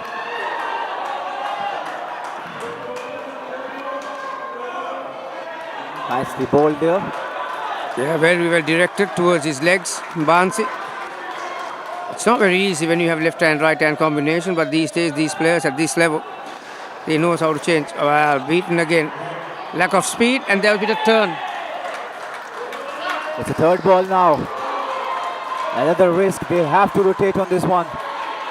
So far, they have not looked comfortable against Muditha. That's well bowled and very well played but from the batter.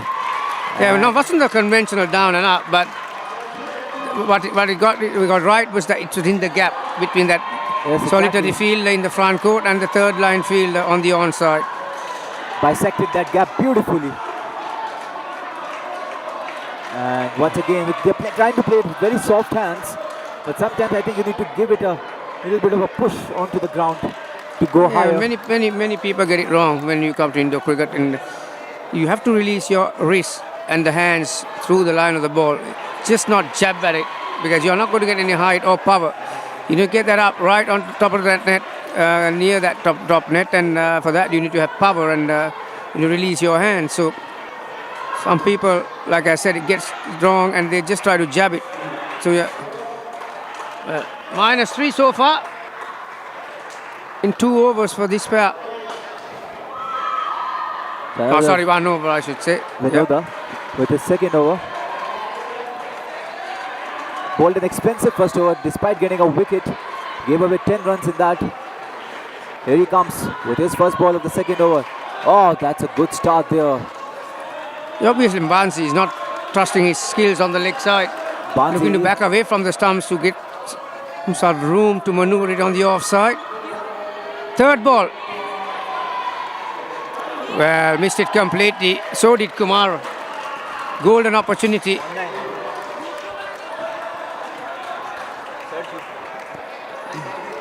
Score was changed, but not off the bat. It was a misfield by Kumar.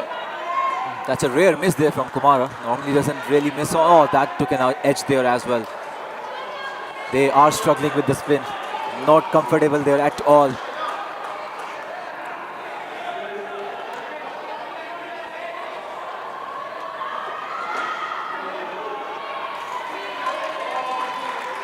Just tucks it behind that left leg side corner. It was off the wicket-keeper's net, so just the one.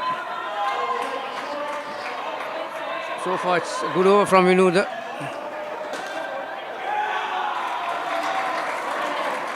Teammates are cheering Bansi for getting 3, but I'll tell you what, that was a miss hit. That's not where he intended. Inside part of the bat, but he'll take it.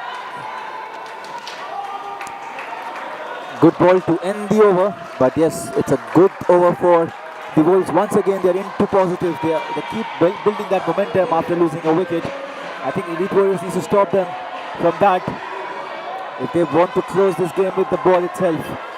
They have a very strong batting unit for sure.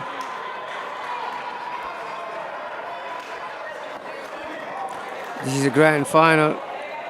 A bit of scoreboard pressure, particularly if Wolves can get a total to around 60-70. Anything can happen. Here's the captain of Elite Warriors, Prasad Kumara.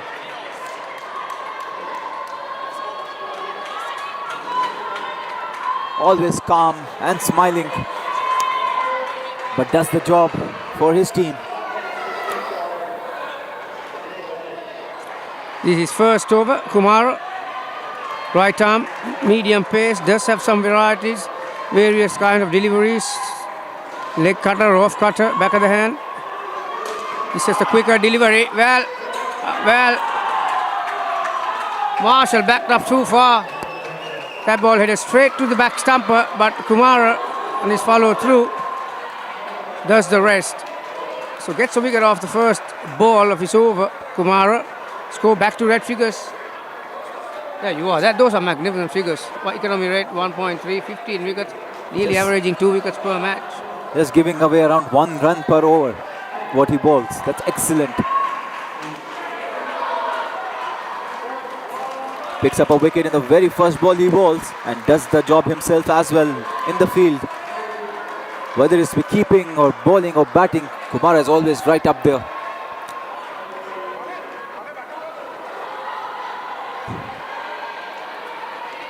It's a good shot from... That's exactly what we were talking about just a few minutes ago. That's how you hit it. You release your hands, get some power, see where the ball ends up. Top net, onto the side net. The angles and the power, that's what you need. Good thing is that even after losing a wicket, they keep building that momentum and not give away too many wickets.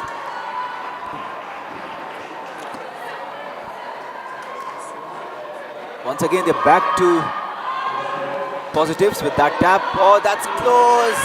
Nothing is in. Yeah, needed a direct hit. Oldham Barnes is very versatile. Always dives to save his wicket. Direct hit would have been gone. But just a 1 run. It didn't hit the side net. Kasun, who does the fielding and sends in the return. 2 balls to come for Kumara. Score is back to positive figures. 1 for this partnership. We talk about them scoring around 80 runs. They're far away from that right now. Someone has to play a little aggressive and try to score some boundaries, which normally is not the case in indoor cricket. But sometimes you need that moment for the momentum shift. Just a couple of boundaries, just a couple of aggressive shots, and we'll see who will take that from these two. So far, we don't think any one of these two will be going after the bowlers here. They're just trying to close the skin now, trying to be around somewhere around 40 and leave it to the last pair. It's about momentum, so they need to get 6 to 8 runs. So the batters who are going to come next will have some momentum. Well, like you said, they're a long way away from it, but they'll have to deal with Prashant Kumara. No, that was last over. Kumara finished with 1 for -1. It's going to be Mudita. He bowled a really good first over to them. So bringing in the last one now. Good start there. Nicely played there from Bansi. And gets 2 more runs added. Keep building up, keep building up. That's what they're doing right now, Wolves.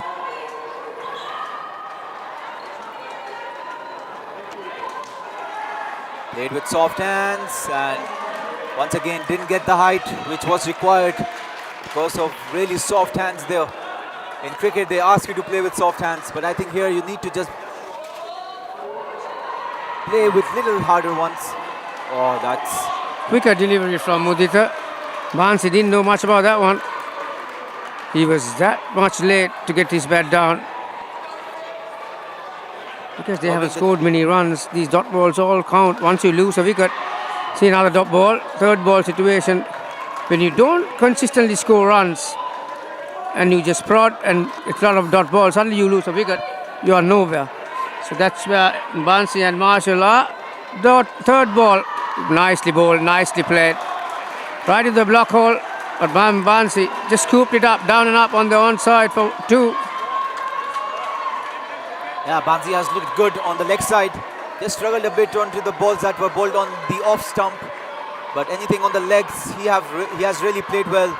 That's a good shot. That is what we have been talking about. Try to get the height. Gets 3 runs and once again they end the skin on a high. Yeah, loose ball from Mudita. Full toss outside the off stump. Good finish for the partnership. Marshall got 3 off that last delivery. 8 off the over. That's their best over as far as those 4 overs concerned. And so 9, 20, 13 and 9 so far for the 3 pairs. It's going to be Rasmus and Wessels to try and resurrect this innings. Get them at least 20 to 25 runs, some total to bowl at. Yeah, 25 runs will give them around 67. I think first target should be to get to that 60-run mark and then try to score whatever you can on top of that. You need to just have a solid start here in the first couple of overs. But Supun Pereira, once again, he is not easy to get away with. They'll have to bat out of their skins now from here on to get to a score of somewhere around 70. Leg spinner there. Oh, a good start there from Supun. In the block hole there. Dot ball.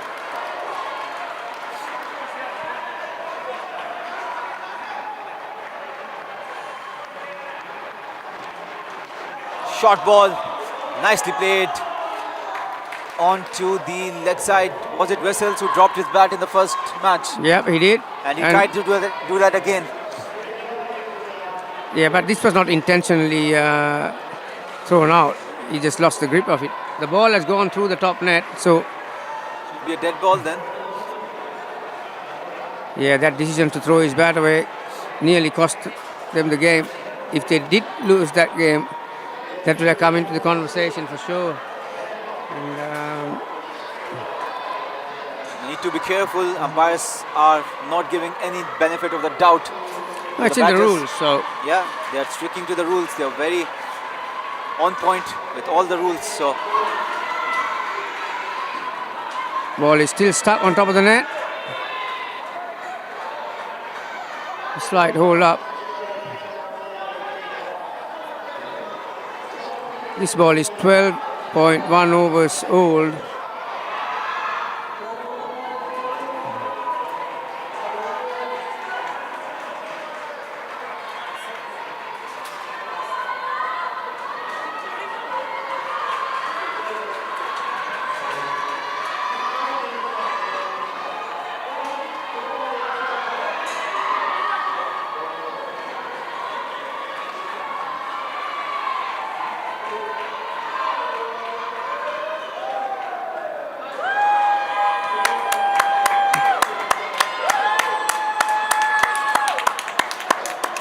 You have to have the right man for the right job. well, Durga it is.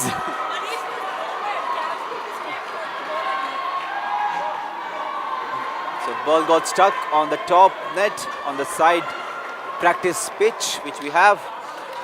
Let's have a look. It was a very good tap there. The perfect tap, but it went out. The perfect height, so it's a dead ball.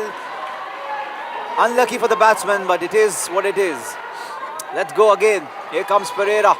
Full ball this time, and look at that.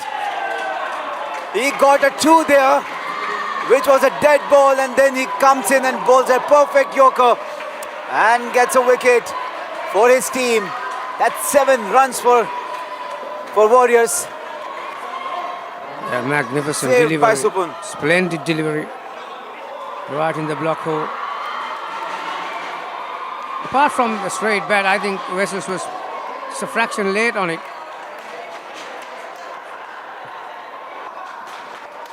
This time the leg cutter. Kumar was very quick to send in the return to the back stumper. Mudita breaks the stumps, but luckily Rasmus has got back.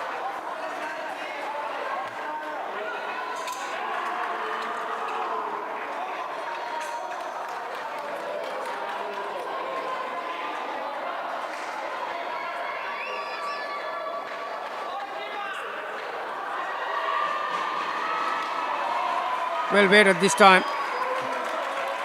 Played under his eyes. Wessels. Down and up on the offside for a couple. It's another start in negatives for the Wolves. Almost all the skins so far. In the first over itself, they have lost that wicket. And then it has been just a repair job so far. They would need something around 60. Someone has to play a little aggressive from here on. Can it be Rasmus? That's well played. That's excellent tap there. Got a bit unlucky with the first tap which he did on the leg side. But that's a good comeback from Wessels. Sorry, from Erasmus. And Wessels is on the non-striker end since it's the end of the over. 40. It's still a decent score in the finale. There's always scoreboard pressure. And it's Kasun, who didn't have a great first over. Can he make the amends in this one? Yeah, it did not go according to the plan the first over. Full toss. Tarindu does the fielding. He'll be very disappointed with that one. Erasmus. Yeah, he's a very talented player. 9 times out of 10 he could have got that ball down and up on the onside.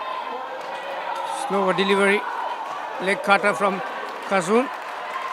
Erasmus uses the crease to get back and played it after it spun. One scored. They need a good over here, the Wolves.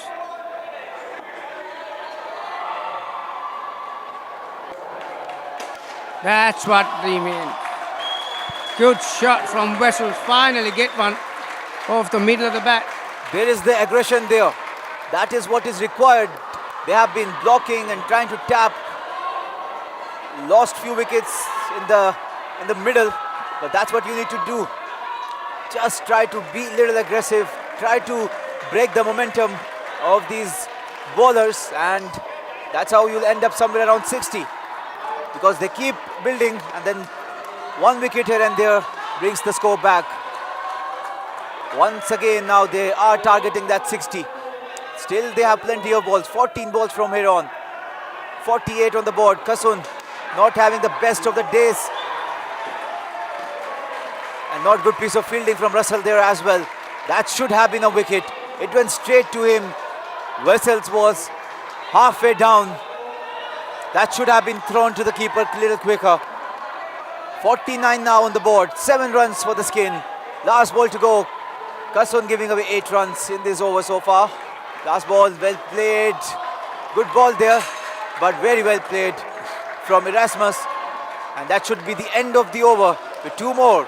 Now it's 51. Another 10 from here on. I think Wolves would be happy with that score. Yeah, Kasun going for 10 runs apiece in his 2 overs, so finished with none for 20 runs off every, apart from the first delivery. Next 5 balls, runs were scored. 1, 5, 1, 1, 2. And it's going to be Kumar, the skipper, to bowl the penultimate over. Can they find another similar kind of 2 overs and get the total around to that 70 mark? Rasmus and Wessels. First, in this over, they'll have to handle Kumar, the very cunning customer with slower deliveries, cutters. He's going to bowl from around the wicket.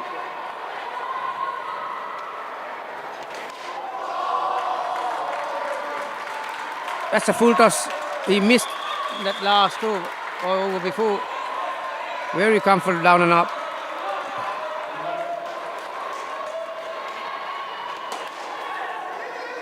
Wow. Russell, who's fielding fairly deep in the third line position, had an ideal opportunity. Had plenty of time. So all 3 stumps.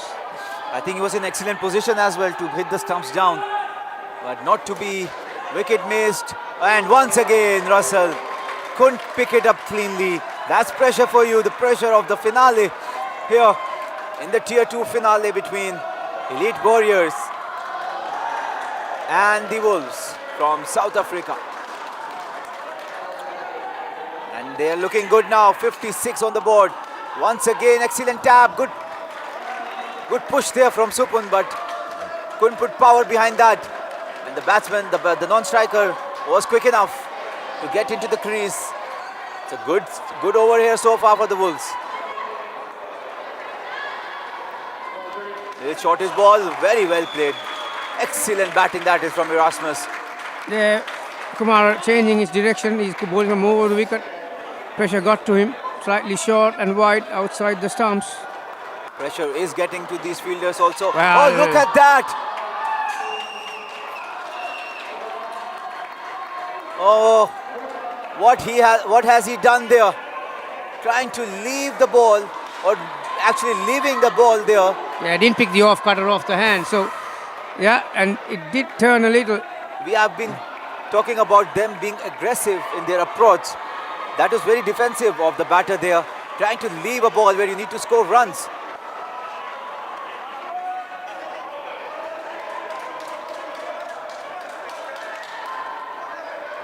That's what good bowlers do to you. Prasad Kumara getting 2 wickets, giving away just 2 runs and maintaining his economy of 1 run per over. What a last ball that was. I mean, had they gotten like 2 runs of that last, they would be in 60s. And then 5 to 6 runs of that last over, that's a very good shot. That's a very good shot there from Erasmus. Moving his score to 14 now. Well, they could have easily got into somewhere around 65, but that brilliance from Kumara on the last ball. Yeah, throw came into the wrong end from Vinuda. If he had thrown into the non-strikers, then there was a slight opportunity for a run out. Nice to see Gators, who lost the semi-final to Wolves, are sitting with the Wolves players and supporting the Wolves here. Nice shot, down and up from Erasmus. That's excellent from Wolves. They keep losing those wickets, but they keep scoring runs. They don't go for rash shots right after losing a wicket and just try to build it back. And they have gotten to that 60, which is a good score already. Another couple of runs, a target of 65 from here on. I think Wolves will take that. Nicely played, excellent. They have to wait for that one. No Very big the turn towards the onside. Another couple for Wessels. Final ball. It stands for South Africa. The team has come all the way from South Africa to participate in this.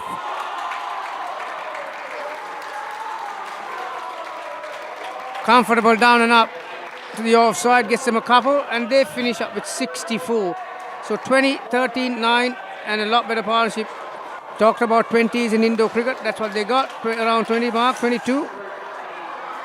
So it's a, I think they scored 22. No, I think the Gators scored 60 and 62 tried to defend it. So they're there and thereabouts. They'll obviously give themselves a good chance here, and they will have to pick up wickets at regular intervals if they want to defend that. Yeah, Elite Warriors is a powerhouse with the bat. They have Supun Pereira, they have Tarindu, Prasad Kumara, and not to take away anything from the likes of Kasum.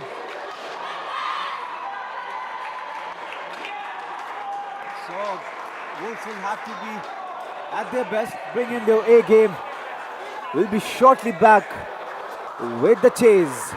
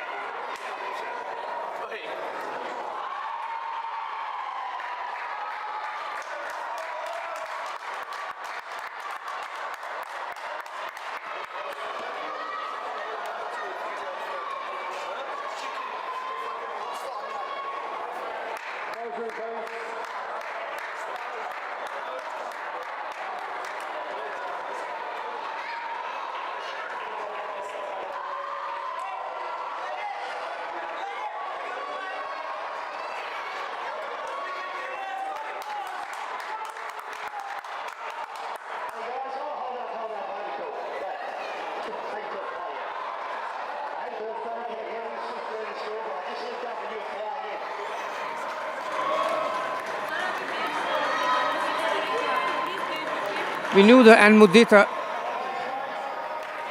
two players from Sri Lanka playing for Elite Warriors. Didn't have the height. Vinuda. Nice shape from Marshall, just leaving the right-handed Vinuda.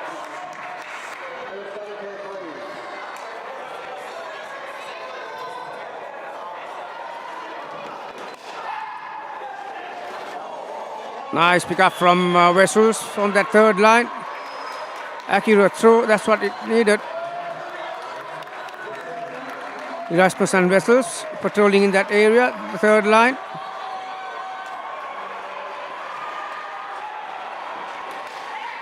Just a little bit of width. And Mudita gets it down and up on the offside.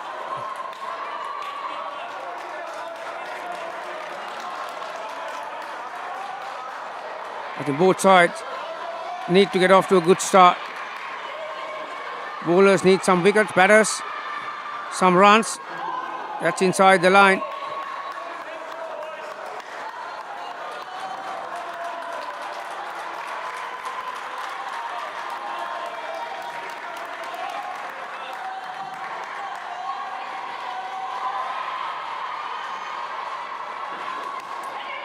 Waited for it nicely. Vinuda transferring his weight onto the back foot. With an angle back, gets it down and up. Comfortable too. That'll give him some confidence. Mudita. This is Marshall's last ball. Yorker. Mudita didn't have any power. So 3 scoring shots in that over with 3 dot balls. 5 on the board. It's very imperative when you chase small totals that you try and keep your opponent away from the game without giving them cheap wickets, without making obvious mistakes. So idea is to bat the 4 overs without being dismissed. Easy to said and done. These Wolves have some skills, and they are the runners up from last year.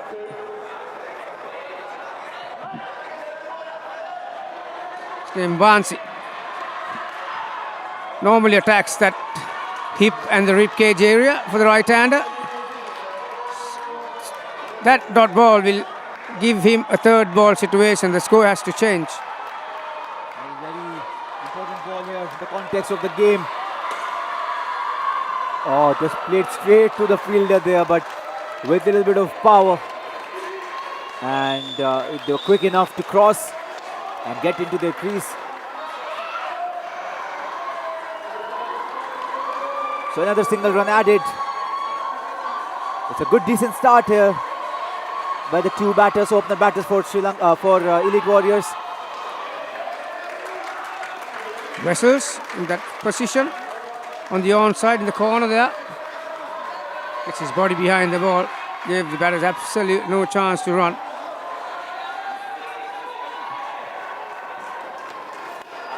Once again, straight to the fielder. Yeah, what Mudita was trying to do, he knows that the 2 fielders on the onside are there, and Mbansi is trying to attack his hips and the ribcage, so he's looking to give himself some room and try to tuck it behind onto that offside Here's corner. another 3rd ball, and once again, well played there.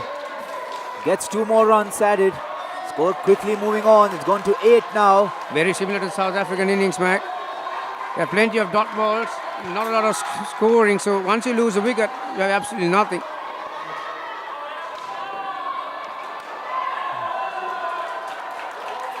Again, moving outside the stumps. Didn't have the power to get it towards the side net. Just 3 scoring shots off that over, including 3 dot balls. So out of the 12 balls, there have been a lot of 1s and not a lot of 2s and plenty of dot balls. So score is 9. The problem with that kind of batting is once you lose a wicket, you're back to where you were, square one with those singles, adding not much value. But it's always about building an indoor, and that's what I think the Warriors are trying to do. Trying to build it. Once they are closer, they have those power hitters, Supan Pereira, the Terindu and Kumara as well. So it's not that they cannot hit, They're just trying to build around, and there comes a very good shot from Vinuda. That's a first confident shot from Vinuda. So 3 runs. Driving it on the onside. Gets him 3. Erasmus.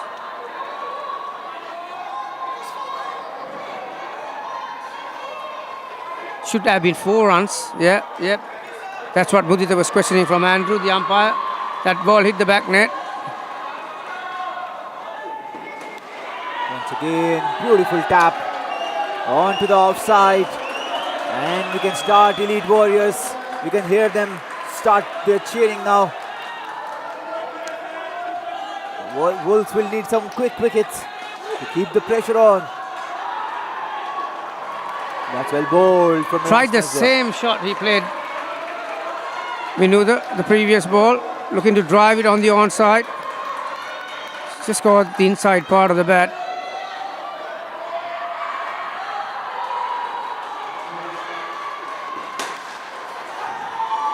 That's another powerful hit. Off the side net though, so it'll be another 4 runs. Full toss. So suddenly they're running away with it. 2 boundaries and a 10 off. An expensive start here for Erasmus. 2 boundaries, 19 already scored. Elite Warriors will be happy with that start. That's well bowled and well played. Yeah, he can afford to do that, Mudita, because runs have come in this over. No need to do anything rash. Play the way it comes, play it on his own merit.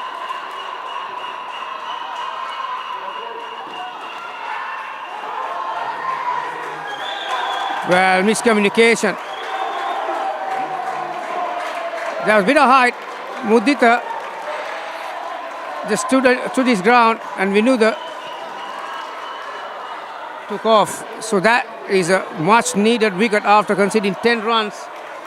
There was a run out in the last ball, so Erasmus finishes 1 for 5. That was against the run of play. Well, much needed wicket there for Wolves to stay in the competition here.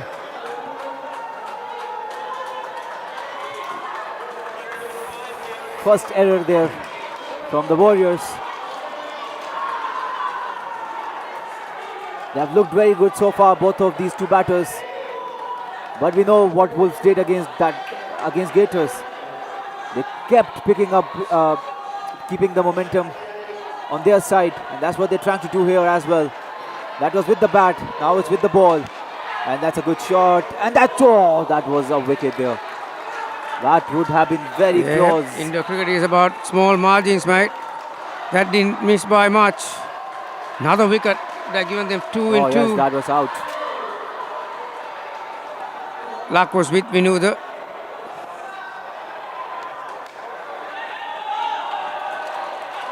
Excellent batting. Coming down the track, keeping his eye on the ball, and nicely playing it onto the offside. 2 more runs.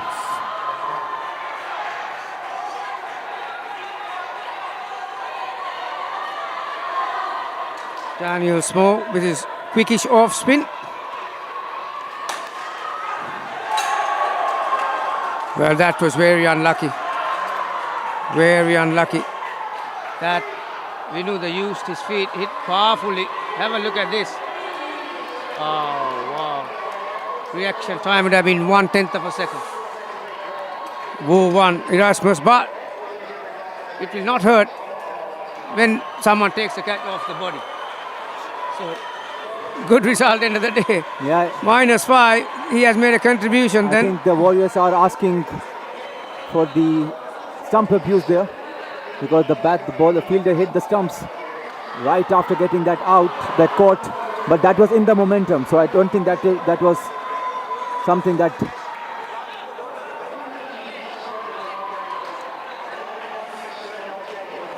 I think it's in the momentum. I think that should be okay. You never know with the calls of the umpires. So just explaining the rules there to Kumara, the umpire, that is given out. And 13 runs now. The score goes down. Good fielding there. Oh, Suddenly, it's a different ball game once you start losing wickets. that's what a wicket does to you. They were playing brilliantly so far. But that was a good shot there from Vinoda as well. But it's just that it hit the fielder there and went straight into the hands of the bowler. He's checking his biceps there, Erasmus. But I think it's all good. It hit the soft spot there.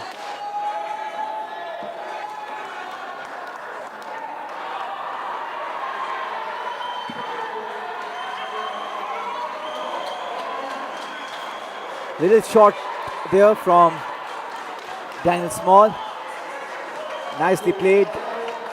Came on top of that ball and nicely played it to the point and gets 2 runs. Final ball for this batting pair.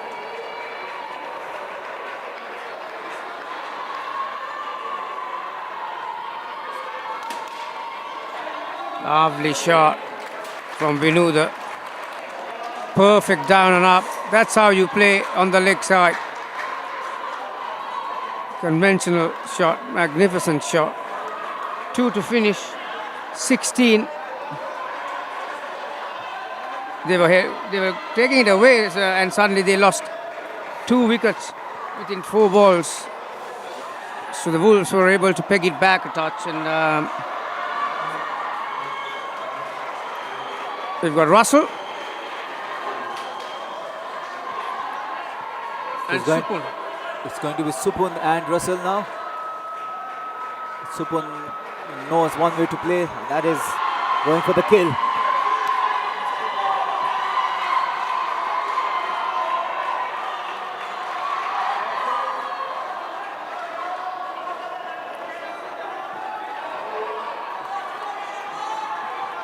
Women's final has been taken place in court number 3 between Tambapani Lions and Panthers. Leg side, Rob Green.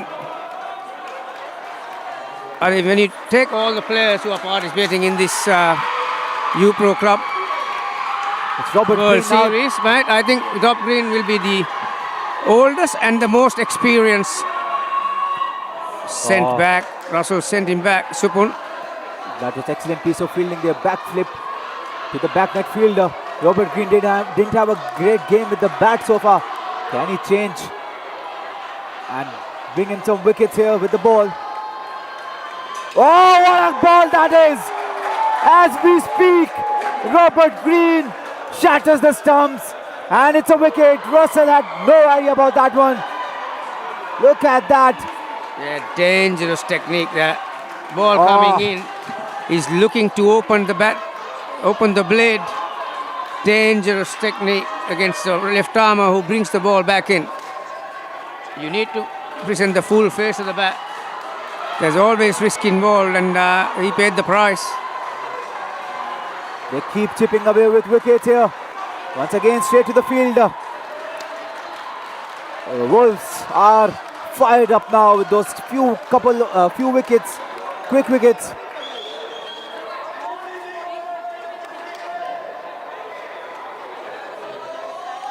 A lot of support from the Green family there and the Small family as well.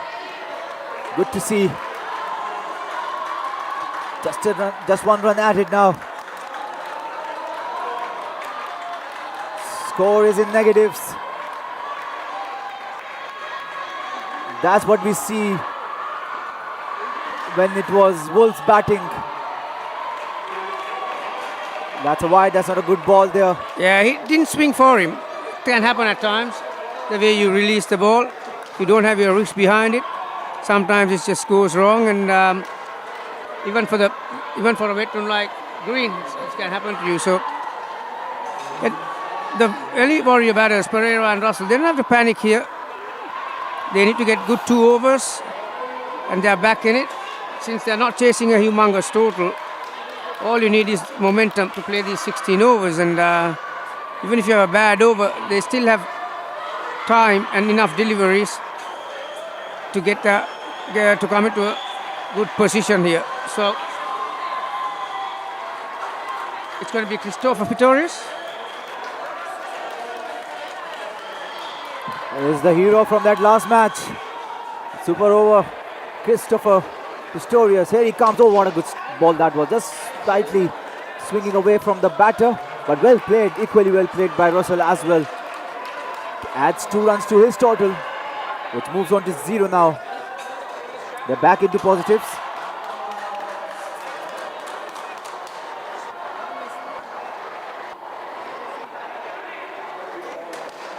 Very good tap there from Supon. I think little short from Pistorius so far. Don't forget, this is the Tier 2 Grand Final. After this, it will be the Tier 1 Grand Final. The pinnacle of the Club World Series 2025. Opportunity, Wow. well collected off the net, Pretorius. Just didn't have the accuracy with the throw. That was a wicket there. That should have been taken. Pistorius is a very good fielder, but just couldn't put the stumps down. A missed chance. So far 6 runs of the 3 balls he has bowled.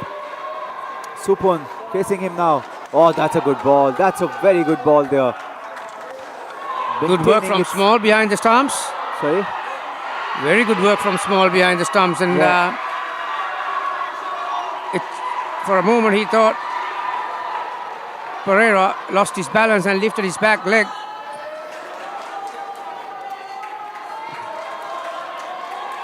So total is back to 6 as far as the partnership is concerned.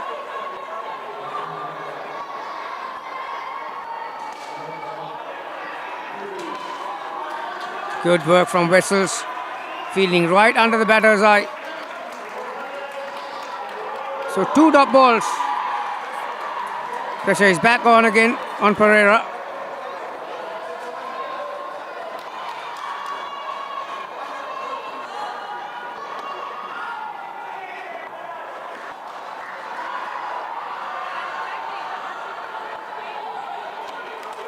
Out, caught behind. Very good catch. Pereira looking to drive it hard. Excellent bowling this from Pistorius. The hero from the last match continues to be hero for Wolves here. Excellent, just slightly moving away from the batter. Supon going for an aggressive shot there, trying to score a boundary with that one, but not to be a good catch from the keeper as well. Very And good the score finish. goes down. Good finish to Pretorius. Wicket off the last. A very timely wicket there. They were building that momentum nicely after a loss in the first over, but not to be. They're back to 1, staying in positives, but they have to score some runs in this pair.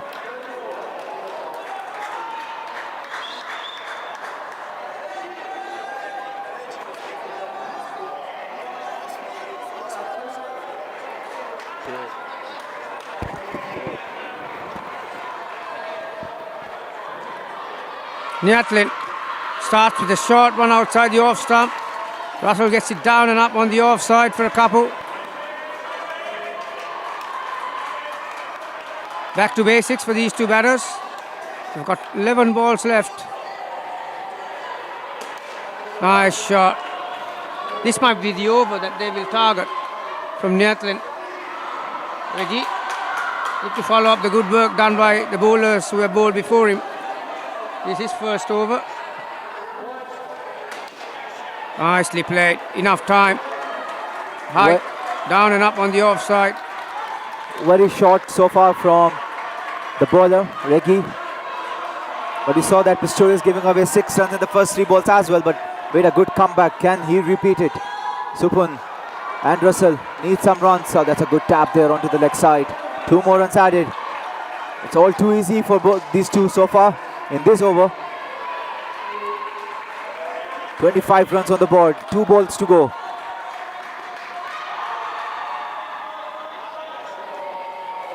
That's a good ball. That was well bowled there. Yeah, that's where he was aiming at. the first 4 balls around that leg stump. Trying to cramp up the batter without giving any room outside the off stump, so free his arms. He's got 1 right. 1 more ball to go. Opportunity. Direct hit. Would have been good night nurse. Had Erasmus collected the ball, still had a chance, half a chance. Oh, I think had the fielder connected, that was a goner there. The back net fielder couldn't collect that. Yeah, it's a good over for Elite Warriors. 10 runs coming off it. 5 twos. So that's a good result. They will look for another similar over to finish this partnership. Supun Pereira just 3 off 7. Mohammad Russell 8 off 11. So they need to improve those figures and take this Elite Warriors closer to what's that, 64.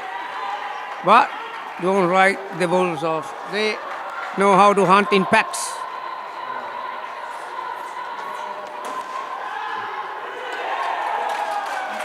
Excellent fielding there. It went to the point. It was very high. Went high in the air, the tap. But a good push there from the points fielder. And Supun had no chance there. Excellent work from the keeper as well. And they get another wicket, and a timely wicket there. The score goes down to 22 now. 5 balls to go. They need to just build it up once again. Try to end it somewhere around 30.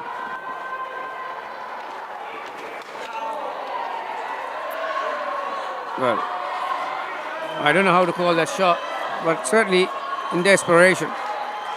Supun trying to hit his way out, but I don't think that's the right way to do. We saw what Wolves kept doing on. Even after losing a wicket, they kept it. They kept their shape and they tried to score taps. That's well played. That's what he needs to do.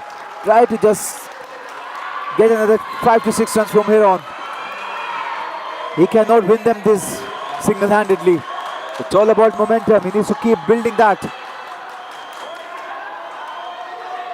Oh, once again, good fielding there. And I think the batters were in. Yeah, well correct by Nathan. A direct hit, I think that was out. out. Yeah, direct hit would have been definitely out.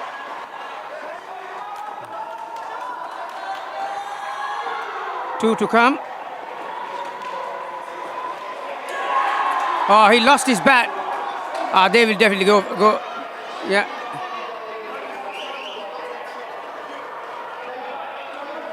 Oh, that is not because he was short of the crease.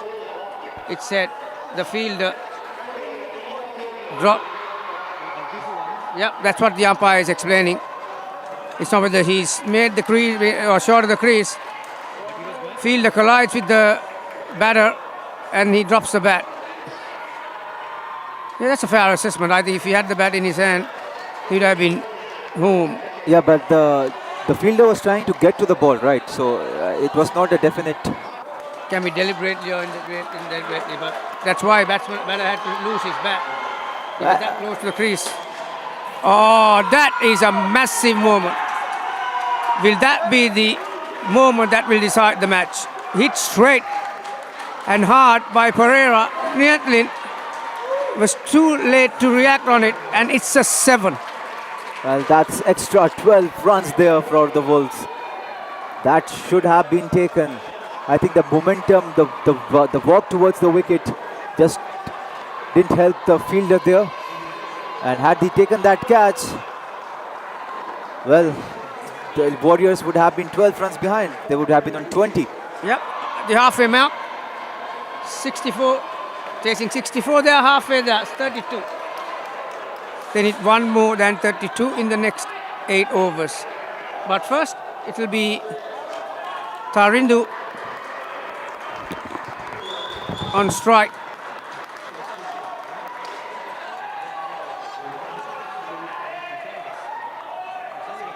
Robert Green is going to bowl the first over. Leg cutter. Once again, living very dangerously. Barry Corner backing up too far. We're interested to see what Rob does here. First is for a leg cutter. At some point in time, he will have the seam up delivery. Open stance. Tarindu.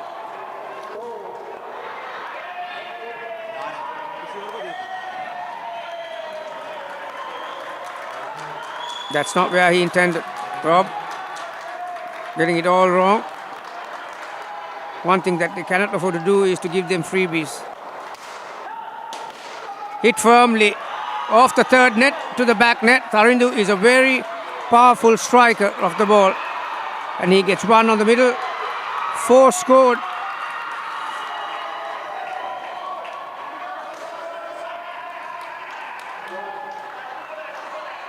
Seam up delivery, nicely played. That's one of the best shots we have seen in this match so far. Barry Kuna, enough power, enough height. Comfortable start for him. That was a seam up delivery from Rob.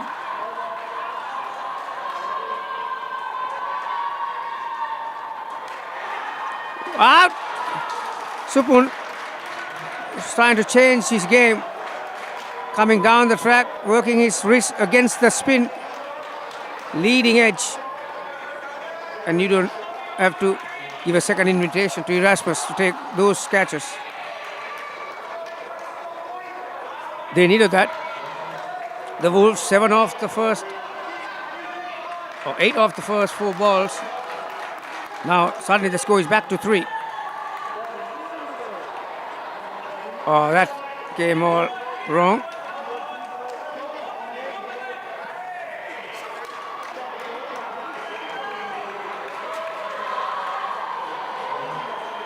So Rob finished with a wide, or no ball off the pitch, you can call it. Score is 5, even with that run out or caught at on the offside by Erasmus. So Rob finishes his 2 overs, 2 for 5. Elite Warriors 37, leading further 28 runs rather. Bansi. Suddenly this becomes the most important partnership for either side. If Wolves can grab a couple and keep it down to minimum and give the last pair around 20-25 runs,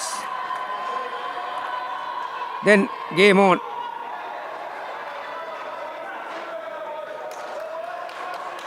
Bansi, right arm over.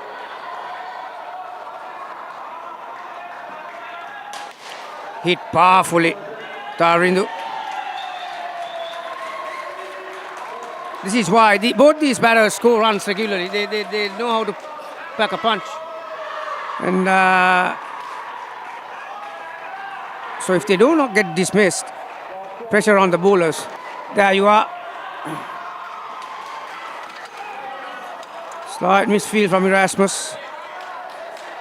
There was a bit of indecision from Barry.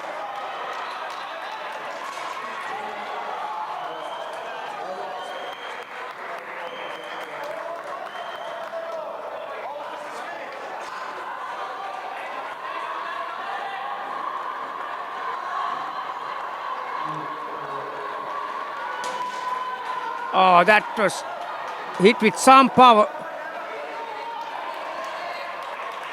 I think Atlin got his fingers underneath. It just popped out of his hand. It's coming down. There you are. Yeah, he did get his hand fingers underneath. He'll be very disappointed with that. Again, drives it firm on the offside. This is what Tarindu does. He does Tarindu things. He hits the ball.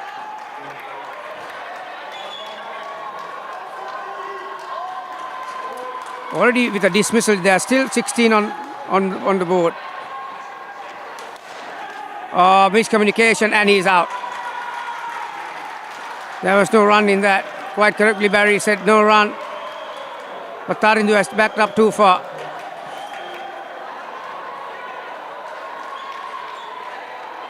This pair has been dismissed once in the previous over, once this over. But have a look at 4-3.4, so they score runs. It's imperative for the Wolves to get wickets at regular intervals.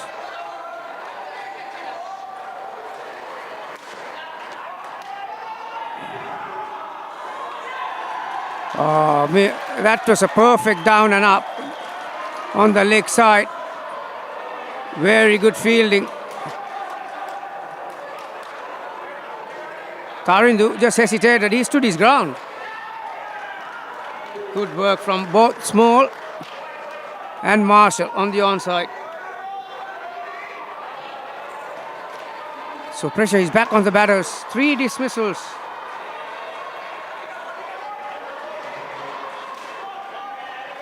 Back to where they were.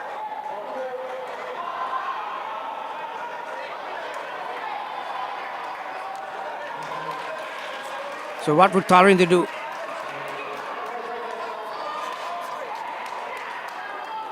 And Barry. Normally a very high scoring pair, these two. They've got Kumara to come with Kazun, the last pair.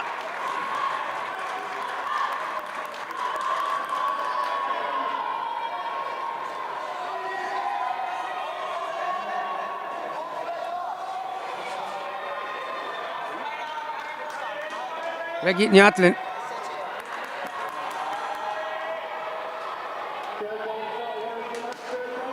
Nice shot. Kept it down to 1. Well, Tarindu did not run for that either.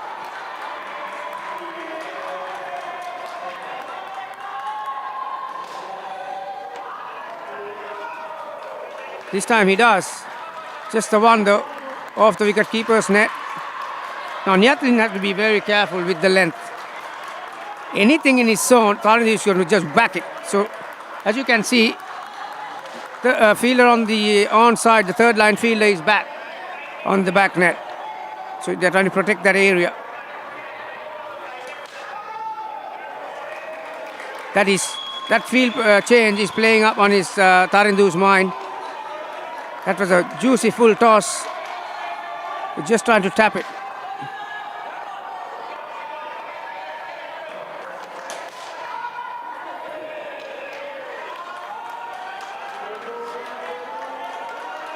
Two dot balls, and here we go. Third ball.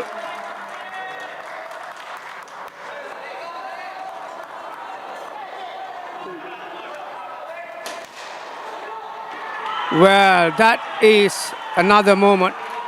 Straight to Erasmus, who was feeling behind the stumps. Had he collected that, I don't think Tarindu would have been in the picture. Having said that, it was through his hands. So 5 runs. Oh, well, very nicely done, Nyatlin. Just didn't have the accuracy. So it's all happening here at the U Pro International venue. This is the grand final, Tier 2. Last time runner-up, Wolves. Got a hard task ahead, but they've got the runs on board. 14 so far in this partnership, even though they have got out 3 times. That's why it's imperative in Indo cricket. You need to keep on scoring runs without giving too many dot balls. So one more good over. One good over here. They'll go around that 20 mark and they're right back in it. So who's got the ball to bowl this important last over? What a over this could be. So who else? It's going to be Victorious. Well, I think the back net fielder has missed on a lot of chances. Had he converted a couple of them, Elite Warriors would have been struggling. Still a long way to go for them. The last over, if they can still maintain score somewhere around what it is right now, 20 runs to get in the last skin in a finale. It's not an easy task. But so far, these two have batted quite aggressively, even though despite, I think, losing wickets for like 3 or 4 times already in the pair, they are still at 14. Neat piece of work from Small. I think they have reviewed that. I think for ever so slightly, Barry Cooner lifted his back leg. Whether when he was breaking the stumps, well, the umpire will have to have a look. Yeah, he's happy with it. What he made, the decision will stand, not out. So Wolves will lose a revive. The third ball. It's a very crucial third ball. Once again, it's that man Pistorius coming over the wicket. Well, deliberately bowled outside the stumps. Tarindu was halfway down. Had Small gathered the ball, then Tarindu grabbing curtains for him. So already it's an 8-ball over, 2 wides. Sorry, 7-ball over, only 1 wide. So 1 run, Green from that point position. 2 runs given. So 60. So off his body, it has ricocheted to the net. What will Tarindu would do? 3 balls to go.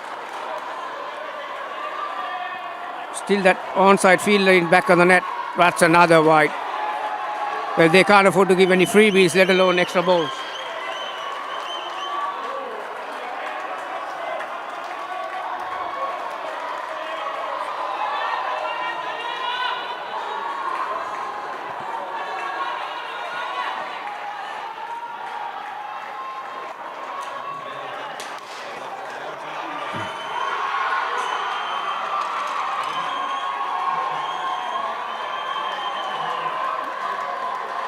A lot of oohs and ahs by the 2 batters out there. Tarindu says you should have run. Barry says you didn't call. They have lived dangerously out there, but they have scored those runs. Well, they need to keep the runs they have scored now, mate. Well within striking distance. Very beautifully bowled. Right in the block hole. Last ball to go. Can Pistorius end it with a wicket and make this game even interesting?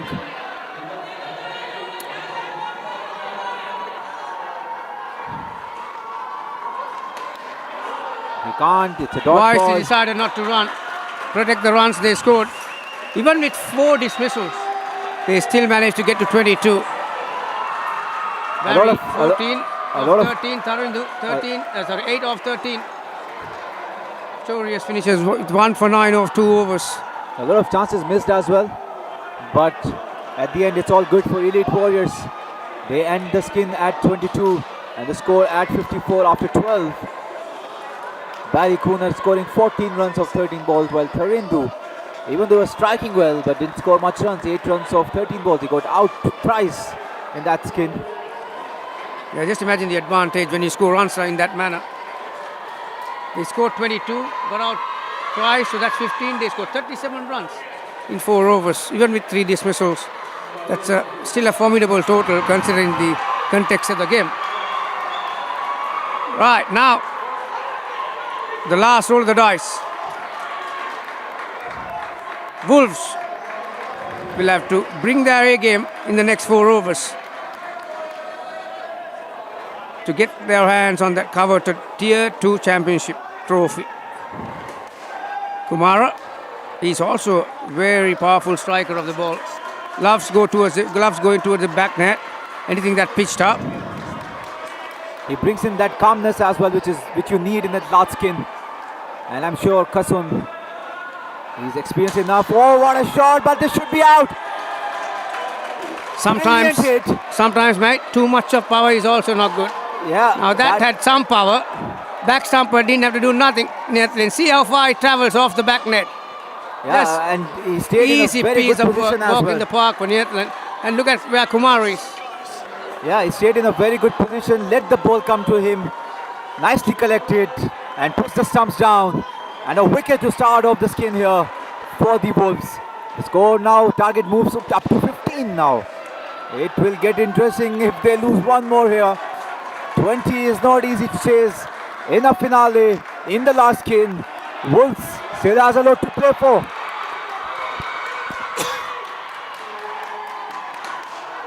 Driven straight back down. Marshall does the fielding of his own bowling. There's enough chat and energy shown by the Wolves here. Third ball. Can Craig get another wicket here? Can Marshall produce another one? Coming over the wicket. And bowls well, but really good tap there from Kasun. Keeping himself calm and composed. Yeah, that's his, Playing it very that's late. his go-to shot, Kasun. He's pretty good at that. Getting down and up on the offside. He's very strong out there, so Wolves will have to target his legs. He's very good on his legs as well. Does have a very good three tap, and look at that. Kumara is not holding himself back. He's looking aggressive. I think that is what they need. 10 more runs to win from here on the last 3 overs. That was very well played.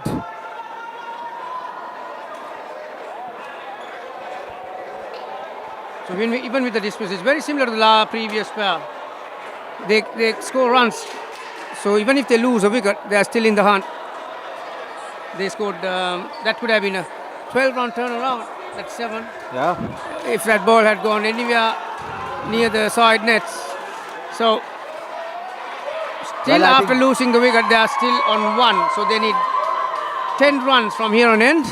Yeah, despite taking a lot of chances, Wolves have missed out on few. But it's still a lot to play for. 10 runs, couple of wickets. I think it's game on for Wolves. But you have that experienced man in Kumara. He's one player that is not easy to get Yes. away with. This must be a tactical move from Wolves. Knowing that Kumar is eyeing the back net, they have brought in Small, the off spinner, try and deceive him with speed, maybe some flight, angles. There you are. Anticipating Kumar to come down the track. Small sent in quicker.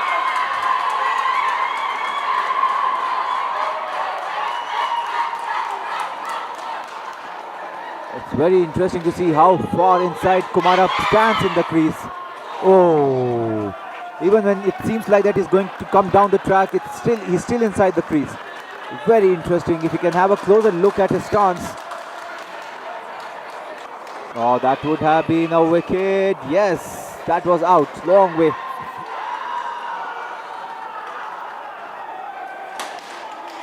Wow. Back stumper will have a lot of work when Kumar is on strike.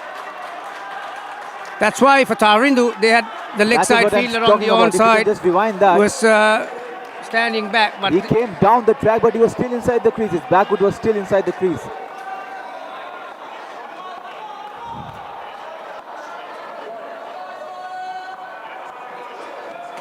That's well bowled and well played by Kasun.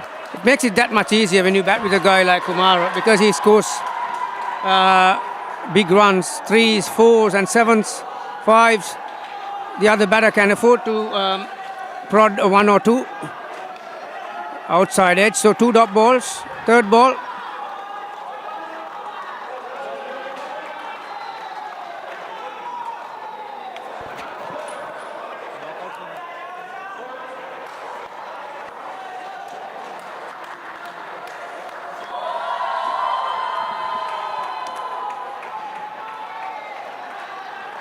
So 61 plays, 64, 12 balls to come. It's going to be Erasmus. Can he produce some magic, come out with some sort of a Houdini effort to change this mat on its head? Bowling a very important over, the penultimate over. If he can grab a wicket or 2 here, you really set the cats among the pigeons. Kumar is on strike. Third ball.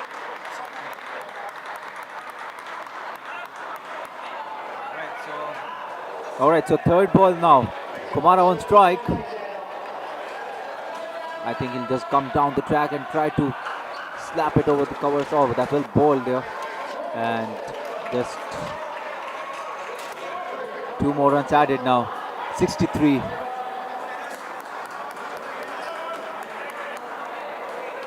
Yeah, the Wolves need to play till the last ball.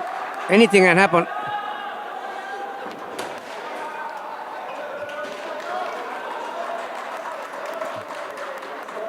Yeah, keep bowling those dot balls. Give yourself a chance.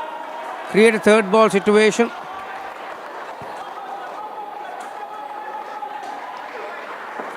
Nicely bowled. Appeal for a caught behind. The bat hit the ground ever so slightly. So another third ball for Kasun. Can the Wolves make something out of this? Wide. May have bowled it deliberately, knowing that Kumar is going to take off. But that ploy nearly worked. Small just couldn't hang on to it.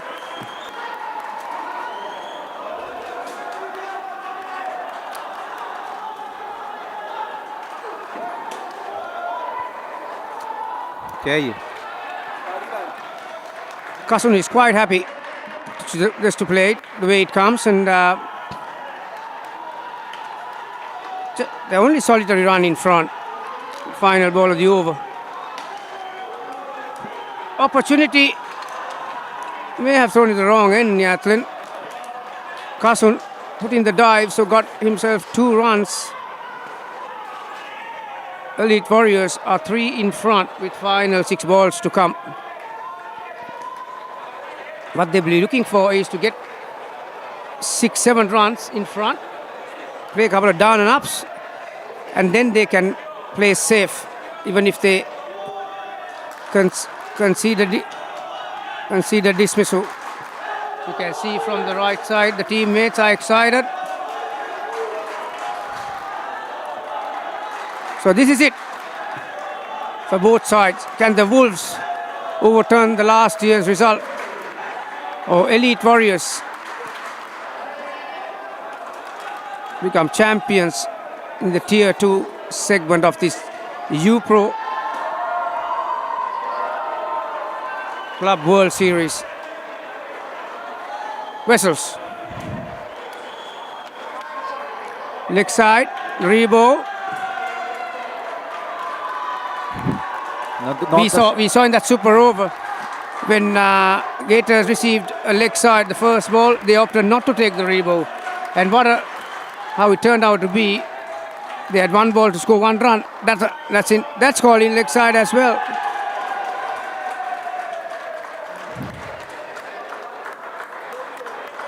Well, now they are 7 runs in front. Not the start which Wolves would have asked from Vessels. But so far so good from these 2 batters. None of the players really came out struggling, and that's what has helped Elite Warriors chase this one down. Still not done yet, but I think there's a couple of balls away from winning this one. Oh, that's very well bowled, and not the best with a short selection there from Kasun. Yeah, nearly played him on. Played onto the back into his stump. So another 2 dot balls followed by the 2 wides. Kasun needs to find a way to change that score.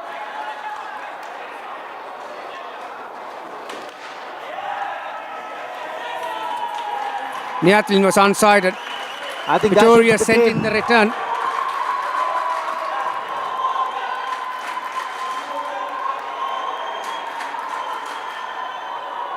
So 3 balls left. They can afford to give a dismissal and play the 2 balls safely. But what would Kumara do?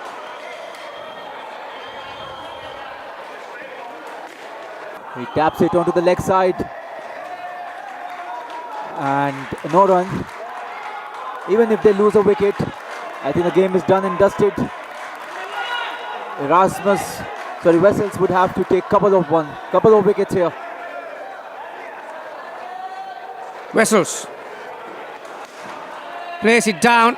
So the final ball.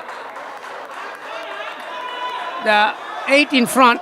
Kumar, will he finish the game in style here? Try and go for a big one, because even if he does get out, they still got runs to play with. He's standing way behind the stumps. There you are. Yes, he does. Everyone jumps out in delight. Kumara hits a 5. And Elite Warriors, they have been quite dominant in this Tier 2 section. And So why we have not? the first champions of this year's Club World Series. This is Tier 2 champions, Elite Warriors, winning convincingly towards the end against the Wolves from South Africa. And it's the man, the captain, Kumara, winning those winning runs as well. Yeah, it'll be a delightful moment for Yadav brothers, who are the brain trust behind this success, Elite Warriors, and they had two teams. Both came to the finals, so another one to come in Tier 3, and already got one trophy in their cabinet. And well, commiserations to Wolves. They fought hard once again. Same result as last time around. They beat the much fancied Gators in the semi-final. Rob Green and some of the youngsters, mate. Well, it'll be a hard pill to swallow, but they lose no admirers or fans. They have played the game out of their skin. It's always difficult to take a loss in the final, but one has to lose. So 139 runs, 17 wickets in 32 overs, 2 sevens. And some of the statistics coming to you thanks to Kyle and Cameron. So a lot of effort has been put behind this Elite Warriors team, bringing in two teams to this year's Club World Series, finishing plate champions last time around. But the likes of Kumara and Kasun and Tharindu and Supan Pereira have really made them a team they are right now. And with the infusion of Barry and Russell as well, they have done fantastically well. Just one loss in the group stage, the league stage, and they were a team to beat in this Tier 2. But not to be. It's Elite Warriors, the champions of Tier 2 for this year's Club World Series 2025. Yeah, as you can see on the court, the Barbarians are out there warming up. Comprise a lot of talented players, Barbarians. They out against our Lords. They were looking down and out at one stage in the round robin for early matches, and somehow found a way to come to the semis, and then they beat the favourites, Jamia, in that match, the favourites I should say, and then they will take on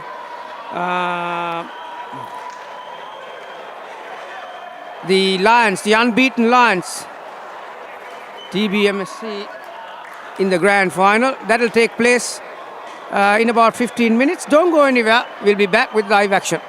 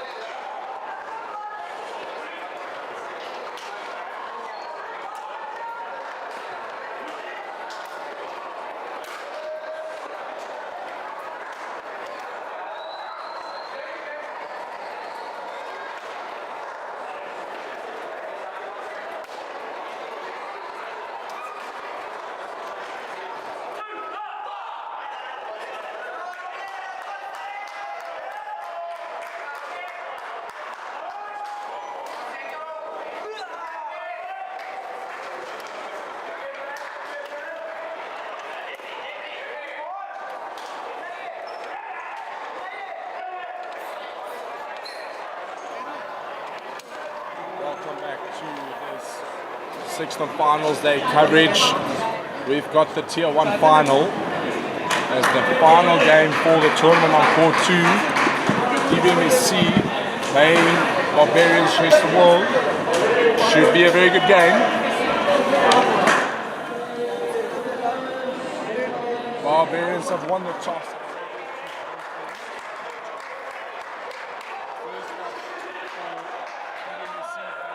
Will be Akib Malik and Setu Karati. Nav Patel to open the bowling for Barbarians.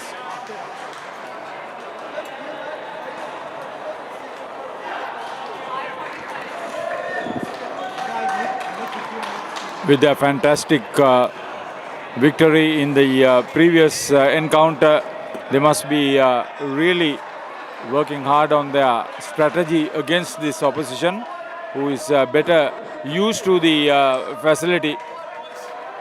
Still have struggled through some of their matches, and this could be a real test of how you use the skill at the highest level at the opportune time.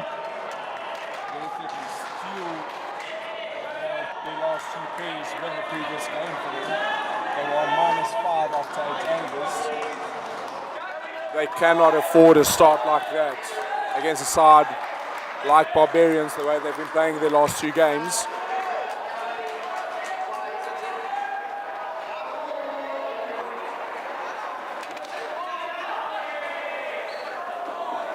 Very good start there by Nav Patel. Barbarians going back to that World Cup plan that they had, going into the legs. Johan, what I like about Nav Patel is that he wants to be up there and inspire the team, and he usually bowls a very tight and effective first over. Definitely. Usually swings the ball a lot, we see on that one. Also targeting a legs, very difficult length to hit off of, as Setu Karati is trying to pull that one. Tiny but full for that. In the previous game we saw, however, same length, just hits the pitch a bit harder and becomes hip height.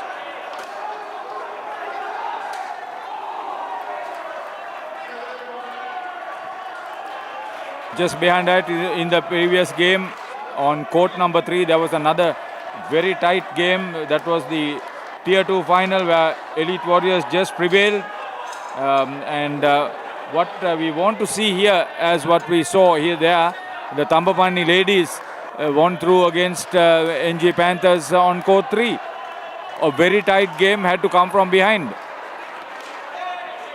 So we have had some excellent matches fit for World Club Series tournament. Definitely, I must say, the tournament has grown a lot in the last 3 years since I first attended it. Okay. Barbarians looking to win their first title, their third final in 3 tours, still to win the grand final. So Willie Brink, he will want to do very well behind the stumps. Barbarians unable to capitalize on half opportunities at the moment. Previous game, that was their bread and butter, and that's what won them the game against Jamia. Oh, brilliant. Very good over there from Nav Patel. Steal on 5 after the first over. You use your skills and play your skills to the highest level. That's when it is really appreciated on picture, and this live coverage will enable a lot of people to be interested and even more interested with Indo cricket in the region. Definitely. I'm also quite interested to see how Steele are going to play Jack Mockford here for Barbarians. He has bowled exceptionally well for them, using the googly as his stock ball, with a leg spinner as his change-up.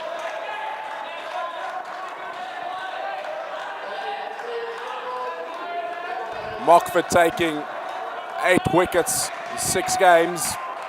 Third ball. Googly and stumping there by Willie Brink. Exceptional bowling by Mockford. Akib caught on the crease. Not able to get across to that one. We'll see a lot of varied celebrations with Barbarians on court. People, if you are not used to Barbarians playing indoor cricket, don't move away. You would enjoy a lot more than cricket. Actually, this match will probably be won on the fielding. I know there is a lot of stake at stake on batting and bowling, but just see the difference in fielding could be the vital factor in my mind. And these Barbarians, they climb all over you if they just get a whiff of what could be achieved. Definitely. I think Barbarians, very good leggy there from Mockford. Akib Malik not picking him at all. I think the very big key here for Barbarians, the game against Tambapani and the semi-final against Jamia, has been their fielding, giving them a lot of run-outs. As Akib's bowled with another leggy there, they haven't had as many bowled opportunities as you would think. Was majority of the wickets have been run-outs as a whole team. And you know, when they apply pressure, it's really at another level from most of the other teams. And it's sustained pressure. Yeah, sustained pressure, yeah. 2 balls left in the over. Mockford, 2 wickets so far in the over.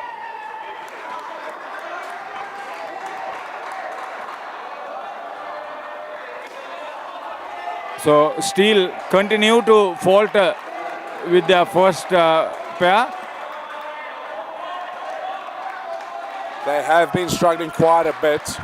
But an interesting thing as well is these guys, the likes of Steel, are used to playing a lot of spin. As Jack Mockford finishes that over with a dot, 2 for -8. Steel are used to playing a lot of spin and struggling against a bowler like Mockford. He is quite difficult to pick out of the hand. Not only the spin part, Johan, I think it's the pressure applied on the field, on court with the fielding aspect. You know, they don't get that loose delivery all the time. And the Barbarians use the bounce of the court in a manner that Steel are not constantly used to. So very easily they get a third ball situation if they are not very careful. As Lucky Shankland comes in here with his left arm spin. Another good plan here going into the legs to Akib. Down the leg side for wide.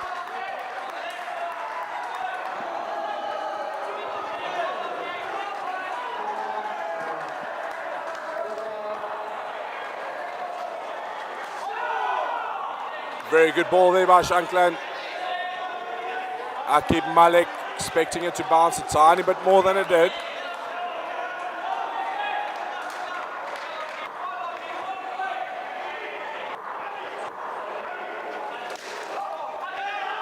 Very good fielding there by Barbarians, closing that front up.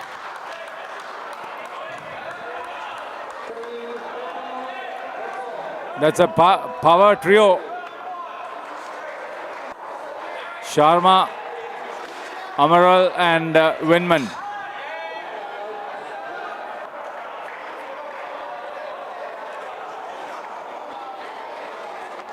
Sethu Karate. Very good fielding there by Winham. Front fielders are brought into play the whole time. Exactly. Creating half chances you would not expect. Good ball called there by umpire Andrew. It's just the pressure, the sustained pressure that is telling on the batter. The judgment aspect is weakened. Very good fielding again by Nav Patel there. Steele struggling to gain momentum here. 5 off that over. And that's one of the first positive shots we've seen of Akib Malik so far in this innings. And even that doesn't fetch a couple. Akib Malik is on a -1 with that dismissal. Having faced 13 balls for the pair. placing a lot of pressure here on Setu as Wynnum is into the attack.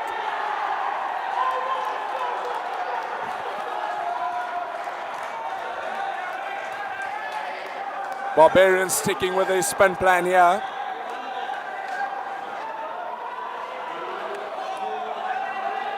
Another good ball there by Wynnum.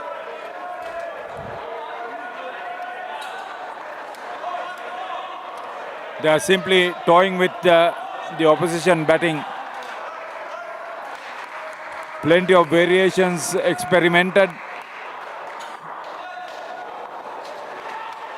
And another good ball there by Harry Wynnum. Third ball here for Barbarians. Aqib Malik likes to stay leg side of the ball. At the moment he's being beaten outside off. Pushing at that one. For 2.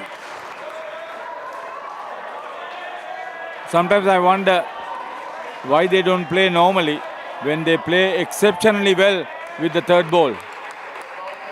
Yeah, I think it's a case of Aqib Malik struggling to pick up the line and the length. Very good ball there by Wynnum. Very big bounce there. Quite a full delivery. He is a tall man. Yeah, I think it comes back to Aqib Malik struggling for timing. Hence he pushes at it in front of his body. Another good ball. Third ball to finish this pair. Barbarians with a wicket here will take them into the negatives. Off the arm there of Setu Karate.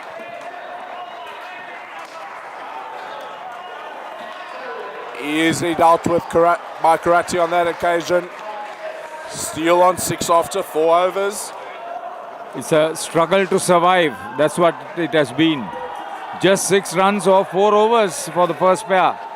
Setu Karate and Aqib Malik, the captain.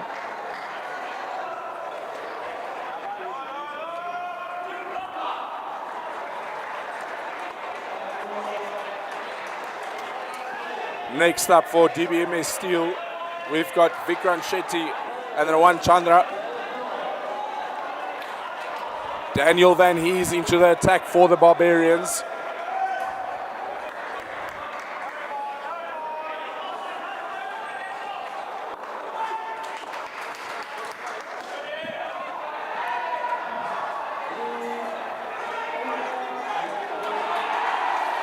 They have been in patches good. 54 for Shetty, 37 for Chandra Kumara.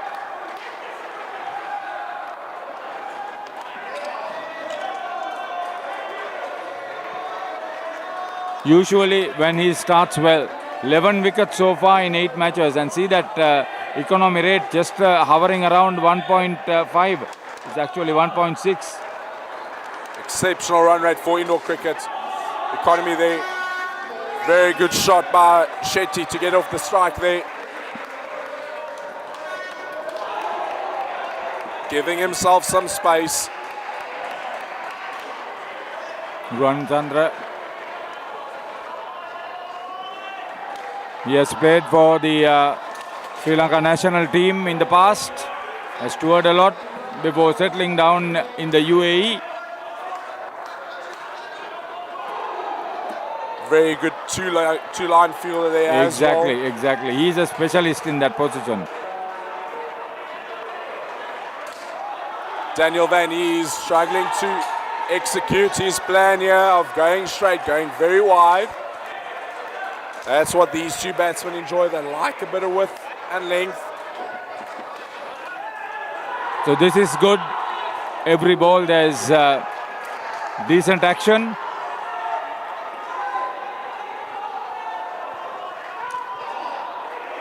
Not swinging enough there for Van Hees. Second wide for Van Hees in this over.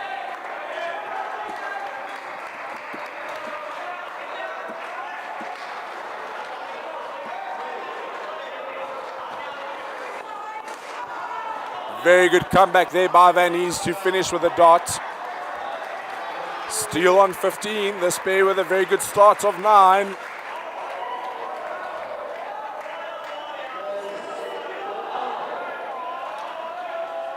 Okay, if they can maintain this momentum and keep their cool.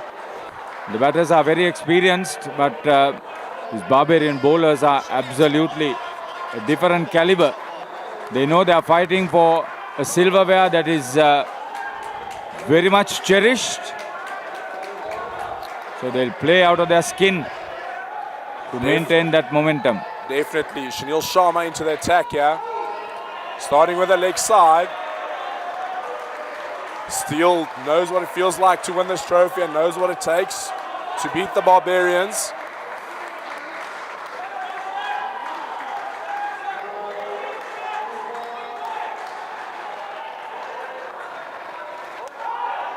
Good ball there by Sharma. So he will try to target that area just above the waist. He's quick. Change up there by Sharma, full. 3 runs there for Shetty. Very well played.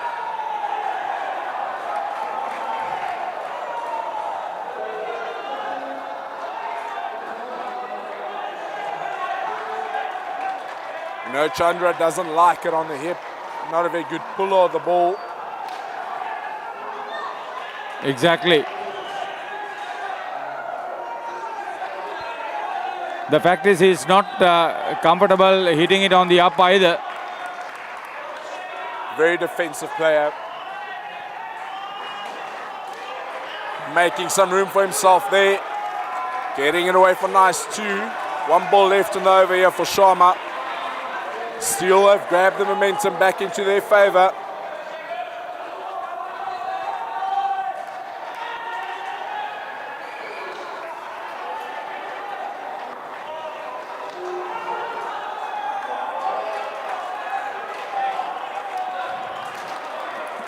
So maintaining that momentum once again.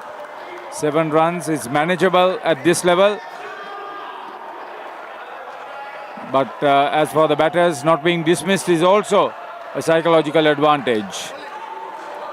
Definitely. As long as this pair doesn't lose a wicket, it'll build the team's morale on the side. Billy Brink into the attack for the Barbarians.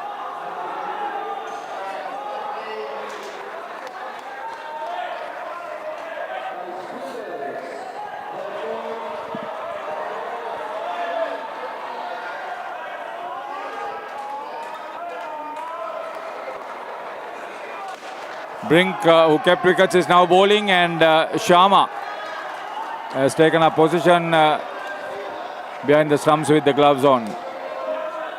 Short and wide to start there by Billy Brink. Length is right. Lines 100% wrong there. Pushing that one wide, not swinging it enough.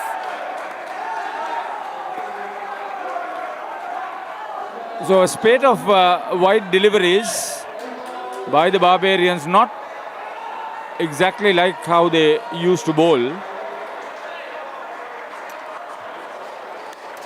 Very good ball there by Brink.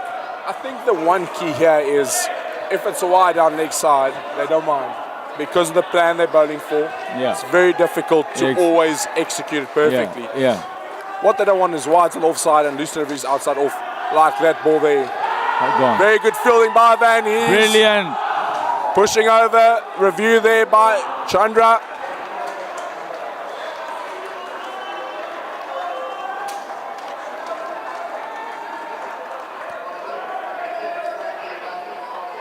Chandra's short there.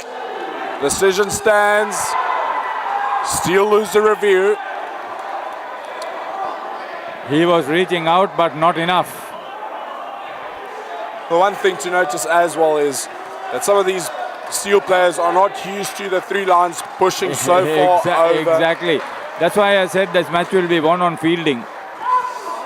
And that's once again the half chance we talked about. Chandra thinking he's safe down there. Very good awareness by Van Hees. 1 ball left in the over for Brink.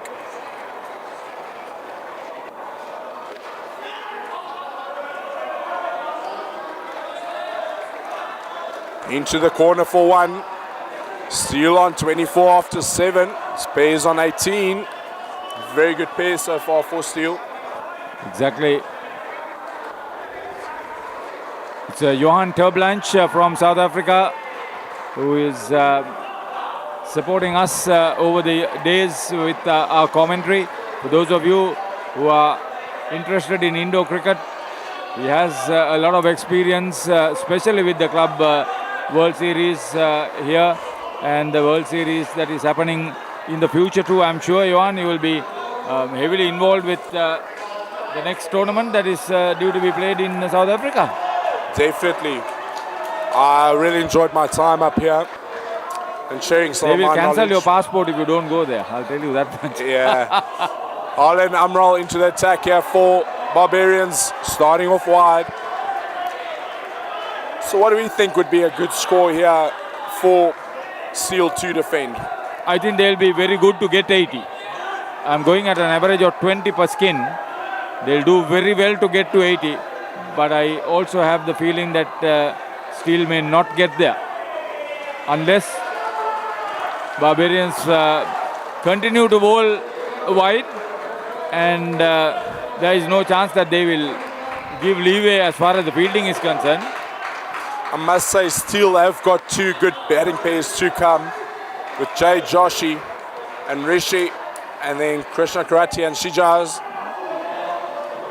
Those are the two pairs that won it for them against the Red Knights. See, 3 balls remaining. They need the 25 here. I said 20, but since the first pair went for just 6, the 25 would be something to cheer about. Definitely, and I think it's a mental battle as well for Steele. Achieving that milestone. It's played into corner by Rowan. 2 balls left in the over.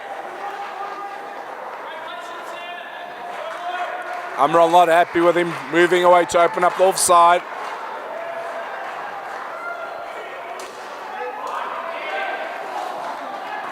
See, I was having a chat with Ruwan Chandrakumar before the game. I said, you have always failed.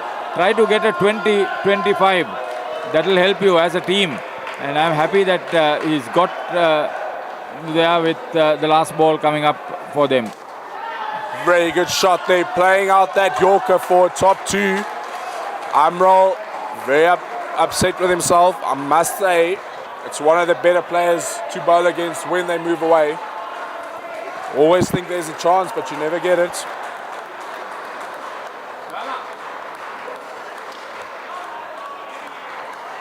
Up next for Steele, we've got Rishi Ramchandani and Jay Joshi. Jay Joshi with a lot of international experience himself, playing for the UAE Men's Open. Nav Patel into the attack for the Barbarians for his second over. For their liking, they want to pick up wickets, Barbarians. That's when they really climb on the opposition. Denying that will be also just slowing down the pace that the Barbarians are playing at. Definitely. And I think also that Jay Joshi is known as a very good batsman. Barbarians recognizing that, trying to capitalize early. Good start by Nav. Good fielding by him there.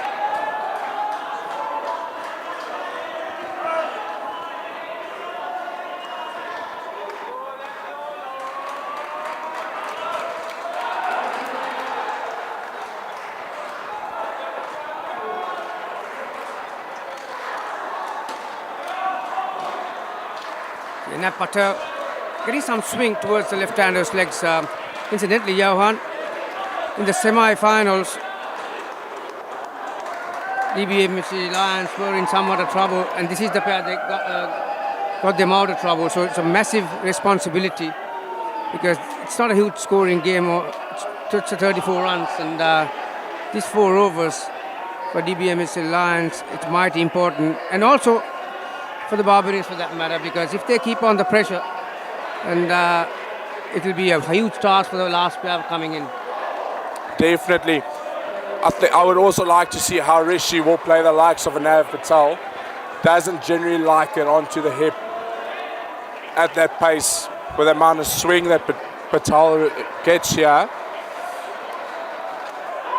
Umpire Andrew Hall Villiers, one of the most experienced umpires in the world when it comes to indoor cricket. Very highly rated as well. Yeah, you can see him in pretty much every WICF events. When it comes to Junior World Cups, Senior World Cups, Masters World Cups. So he's been given the responsibility because this highly anticipated encounter between Barbarians and the Lions. Sharma playing some mental games here with Jay Joshi. And also you can see they've done their homework too, Johan. They've had those two fielders on the onside, right up, very close to the left-hander. And the interesting thing here is Jay Joshi likes running against the pitch. Sharma taking his position there. Jay Joshi returning, running into him. It's not intentional blocking, as that it is his starting line. Doesn't start behind the batsman, takes an inside line. As Rishi gets off strike there for two. 2 balls left in the over. And nearly an opportunity there. Off the body, ricocheted off the net, and valiant effort from him. Now for the right hand, there's 2 on the offside. Now see how those fielders are converging. Well, just tucks it behind to that corner. Rishi said no. And Sharma definitely winning the mental battle with these two, with his fielding placement.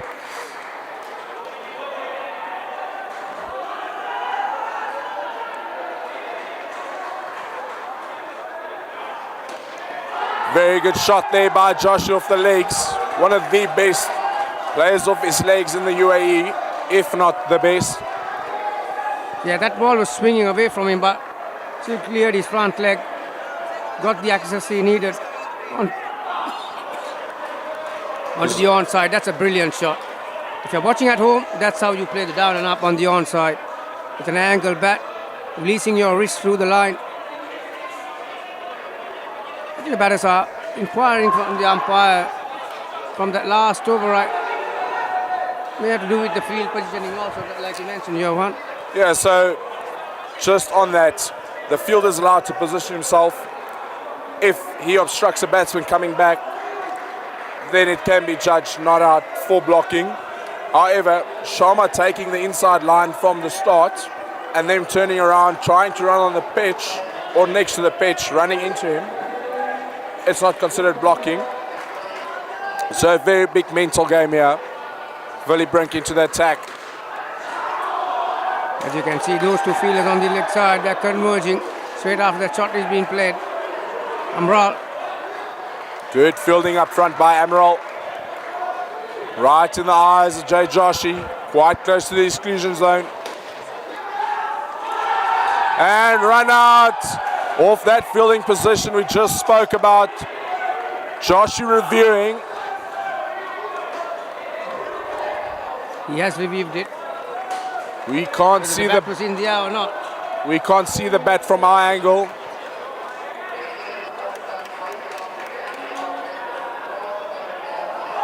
A hot decision stands by umpire Andrew. Steele have got no reviews left for the innings. Yeah, geez, that's more than 6 overs to go. That could be a vital factor as well. Again, magnificent fielding from Amral. Knowing Joshi plays that shot so well off his legs, he's moved himself straighter, forcing him to hit it into him. Willie Brink hoping for that ball to swing, but it didn't. So he has been struggling with a knee injury as well, so can't necessarily bowl as well as he should. It is his front landing knee. Barbarians lost to the Sri Lankan side last time around in Colombo.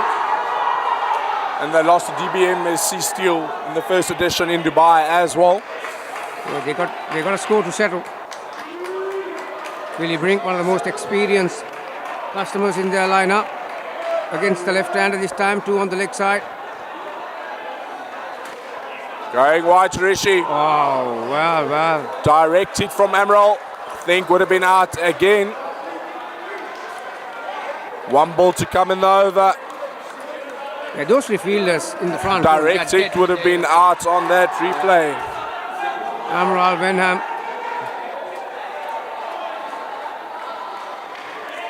That's inside the line. Very good ball to finish there by Willie Brink. Finishes with 2 for 3. Barbarians have returned the pressure back onto Steele here. Yeah, that's what you need to do. You need to just play the next ball on its merit. You can't keep the scoreboard in your mind and just play the ball. 39 with 2 overs to go for this batting pair. 12 balls. Try and find some 6 or 7 shots down and ups maybe. Yeah, I would think that these two batters would have to bat positively against Lucky Shankland as he comes into the attack with his spin, left arm orthodox spin. 2 towering fielders on the leg side. Yeah, very Wenham and Sharma. Yeah, even in his first tour, Lucky struggled with its length a little bit, Johan, and he's got a release position around what we call it around 2:30. You need to get it higher up about around 2 o'clock, maybe 1:30 if you're standing against the clock, as we call it in outdoor cricket, because that gives you the loop here, the speed out of the hand, because as you drop your hand, the pace dies off. So that might be one of the reasons why he's dropping short. Inside edge there by Joshi. Can't capitalize on the short delivery there from Shanklin.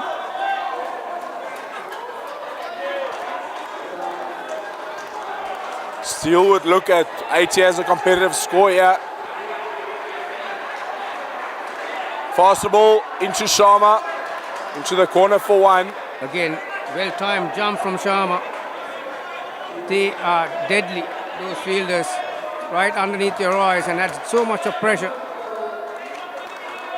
One of the best fielders up front there for New Zealand. Wide there by Shanklin, releasing the pressure on Rishi here. I think Barbarians have been a bit of a hit and miss with their tactics so far.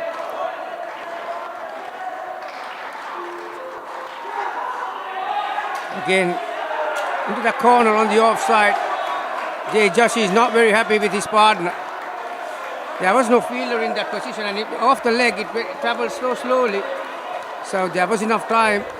Rishi may have been unsighted by the fielder on the offside too, but yeah, those are the vital decisions that you have to do. Remember, this is the grand final. There are no second chances. Definitely. I think one key thing to keep in mind here is Rishi seeing a couple of run-outs from the front there on Steele, becoming a bit more hesitant as Wenham is back into the attack here for the Barbarians. Barbarians persisting with spin again. Yeah, this will be an interesting call. Wenham obviously knows how to change the speed, but because of your spin, Joshi might use his feet. Looking at that back net a couple of times, because the scoreboard is not very healthy, is it? 13, last over for this batting pair. Can they get to 20? Even with 20, there's no need from Joshi to play high-risk cricket. As Wenham starts on the leg side, that one will have to be re-bowled.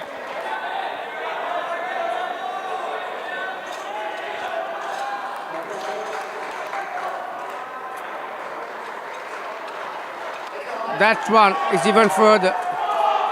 Hesitation, and they takes another one. That's what Joshi wanted his partner to do. That's also off the wicket-keeper's hand, went to that corner on the leg side. Sharma a bit slow to get to that one. Joshi halfway down, calling Rishi through for the 1. Run-out opportunity there, and the back flicks wide from Wenham. 4 balls left in this over. Joshi would have been short.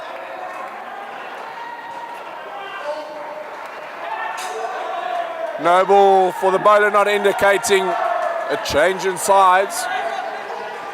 Well, this is going to be a 9-ball over. Very long over here for Harry Winham.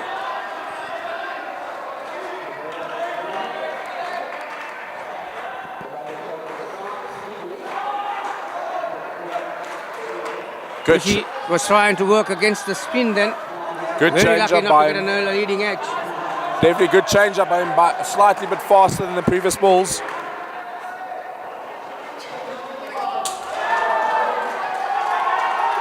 Got a 10-ball over here.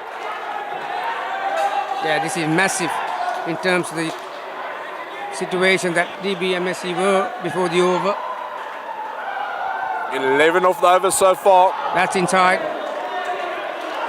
There are very fine margins in this game of cricket, indoor cricket. 2 balls there for Winham to get a wicket here for the Barbarians. Another wide down the leg side. This is very unlike Venom. He's normally a pretty accurate bowler and he lands it where he wants. But 8 balls so far in the over. 3 more to come.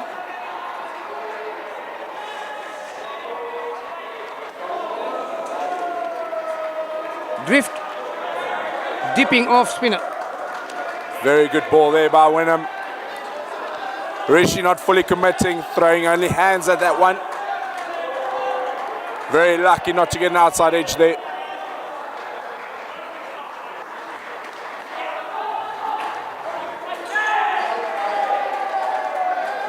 Outside edge into the back wicket keeper's net. Rishi was very quick to call Rishi for a single. Final ball. What would Joshi do? Try and create a down and up on the off or on. Get some height. Enough time for him to go for another run. So wavered over from Wenham. 11 ball over. 15 off that over.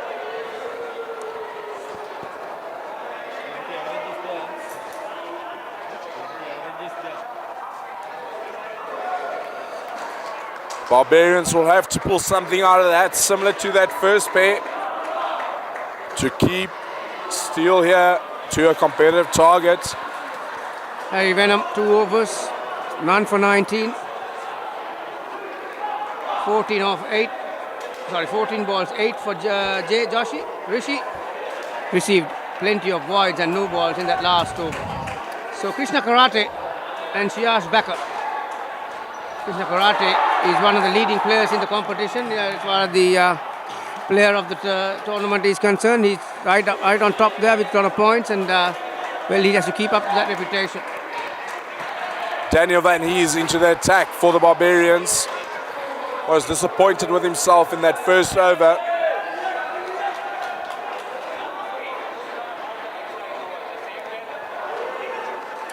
Off cutter. Onto the hip to start there. Krishna Karate beaten by the lack of pace on that slow ball. Not looking comfortable on the hip either. Yeah, Krishna Karate was one of those players who likes room outside the off stump. So that's why they're targeting his hips and the rib cage. Not very comfortable. Very good bowling here by Daniel Van Hees. Krishna Karate immediately under pressure here. Third ball. Well, all three fielders Strange on field the here onside front by- court have come to the offside. Very strange field by Barbarians. Noble short call. Above shoulder height by Van Hees there. Anything over the shoulder in India cricket, it's a no ball. So no ball +2. Krishna Karate will be very happy with that result. 4 off. I think Daniel Van Hees just trying to do too much with that ball. Had he stuck to the same field, same length, very high chance Barbarians would have got a wicket there.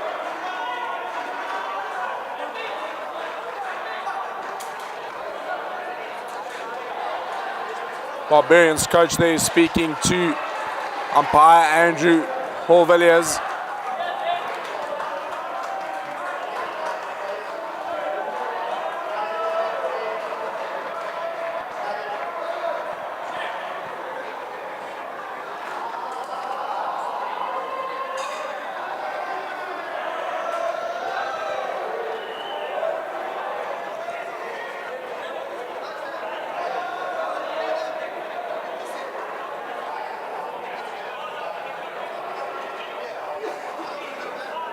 Looks like we're waiting for the tournament director here. Nav Patel as captain going to umpire Andrew. Find out what's going on.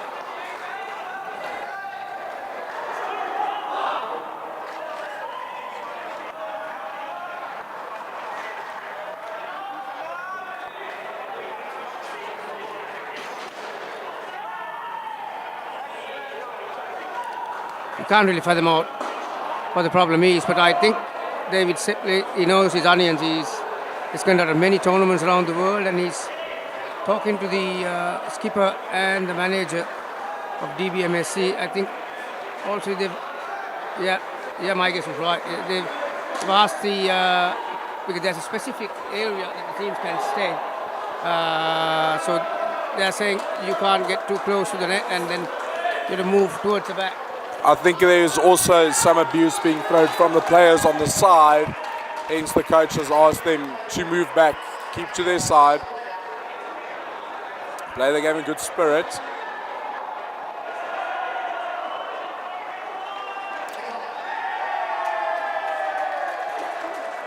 Leg side there by Van Hees, 2 balls left in the over. Continue to trust that short length, Van Hees. I think he's trying to go too short, tiny bit fuller, just hit the hip. I think that's a very harsh call there by umpire Andrew. Barbarians were pretty accurate in the first 8 overs or so, but the last 2, they've been a bit wavered, and they are giving a few freebies here for DBMSC Lions. 69 already. Suddenly, this scoreboard is looking very healthy. This time he gets it right. Very good finish there by Van Hees. That was the length he should have bowled. I think Barbarians just trying too hard. Go back to basics, take your time. That'll bring them back into the game here. Batter like Shijas will definitely give them opportunities. Identical numbers for both batters. And he finishes his 2 overs, 17 runs. Nothing in the wickets column. Well, that's what they need. The Barbarians, they need a couple of wickets. Definitely. Shanil Sharma into the attack. He's going to persist with that leg side line.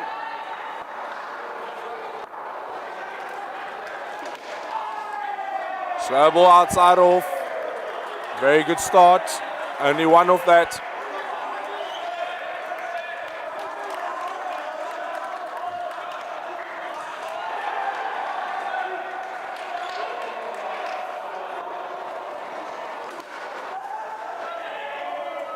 When he's needed to collect that ball cleanly to have any chance. So scoring in ones, the first 2 balls. Sharma very happy with them scoring in ones. Will build some pressure as these 2 like to score quite a lot of runs. They can get frustrated not managing to hit the 2s.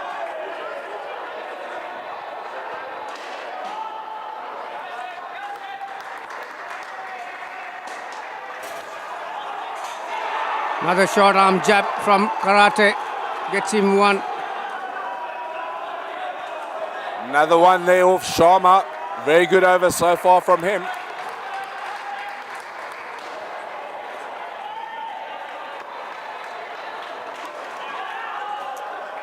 That was well directed from Sharma around that rib cage. 2 players on the yawn side, protecting that area, including that corner. It's a good line and good length. Very good fielding by Lucky Shankland up there as well. Full into the corner for 5 runs. Shijaz not the batsman you want to pitch it up for. Nav Patel standing a bit wide there at the 3 line.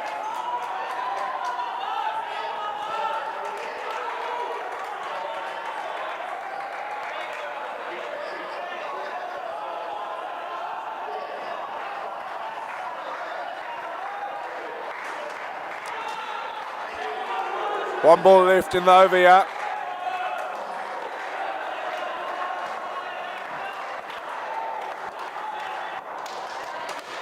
Big shot and drop catch there by Nav Patel.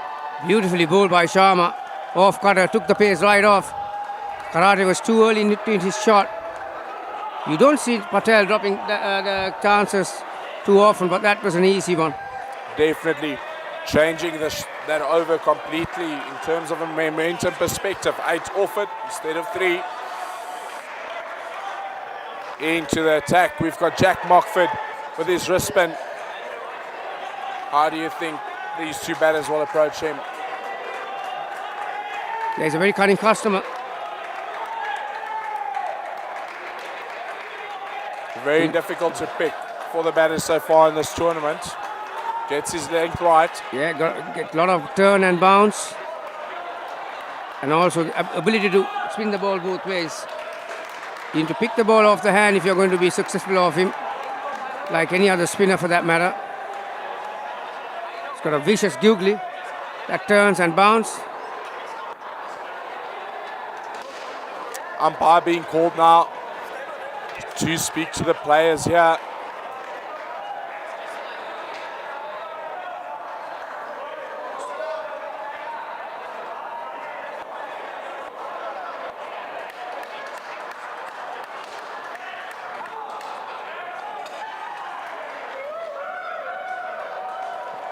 Yeah, both the umpire and the manager from the Barbarians having few issues. Well, you played hard, it's a grand final. But outside the court, these issues need to be sorted out. So that's why there is the umpire, tournament director.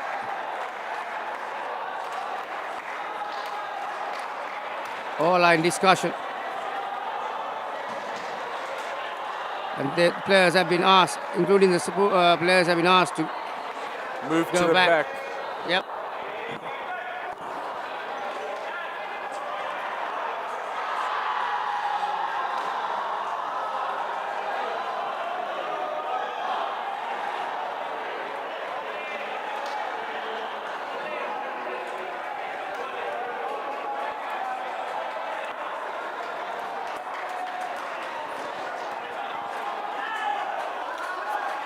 Looks like only the managers left next to the side there from Steele. Rest the players into the back corner.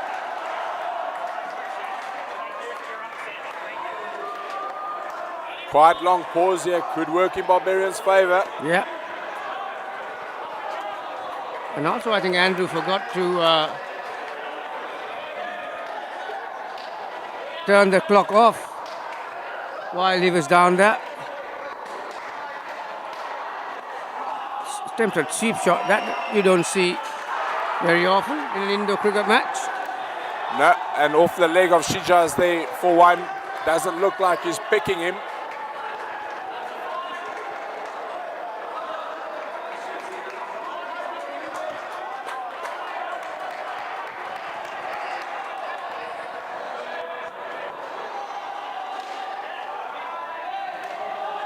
Googly there by Mockford. Yeah, it was a bit too short, so Karate had enough time to play it off the pitch. He needs to be a bit more fuller here, Mockford. He has to be careful that he doesn't over pitch it. Doesn't mind going for 1 into that corner there. Yeah, once again it's a wrong one. Way too short. He needs to bring these batters onto their front foot. Shijaz moving away there, opening up the offside. Full and misfield there by Sharma. Very good shot there by Krishna Karate for 5. Beautiful use of the feet. Got close to the ball. Good early call between these two batsmen here. On that leg spinner. One ball left. Yeah, and I'll tell you what, suddenly it's looking a very healthy total. 86 with 7 balls to go. Very good change up there by Mockford for the traditional leg spinner. I think it's going to be a very good game here.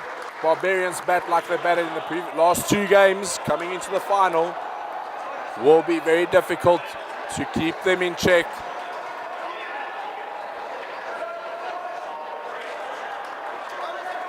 Amrol into the attack for the Barbarians for the last over here.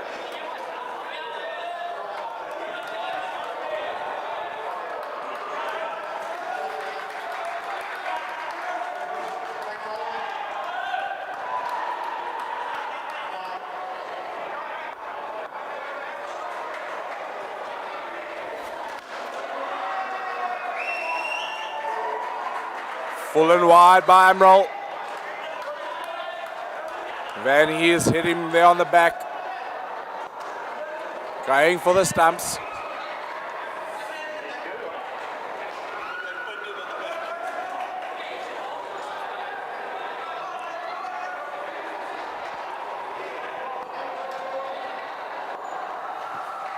Good line. Great line. Very Martin good. Amrao. They've been targeting that leg side right throughout this innings, Johan, but at times they've got it wrong. There's too many freebies, extras. We had 11 ball final over for one pair. Run out there. That will be out. Very good fielding by Wenham up front. Exactly what Barbarians have been searching for. Bring those front players in play. Yeah, when you have a caliber of fielder like Wenham, it's a suicidal run. When you don't have the height, you need to think twice before you take a run when he's on that offside. Yeah, I think the biggest problem for Barbarians is they've missed on the wrong side. They've missed either too short and wide or too full. Steele taking full advantage of that.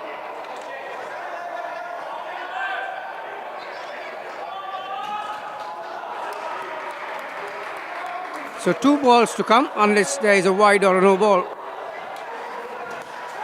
Wow, very lucky. That came down at rate of knots off the top net. Even a very quick guy who's got very quick hands, Wenham, who don't hold on to that one. Very upset with himself. Got a hand onto it.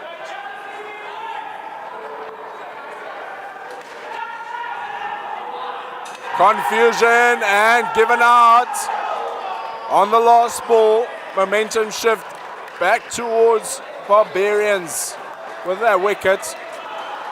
Steele don't have a review. Looks like he was short either way. Yeah, how vital that will be in the context of the game, Johan. Losing 10 runs in the last 4 deliveries or 9 runs, they've got a single. They'll be very disappointed with that Krishna Karate. Up until that point, it looked like a very good participant. They were going to take the game away from the Barbarians, and still a healthy score, mind you, 79. You know, in Indo cricket, you try to target 20s, and that first pair struggled. Akib, just 6, but the others have made up, scoring 27, 28, 18. These guys were on 27, weren't they? And so suddenly, 2 wickets. I brought the total back to 79. Karate 8 of 13. Sorry, Karate is 10 of 11. Backer 8 of 13. Amral 2 for 2. Very big mental game here. Steele were on their way to a 90-plus score there, with 88 with 4 balls to go in the innings, ending up on 79. That will be very crucial. That'll be a mental win for the Barbarians.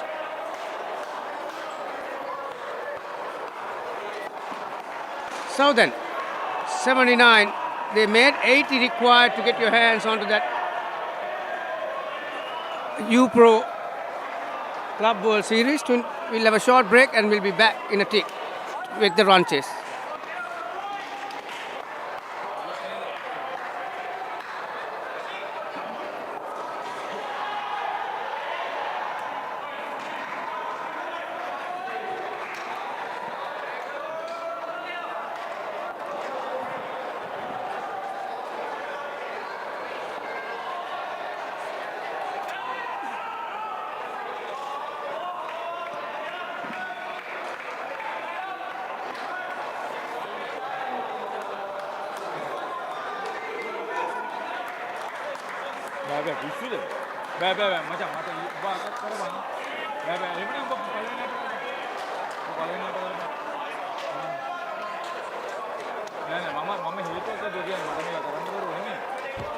Welcome back to this Barbarians versus DBMSC Steel Tier 1 Grand Final. Barbarians have got a challenge to chase here.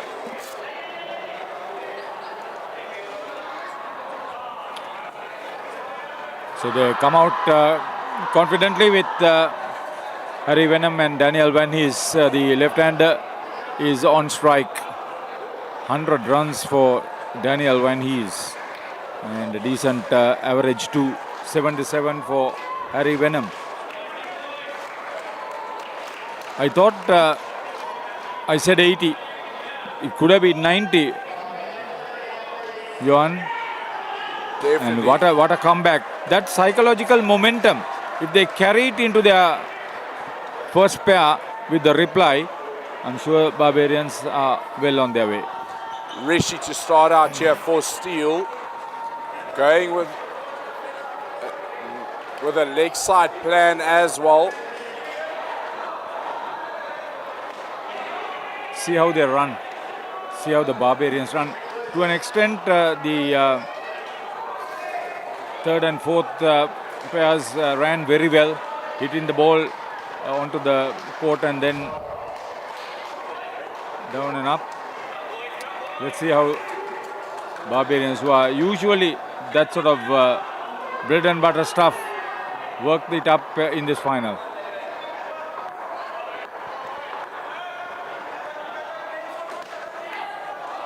Very good early call there by Van Hees. So this pair would look off to start super low risk. Score there, 20 to 30 they've been scoring. Exactly. Get Barbarians into a good position.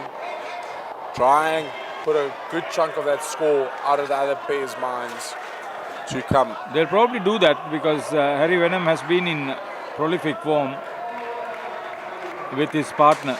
Yeah, like that. Very good shot there Yeah. by Wynnum.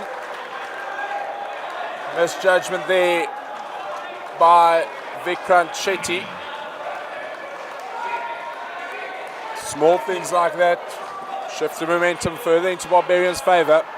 Setu Karate is keeping wickets.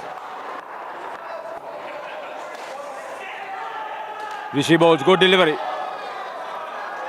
Very good delivery there by Rishi.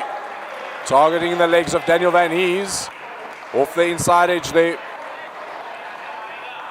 Whether the second line, whether he would perform to expectation, Akib the skipper. Machandani bowls, well struck. Very good shot there by Van Hees. One thing to note as well is that the Steel players do tend to hang back a bit further behind the line, so lower risk chance of a run out like we saw Van Hees do off that 3 line.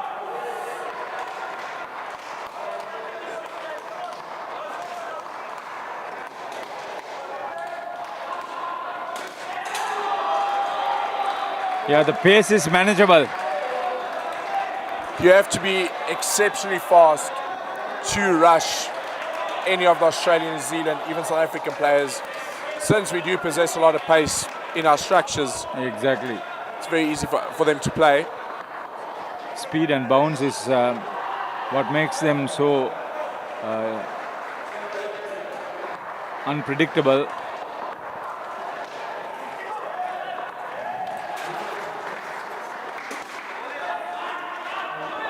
Wynnum, ball watching there. Given out. Not listening to the early call by Van Ees. Thinking that the fielder would go to Van Ees' end.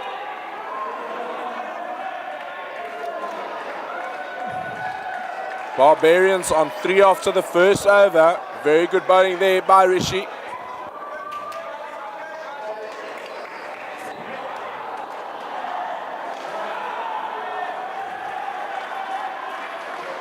So that strike at the end of that first over will give the Steel players a lot of momentum and encouragement.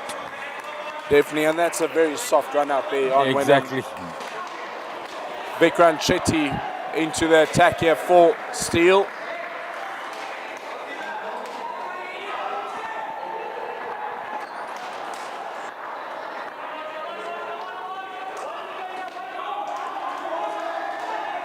A lot of movement there for Chetty to start off with.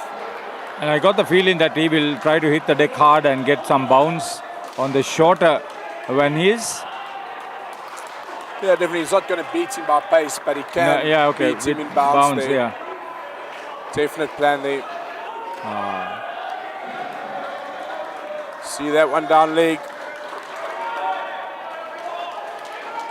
There would have been about 10 wides in that Steel innings.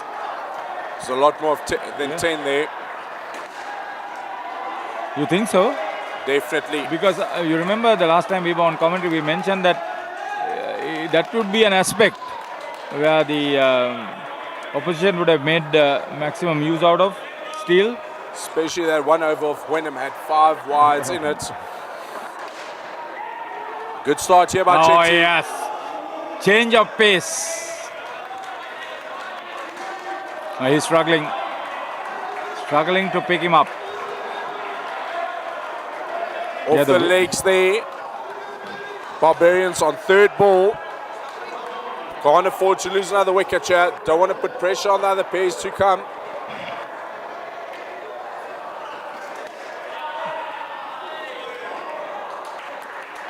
Loose ball outside off by Chetty.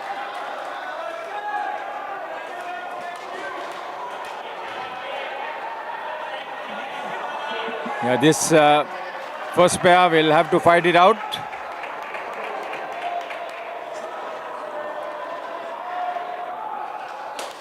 Well struck.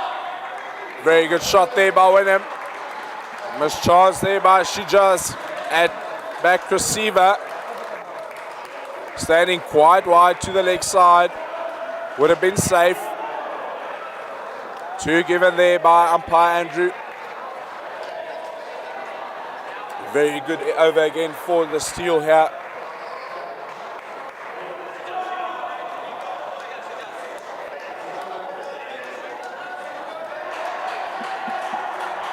So 2 overs, 8 runs. Sija's back into the attack here for Steel now. Ball's a very good cutter.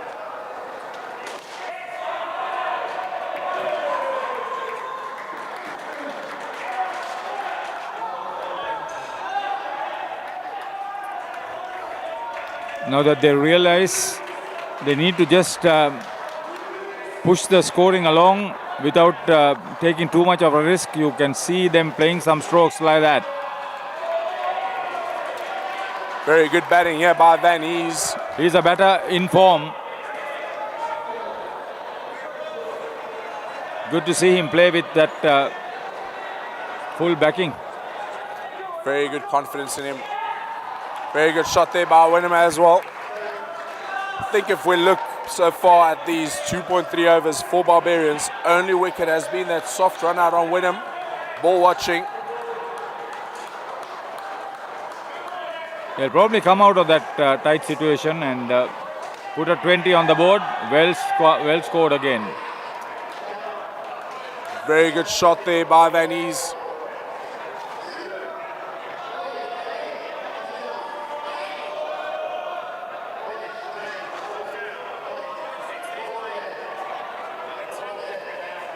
Two balls left in the over.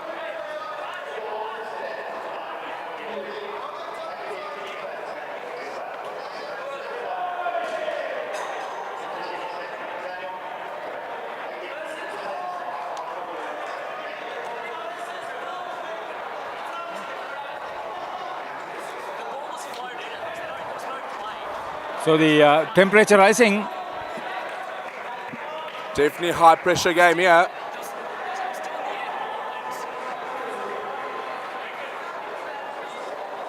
Van He's not happy with that lazy attempt of Jay Joshi to play the ball. He's batted well now, up to now. Just keep his cool and bat well. If they get 25 runs up, 9 balls remaining, they would have done their team a world of good.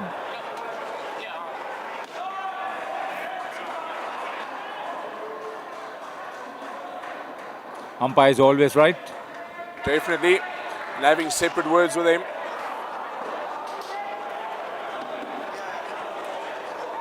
And now Akib wants a clarification, or he has been called up for a clarification.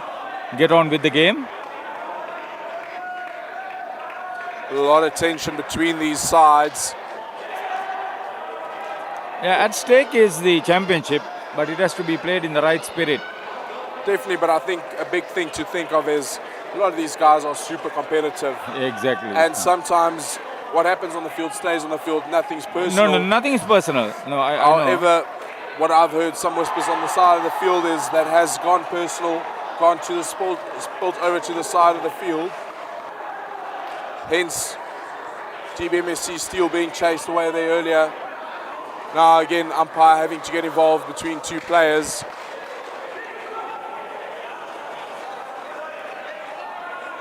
Two balls left for this pair. In this over.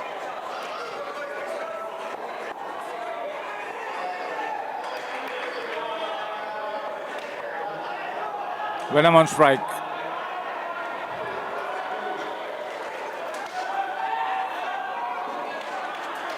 Venom almost got caught watching the ball again. Daniel Van Hees with a loud early call there. They have got through this Shija's over very well. Single to start with, 4 couples after that. That's consistency of scoring. Oh. Very low risk cricket here by Barbarians. With 1 off the last over, 10 off that last ball and 10 off that over. Barbarians keeping the momentum on their side. Low risk cricket. Great. They can get another 7 or 8. That is when they give a massive cushion to the rest of the batting. Next bowler in here for Steel, Ruwan Chandra. With his leg spin seam up, sometimes we don't know what he's bowling. Likes to take pace off the ball. He's a leg spin googly bowler.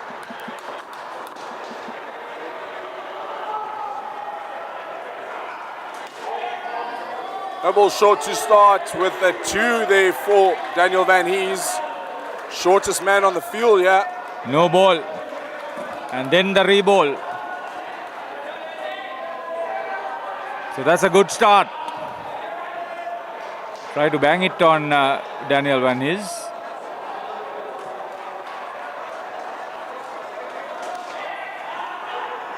Oh. Run out there. Very good fielding by Karate there on 3-leg. Venom wants a good look. He is short. Quite short there.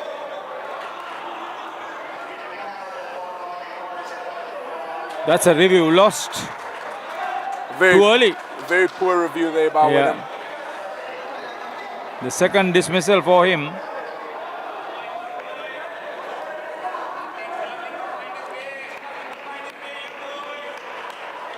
Five balls left in the over, yeah.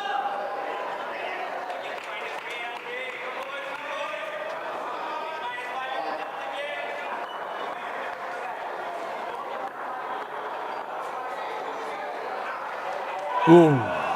Slow delivery that time from Ruwan. Just missing the off stump. Very good ball by Ruwan.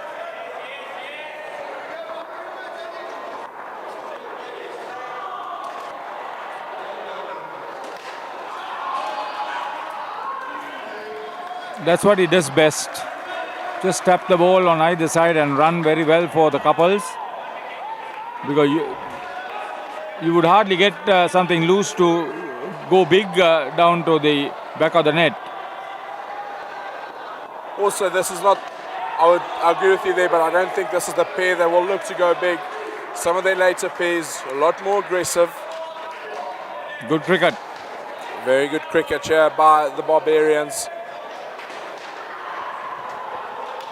Get another couple of twos. 25 would be a good start for them. Oh, Good early call by Wynnum. One ball to come in the over. good work by Rishi. Great reflexes. First line. You've got to be very alert there on either side.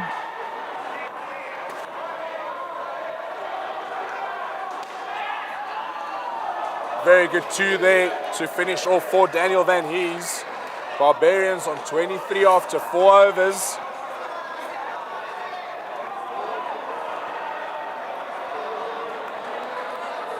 Except for the two runouts, I think they didn't miss too many deliveries. Cut down on the dot ball percentage. These two definitely played low risk cricket. As we've got Mockford and Shanklin in for the Barbarians. Bowler for Steele will be Krishna Karati to start off this pair. I haven't seen much of Shanklin. Stacey Heineman injured next to the field.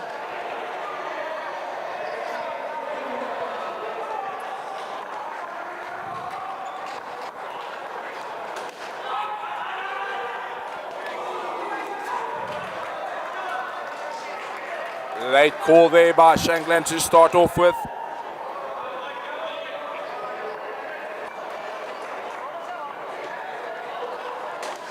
Well struck, well struck. Yes, 2 for 4, misfield there by Shijaz. it was his fault. He should have stayed back and collected it. Thinking it would go into the corner, overrunning it. Yeah, Very, very good shot there from Lucky Shankland.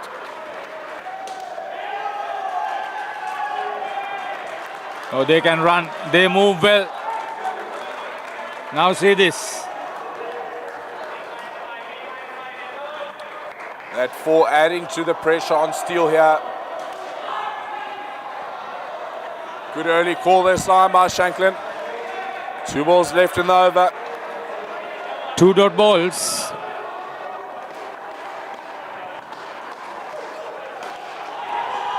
Very Yeah. good shot again there by Shankland for Oh, he 3. means business. Very good on his legs.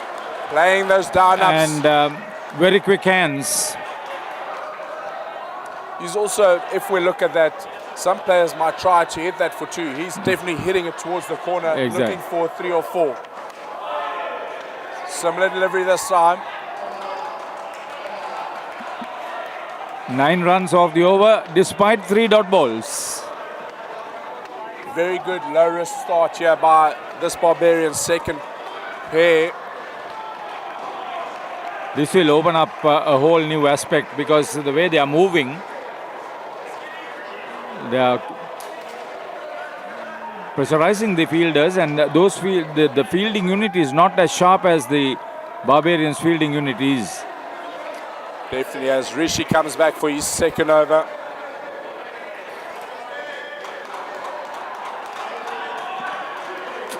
Aqib Malik keeping back a couple of bowlers here.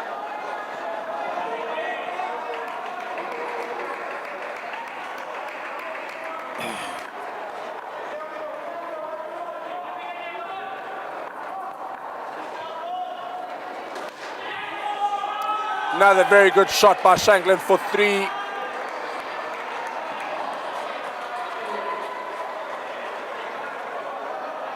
One run given. Ooh. So Vicky doing well. Definitely off the net there.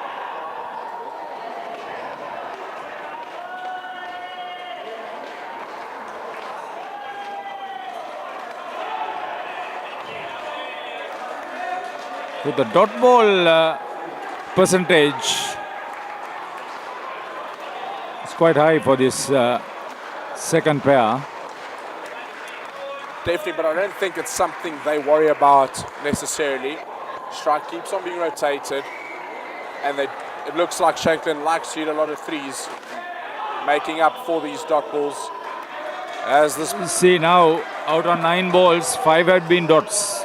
definitely quite high. There shouldn't be it's a third ball situation on top of that. It shouldn't be a situation where the batter is overtly pressurized.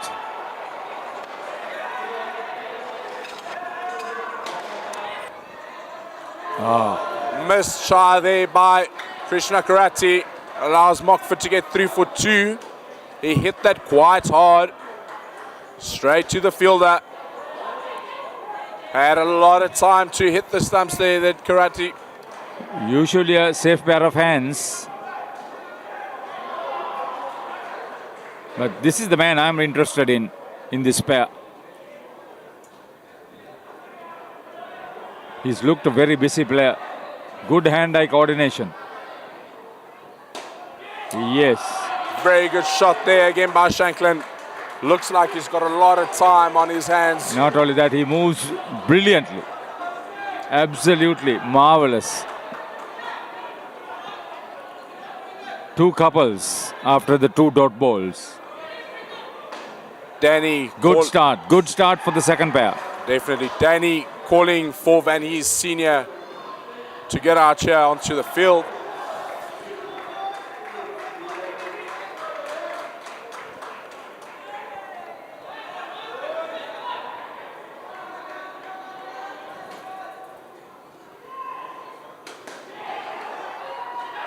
Nice early call there by Shanklin.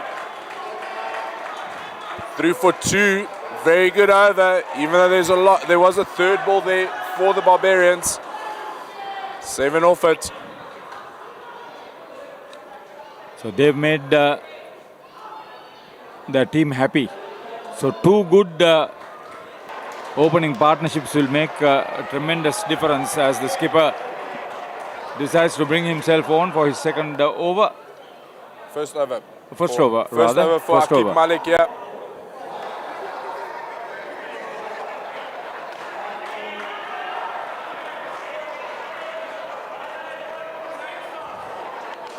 Oh, very good ball to start off there by Aqib Malik.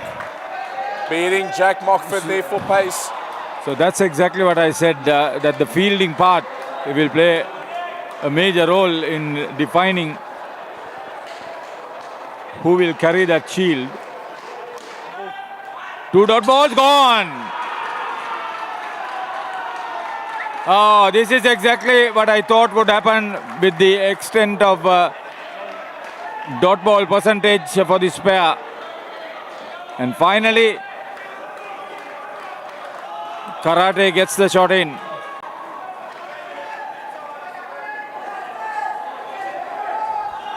Krishna Karate, third line on the onside. So the skipper making his presence felt. Malik. Shanklin. Very good shot there by Shanklin. Getting nice on top of the bounce. Looks like he's a batter that likes to ride the bounce, getting quite high on that one occasion.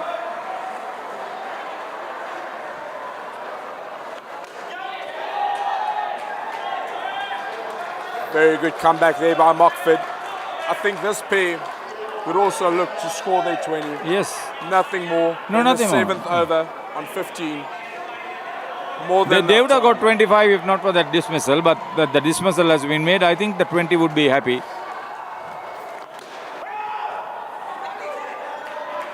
Ray missed time there off the inside edge of Shanklin. Last ball of the over. Very good over here for Aqib Malik, leading from the front.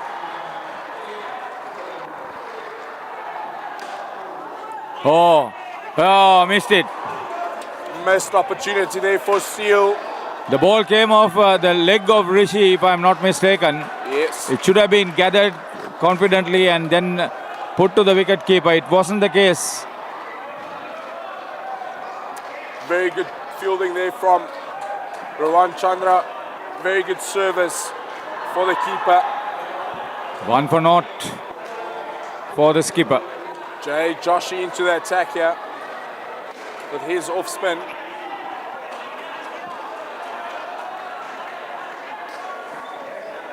This is a bowler that Barbarians will look to target. But they'll have to be careful. His extra spin would probably give a little bit of lift if the seam hits the court. 12 wickets, so he's been amongst the wickets at a good economy rate too. Very good start there by Shanklin, waiting nicely for that one. So he's been very confidently getting through his runs. 15 already.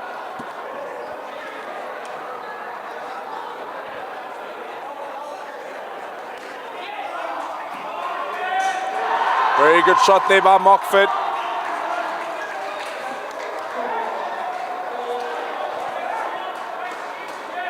Jason Van Hees being talked up here by Danny. A lot of fun there in the comments.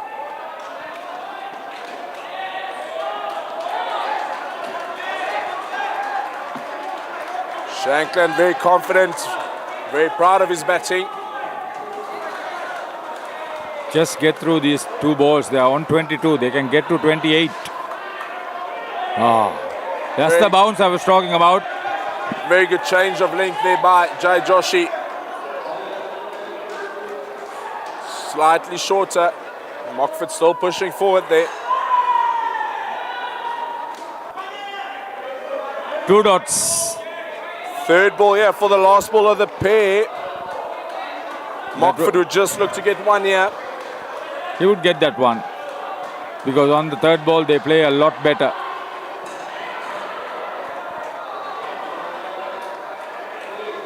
Oh,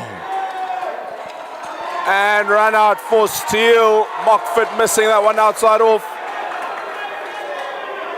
oh no. I was always saying the dot ball percentage would make a difference. 2 runouts made a huge difference on that. Well, Steele have come back very well. Barbarians halfway at the halfway mark. 40 after 8. In for Barbarians. Shanil Sharma. And Emerald. Harlan Emerald.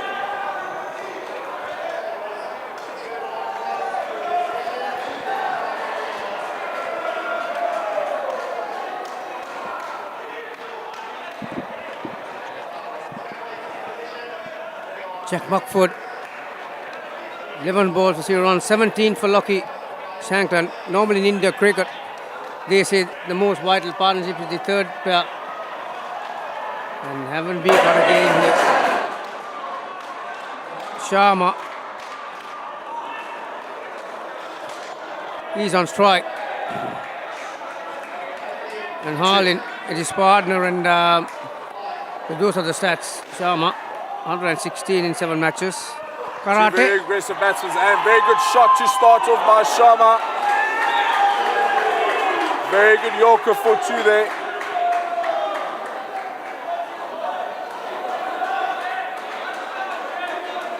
Quality batting here by the Barbarians.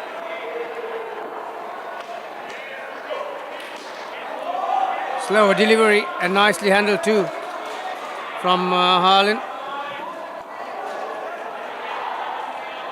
Yeah, we often talk about 20s in Indo cricket, Johan. Well, if these next 2 pairs get 20 each, they are home. Definitely, they would win by 1 run, but I would expect this pair to score slightly bit more. As that one's off the toe there, Jay Joshi diving for that catch. Yeah, 111 kilometers too, that last one. Off cutter. Well adjusted. Very good change of pace there by Karatne.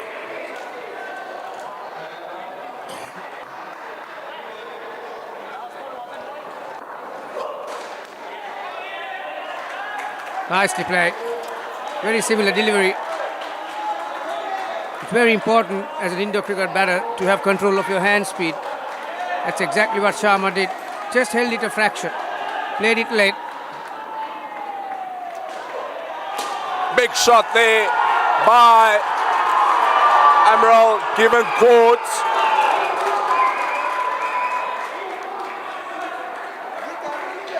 Yeah, just off that back net. Just off the side net there. Very good catch by Shijaz in the corner.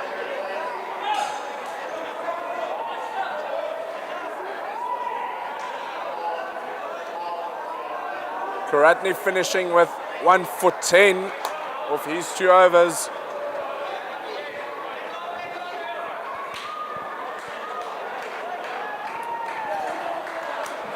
Into the attack, we've got Vikrant Shetty for steal. This is his second over. None for 5 in his first. Driven firmly. Well, that could have been a run out on either side. Double play nearly. Very aggressive batting here from Harlan Amaral. Yeah, I don't think he would have run for it, but only because the ball ricocheted off the hands of the bowler. He think it thought, was I'll a take the poor bonus call. run. Yep. Poor call. Very difficult to run off a misfield in indoor cricket.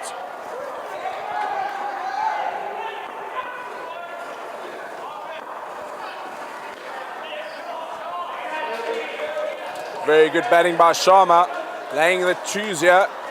That one going straight down for 1. Good fielding up front. Rishi. Change of direction, coming around this time. Steele standing a bit deeper. Joshi pushing over the line now.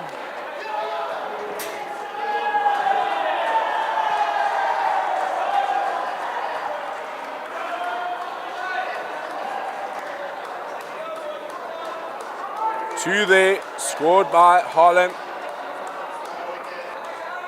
Nice start here from these two. Joshi standing deeper for Sharma. That's another magnificent Easy shot for 2 by him. Yeah, nobody likes to hit the ball hard, Sharma, but different innings from him this time around. Very controlled. Yeah, because the lack of speed he has to.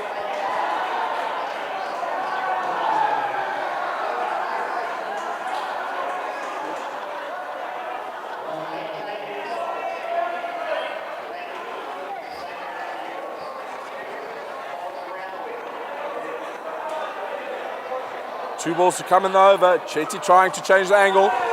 Very good ball by him. Yeah, that's nicely bowled, right in the block hole. It was dipping as well. At the wicket keeper, Karate has fielded that cleanly. Definitely a stumping was on. Amral for a moment lifted his back leg. So after first 4 balls, there's a dot ball, the 5th one, and this is the last.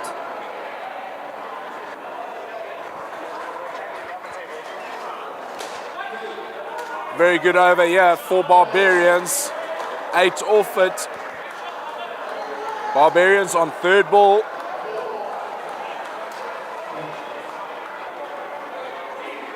Yeah, they're closing in on that target ever so slightly, aren't they? And after a disastrous first over, caught off the last ball, they got 8.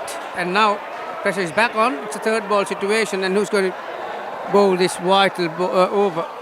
It's going to be Jay Joshi. Be interesting to see how Sharma approaches him with his off spin. He does like to vary his pace. Doesn't mind tossing it up.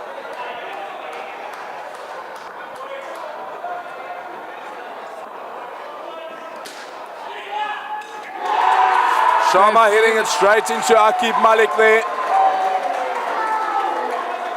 Very good positioning of himself there by Aqib Malik. And also Sharma will be very disappointed with that one. It's quite a half volley around his legs. He just wanted to work his wrist towards that corner. Pressure building here on Barbarians. This pair can get off on 55, leaving 25 for the last pair. We'll have a very good game on our hands. That's a nice shot. Very good shot into the corner for 3, yeah. Most difficult shot in against an off spinner is to play inside out. Now have a look at his wrist, how he opens the blade. Emerald definitely the more aggressive batsman. And we have seen a tie so far today in the semi-final for Tier 2. Big shot by Sharma along the ground for 4. Very productive 2 balls after that run out of the third ball. Nicely punched. Stays hit when Sharma hits. He's a very powerful lad, isn't he? Low risk cricket as well, balls all along the ground there. Jay Joshi trying to entice Emerald to go for the big shot with Vikrant Shetty in the corner here as well as a second backstop.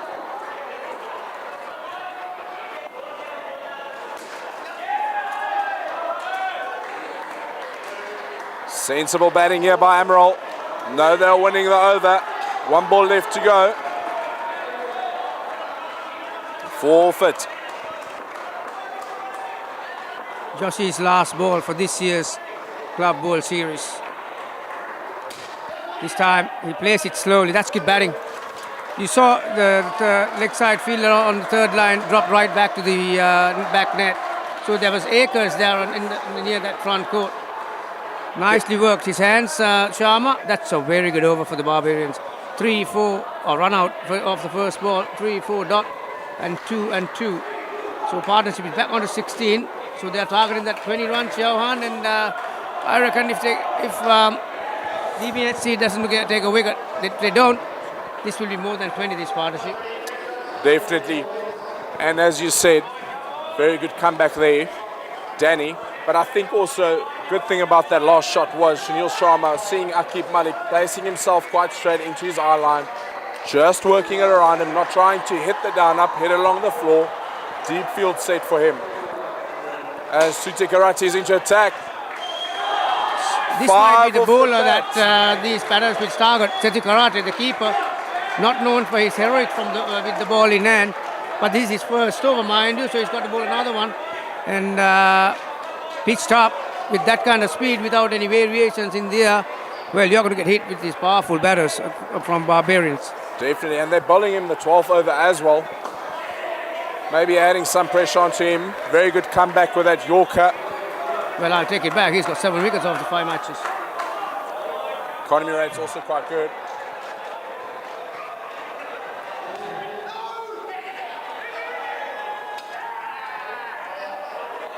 Early call there by Sharma. Emerald slow to respond. So the slip as well. DBMSC has reviewed that decision. Have they got their reviews left? I thought they finished that too. No, that was them. They were batting, weren't they? Yeah. Third ball.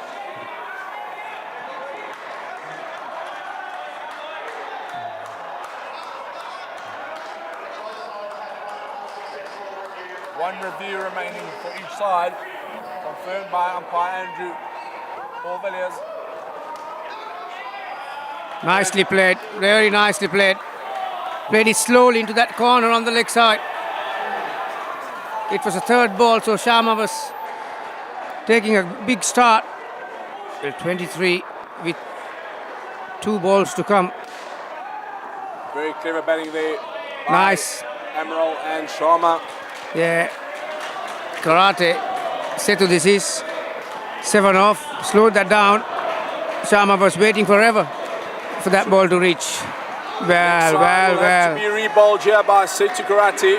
He would have set him up for the faster ball, Johan. Yeah. But yeah, he had to get his direction right. Reball here. Last spec currently requiring 15.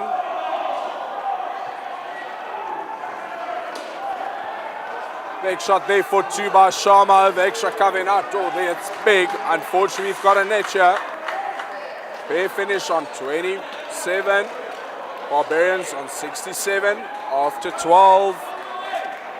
Yeah, that's a very good partnership, considering the fact that in very first over, the last ball, Emerald was caught, and the score was 1 after 1 over. Now see how they built that total: 27 in 3 overs, 26 runs at that one, and Yeah, that's very good cricket, and that kind of partnership certainly takes the opposition out of the game, and that's exactly what they did. Now Patel, 8 matches, 110. Willie Brink, very experienced, 7 matches for 51. So they've got this vital 4 overs. They're halfway there, mind you. This DBMSC will have to find something out of ordinary to probably a couple of wickets very early in the first over or so to come back into this game. Try and create the pressure early. Danny calling it game defining over that last over. I'd rather think this over would be the game defining over with Aqib Malik starting with the leg side wide. Yeah, he's got immaculate control normally, Aqib. He targets that area from leg stump to the tram line. That's somewhere there. So very good communication there from Billy. 2 fielders on the leg side, front court. Karate is pretty straight as well. Into the corner, good call there by Brink, 4-1. Yeah, that was a vital moment, wasn't it? After a dot ball, that was a good delivery off the legs. Willie Brink, very experienced, of course. Otherwise, it would have been a 3rd ball situation. Very rightly so called, Danny. That was definitely a punch, that last over in the steel face there. Pulling the momentum from them. They were in a good position. Good early call by Patel. They don't mind getting 6 off and over here, even 4. Barbarians will still win the game.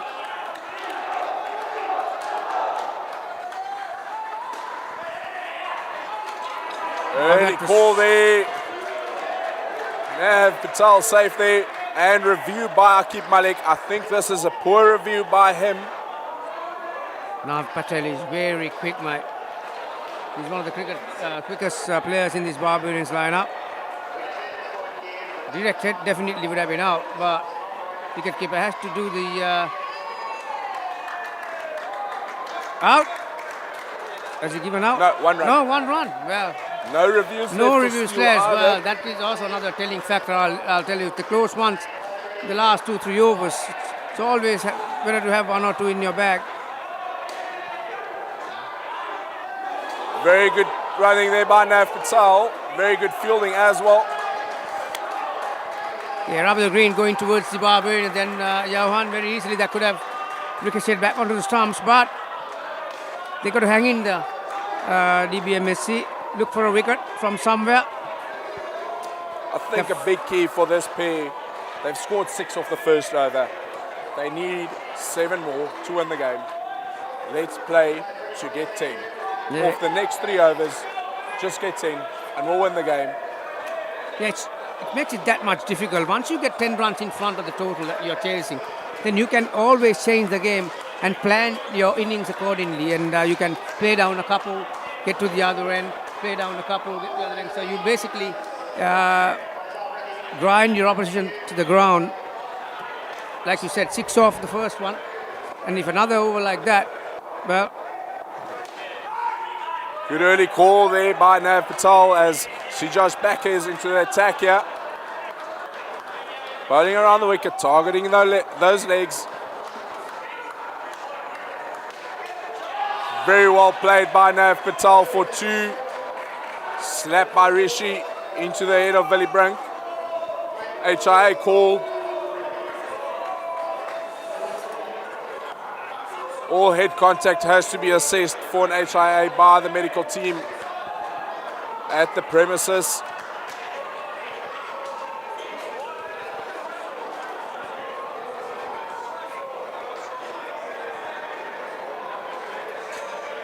Steele would need a crucial wicket or 2 here to change the momentum into their favour.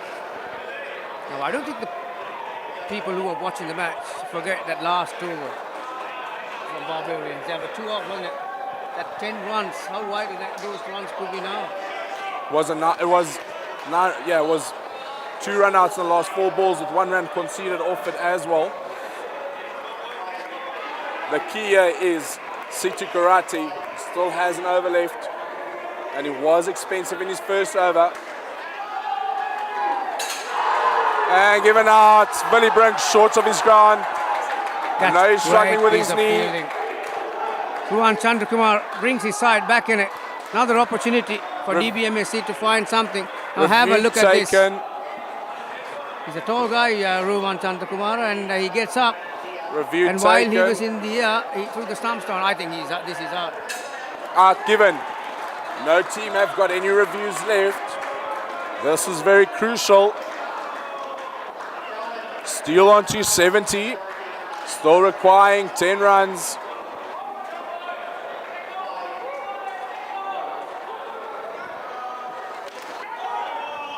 Wide ball chase there by Nav Patel.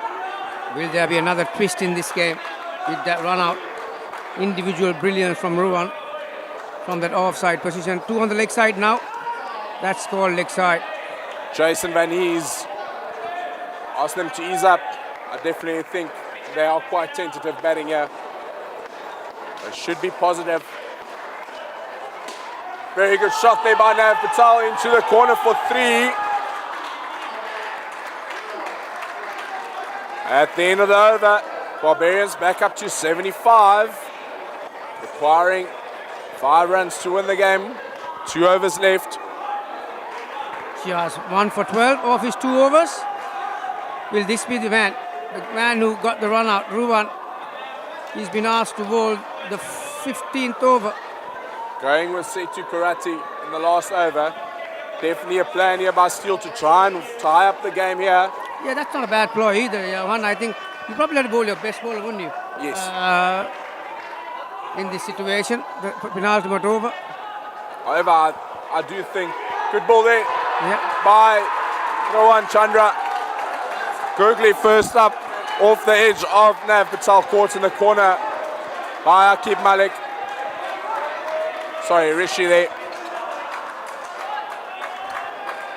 Well, he's got 1. This is going down to the wire, I'll tell you.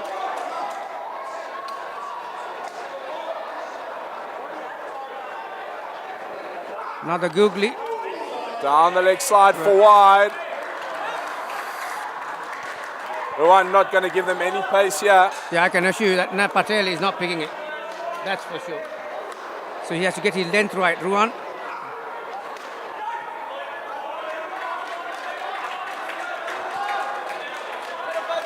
They will definitely target the last over here of Setu Karate. Rohan Chandra will need another wicket here. Keep DBMSC stealing the game. Very good shot by Nav Patel into the corner for 5. Yeah, I think Ruwan should have understood that he was waiting to come down the track. They've given the quicker one, but Patel, yeah, great feet. Put it on the full and into the gap too. Over pitch there by Rohan. What can Valley bring to? Also doesn't pick Rohan Chandra with a dot ball there. 1 ball left in the over. Yeah, I don't think Billy will try and do anything silly here. I think they'll be happy taking a 3rd ball, going into the next over, knowing it's Setu Karate come to Billy come will and bowl. look to get 1 here to get out of the 3rd ball. But will Ruwan bowl the quicker one? Yes, he did. Good call there by Valley. Nav Patel on strike. Setu Karate to bowl for DBMS Steele. Saw at the end of the last pair. He is one of their weaker bowlers. Well, 2025 U-Pro Club World Series. You wanted a final, you certainly got one, young one. Very good final on our hands here.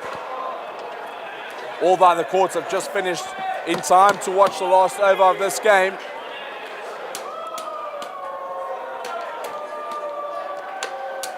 Is it this year that Barbarians break their losing streak in grand finals?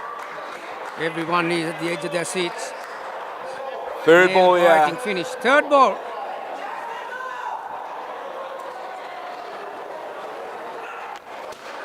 Very good shot there by Nav Patel for 2 off the legs. Pressure on to Steele here.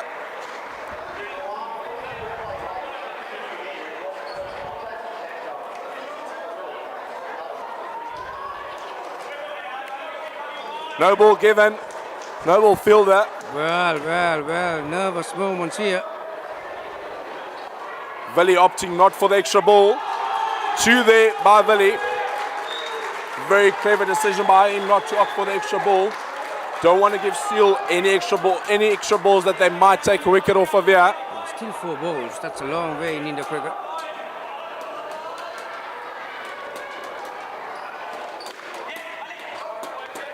Good call there by Nav Patel. Good fielding by Akib Malik. This is the vital ball. Will there be a dot ball and get into a third ball, or you take a 2 and you get 5 in front? Well, good line. Off the leg of Nav Patel. Third ball. 2 balls left in this game. Pressure is on here.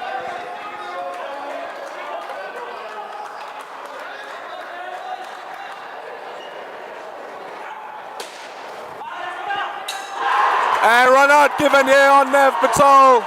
Good fielding by Shijaz. Nav Patel going for the big hit. No more reviews left, mate. So I think he was short. Very good fielding by Shijaz as he was short. Barbarians needing 2 runs to win the game here. will we have another super over? Already. We did have one this morning in the semi-finals between Gators and Wolves. Patel had to just tap it and run. He just banged it. Would be a fairy tale finish with another super over here. However, Steele will win on the count back on the skins. This morning all the skins were tied. Barbarians needing 2 to win the game.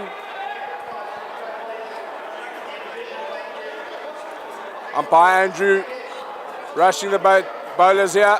Well, it has Fielders. gone to the final ball. It's Who all would we have thought? wanted.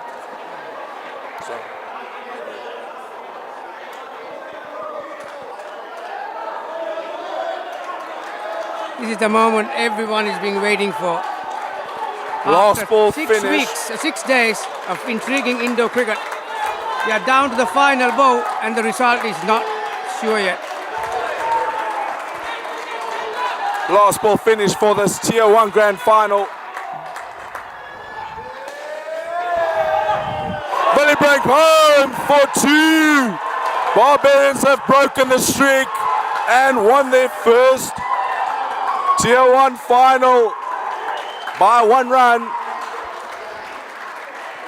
What a finish. Incredible finish here. Tell you what, the game of Indo cricket is the winner at the end. Such entertainment. You have to thank both sides for entertaining. Missed run out by Vikrant Shetty. Billy Brink would have been half a metre short. And I think that's the perfect way to sign off an incredible tournament. Oh, what a finish. You couldn't have asked for a better final. Going down to the final delivery. 2 runs required to win, 1 run to tie. Experience. Willie Brink just get some bat down to it. Didn't have the height though. The luck was on Barbarian side. And that was a direct hit. It would have been curtains for Barbarians. But they've lost 2 finals, Johan, and so they deserve one as well. So scores have to be settled, and DBMSC has lost a final in Dubai. Definitely third time lucky for the Barbarians. And I'll be signing off for you to finish. Please stay tuned for the prize giving. Yep, it has been magnificent week, Johan. Thanks for joining us on the commentary box, and thanks to everyone who was involved. This was organized in a magnificent fashion. Whatever the area you looked at, everyone has to be credited with Manish Kishore, obviously the driving force of this tournament, and up until we meet again in South Africa. Right? You're neck of the woods, Johan, and yeah, station. Perfect. Thank you very much, guys.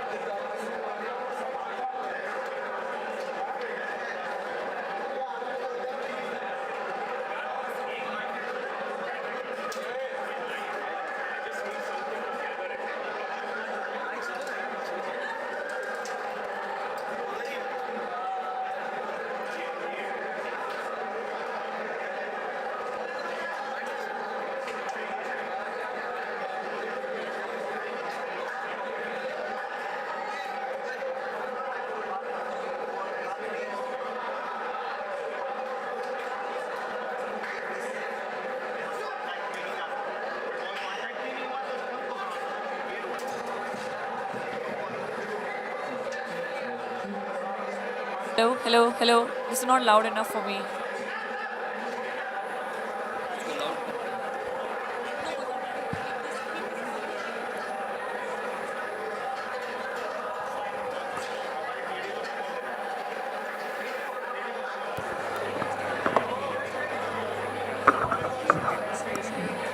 Hello everyone, can we all gather in the football court please? We'll be beginning the presentation ceremony in a minute.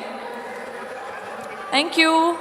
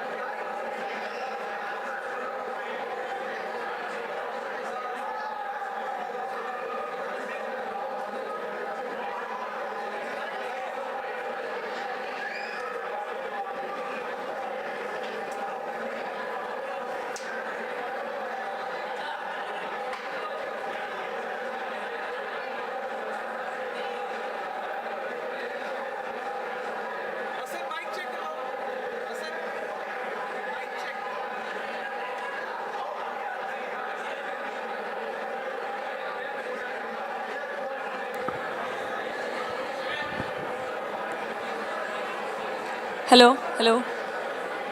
Mic check. Mic check.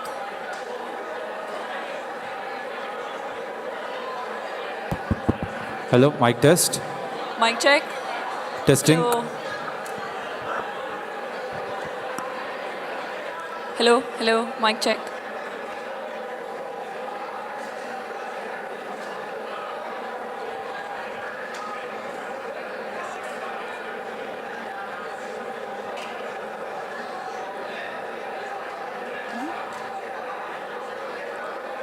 Badar?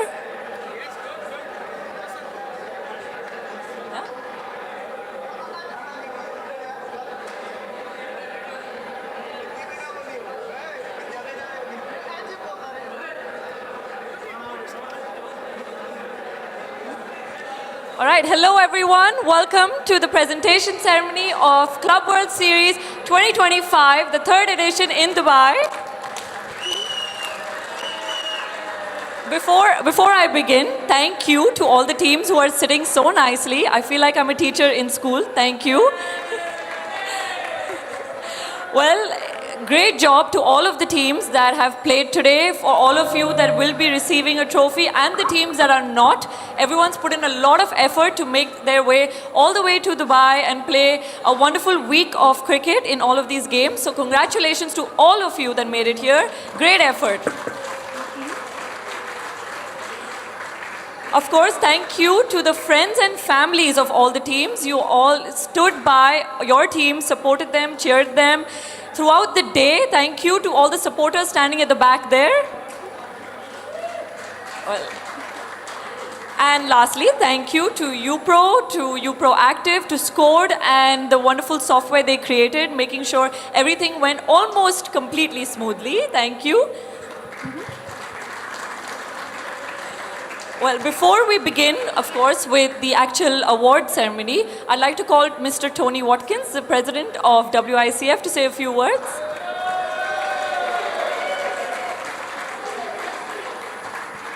Thank you, Shreya. Look, from the WICF's point of view, we're really impressed with the standard here this week, but we're also really impressed with the amount of interest in indoor cricket, and it's growing. Over the last couple of years, the WICF tournaments have grown in juniors and in masters, and this year we have the Opens, which is really exciting, and we hope to grow it. But on the flip side of that, this tournament has grown from, I believe, 12 teams to 18 teams last year and 26 teams this year. So it's fantastic to see. Welcome, I guess I always like to point out one team that's turned up for the first time. USA ladies, welcome and congratulations. Fantastic to have you here.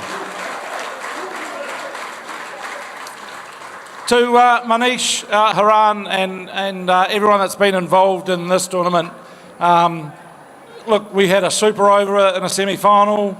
I think we had 3 games in finals that came down to the last ball. You can't ask for more than that. So for all the work that you do behind the scenes, Manish and the team, thank you so much and well done.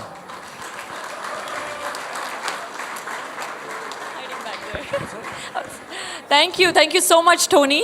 Next up, I'd like to call Mr. Hiran, as Tony mentioned, the head of Sika. Welcome, and thank you for being a part of our tournament as well. We'd like you to say a few words.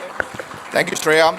I don't think it's time for you guys to sit and listen to long speeches, but just a few words, very important words. And I think, firstly, a big thank you to Manish, UPro, for bringing this concept to the Club World Series, which has grown ever since the first one. And this is so far absolutely the best one, with a lot of intensity and a lot of very competitive teams flying from different countries and making it a great event. So thank you to all of these guys who made an effort of being here and playing some fantastic indoor cricket. Very competitive, and as we saw in the Tier 1 finals, a fitting final between Barbarians and the DBMS Sale. And although right from the first day I thought the DBMS were a sharp team, we also had ideas, thinking that they might fade away during the tournament because of the energy and all that, but they kept it up. And Barbarians, a great effort this evening to have pulled it off. Fantastic. And all the other winners in the respective categories, and for your participation. As Tony said, Team USA for having made it. So we want to see this a bigger event next year in South Africa, probably more than 30 teams and more ladies teams also. And that's what we are expecting. And hope you guys had a great week. Thank you for the window cricket that you played, and let's enjoy tonight. Thank you. Yeah. Thank you so much, Hiran. Next up is someone who most of the players out here fear, but I've only ever seen him smiling at me, talking about his family and the funny posts that we have on Instagram of him, Mr. David Shepley, the tournament director.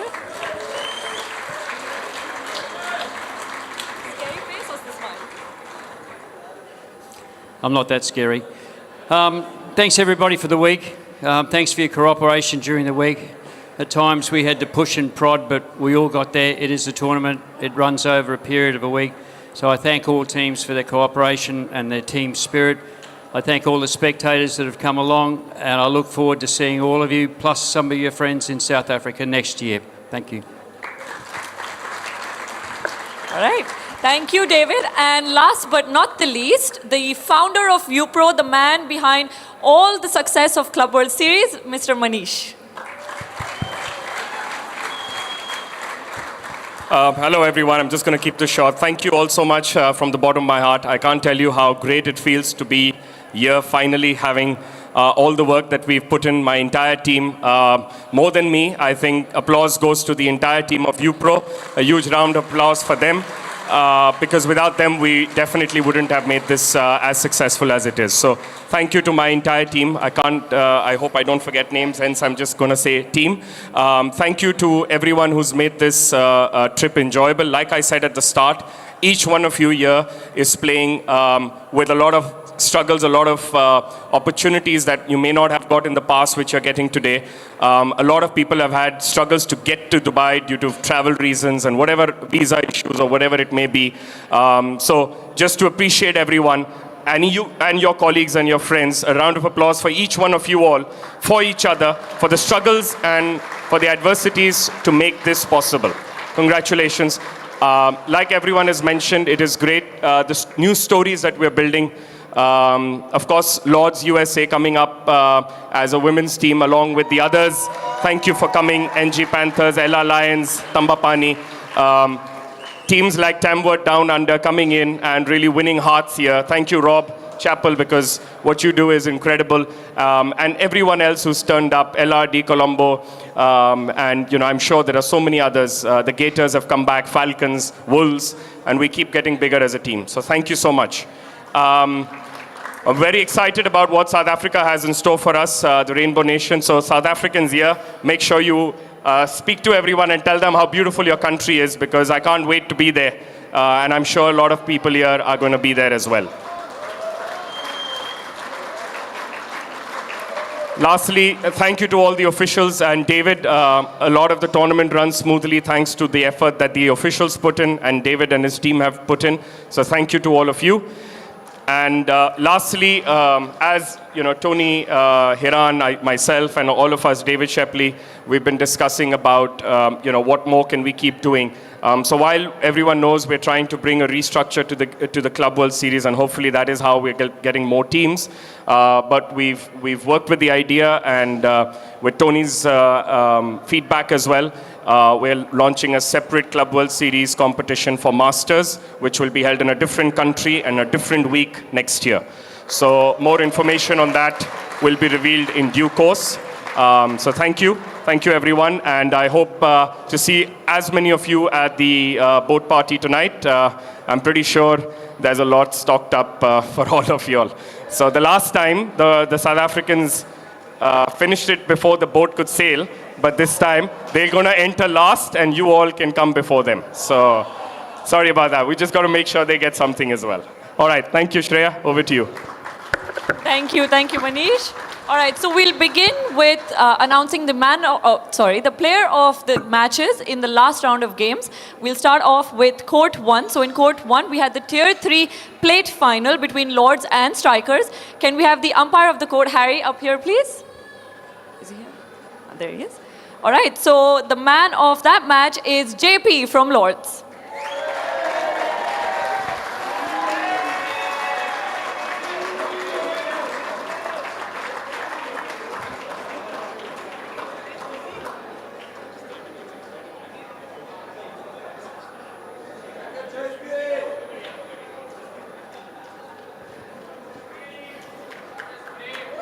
Okay, thank you. Congratulations. Okay, in Court 2, we had the Tier 1 Grand Final. Can we have Andrew Hall-Villiers up here for the player of the match? Okay. And the player of the match is from Barbarians, Shanil Sharma.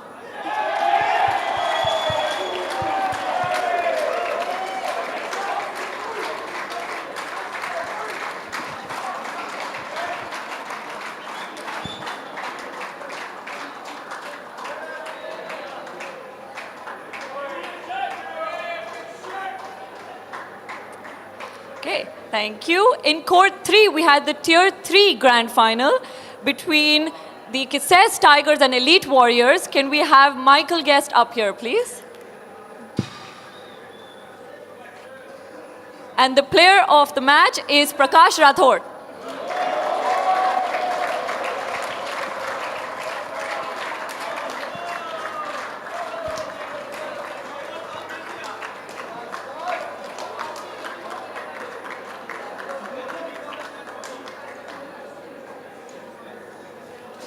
Thank you.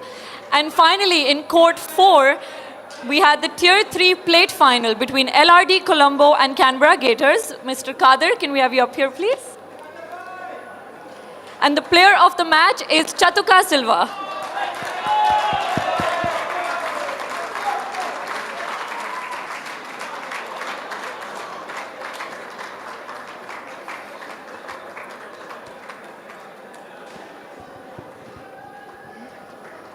Thank you. Well, before we move on to the cups and the medals, it's time to give a little bit of recognition to all of our match officials. So, Mr. Tony and Hiran, can we have you up here to present the awards, please?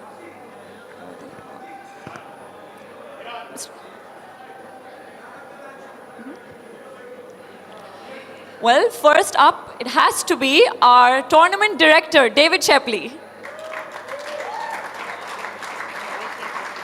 In the center, in the middle.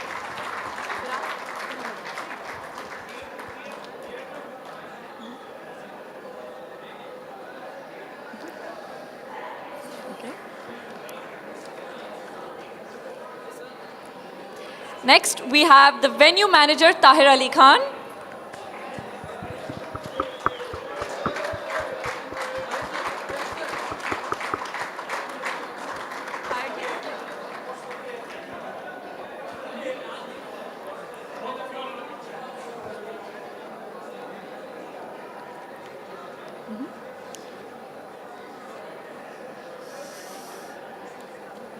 Tournament manager, Hussain Sanchawala. Okay.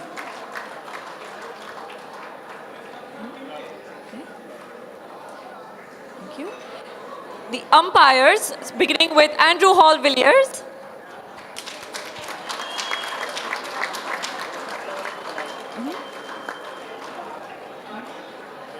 Okay. Umpire Andrew Potts.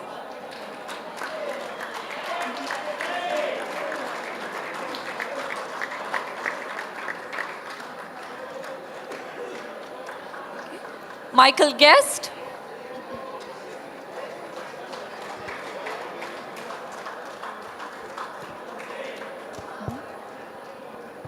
Shane Rook.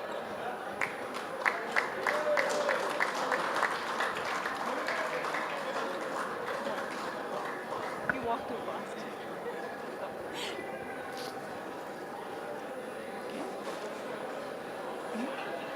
Safran Tajuddin.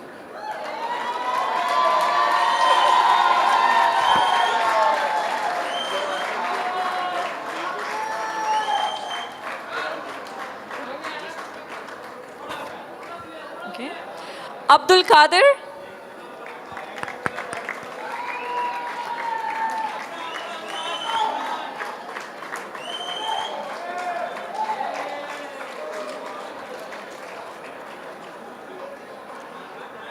Harry Menacheri.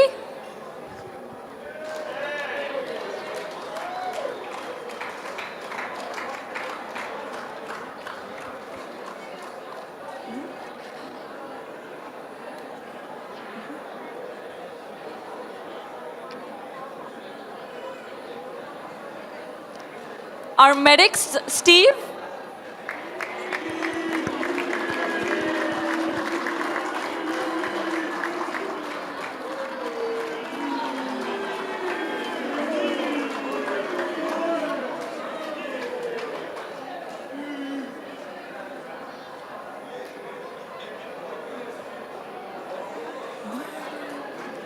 And finally, Gerard.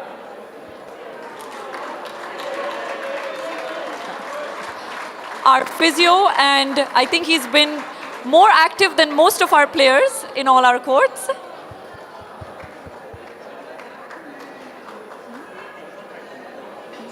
Yes. And next, can we have the media team up here? That includes JFL, BQ, Akbar. Yes, thank you. Yes.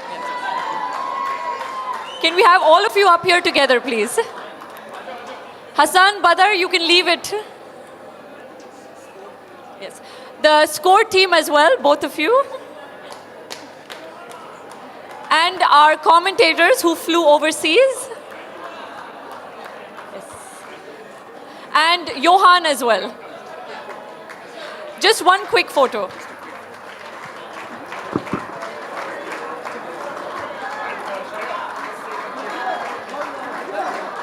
So we have a special gift which includes one for me as well. It's coming.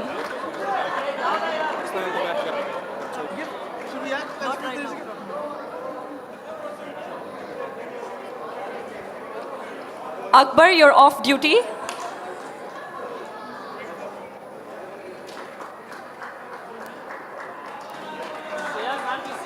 Baby, let's sit down.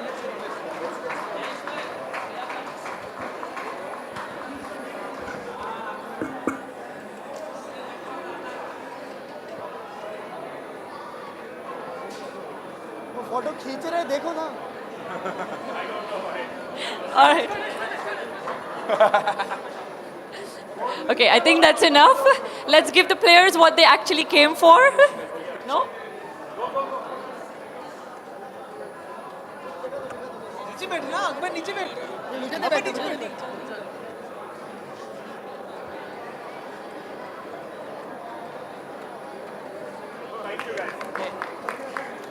Thank you. Well, now it's finally time to begin what we actually came for. We'll start off with the Tier 3 awards. So Tony and Hiran, can we have you back up here, please?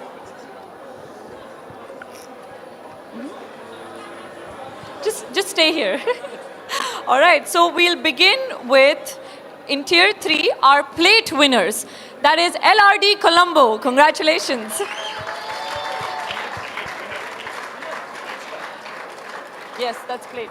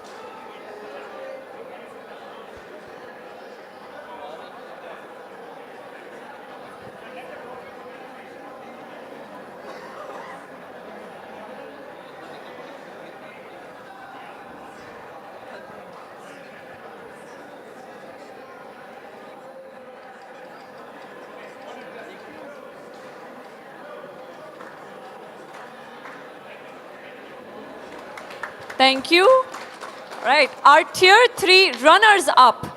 It's Elite Warriors.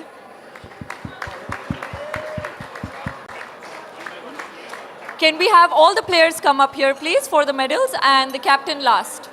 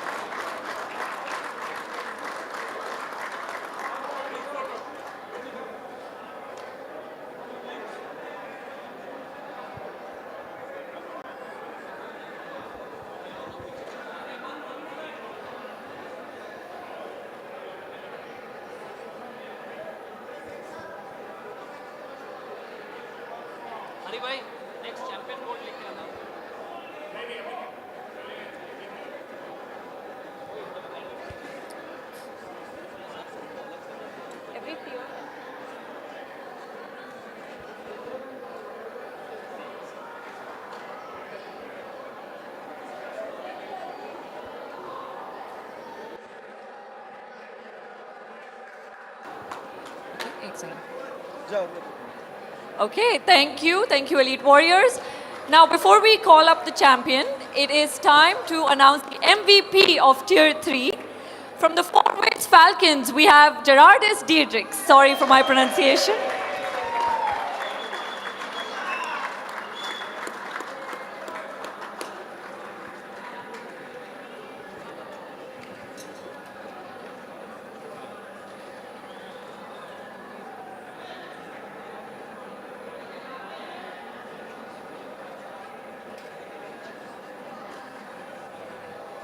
Okay.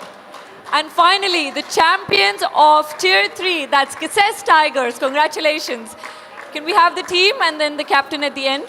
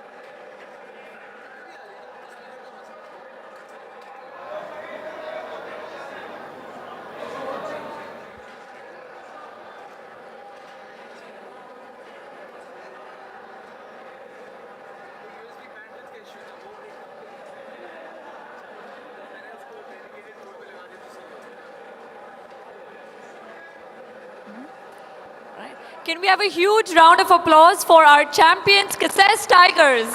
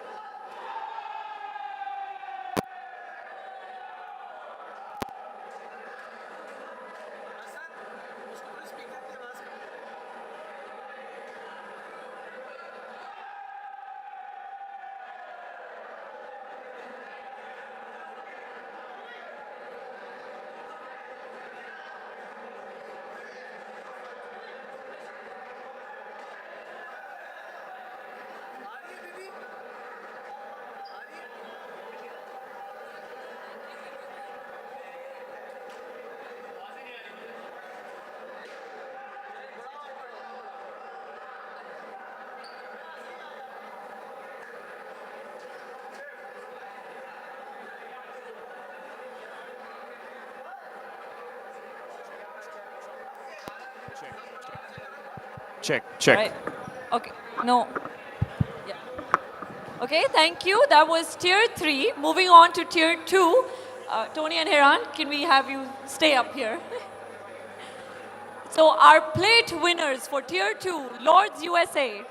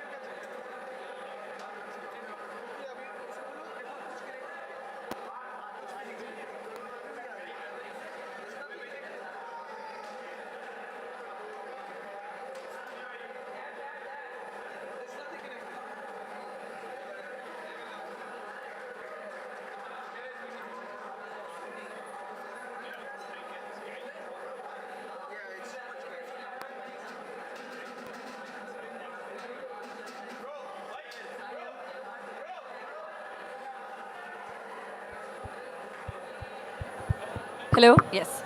Okay. The runners up from tier 2, from South Africa, we have the Wolves. Can we have all players and the captain last, please?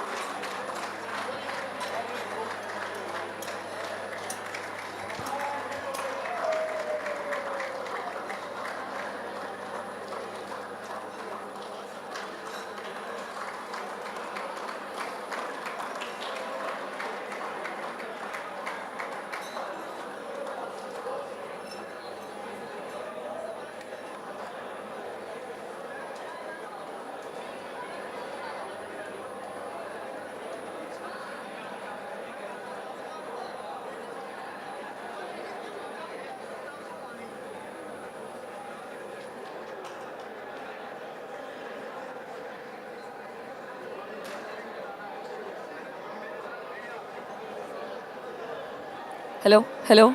Hello? Hello? Test, test, test, test. Test, test. Mic test. Mic test.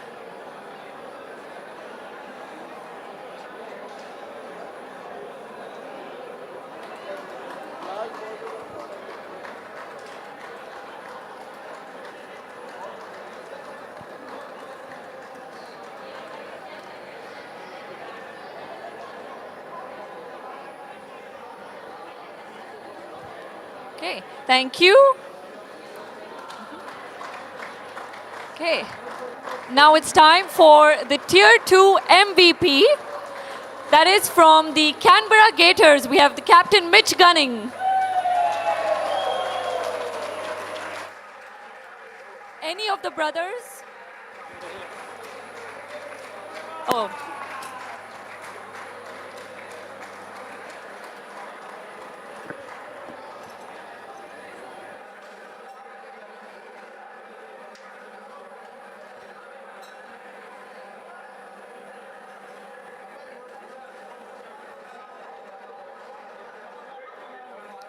Okay, thank you. And now, hello? And now the champions of Tier 2, Elite Warriors. Can we have the entire team come up here? Captain last, please.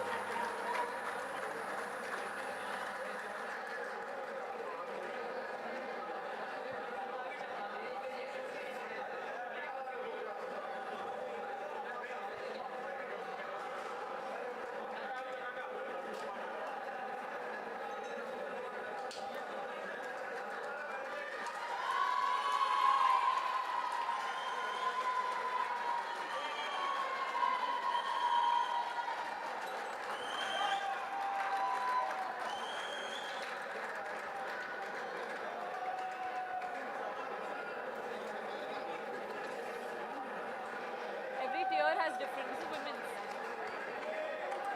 Some gold पहनती है ना? नहीं. This is for women's. Every tier.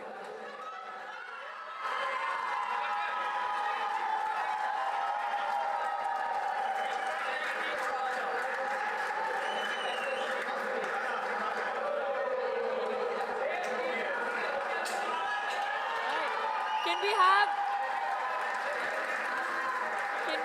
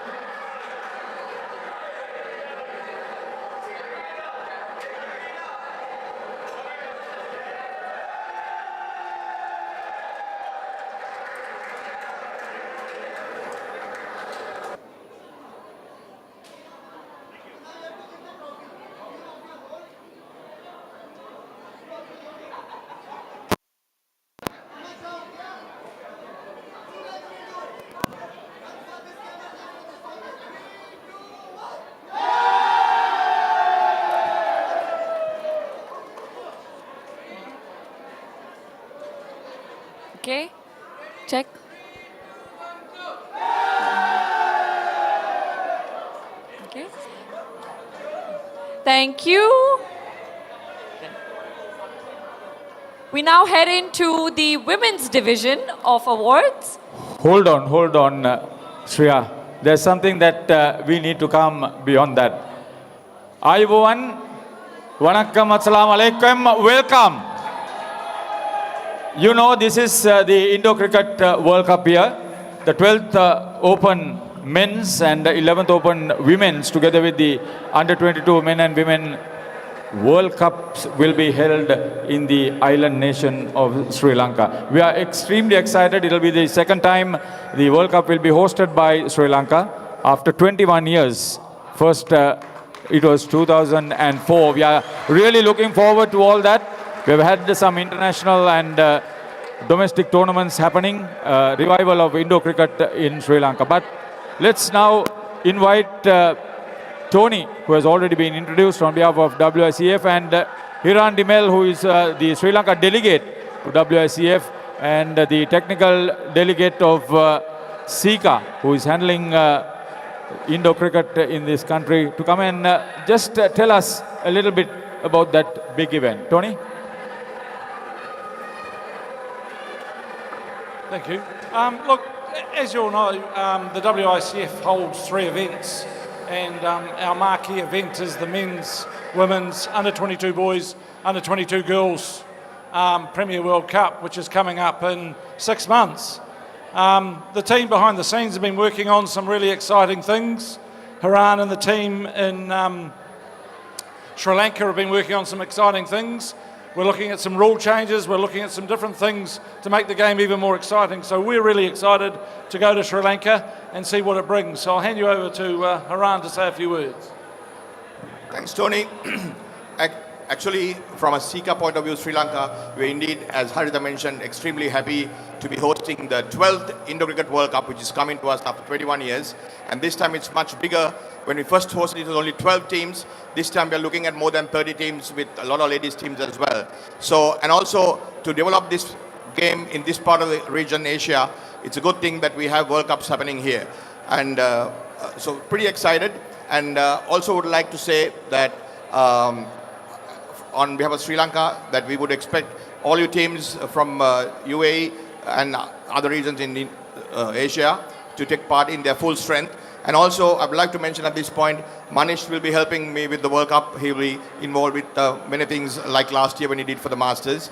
So, great event going to happen in 6 months' time, and pretty much excited. Thank you. Thank you, Hiran. It's not over yet.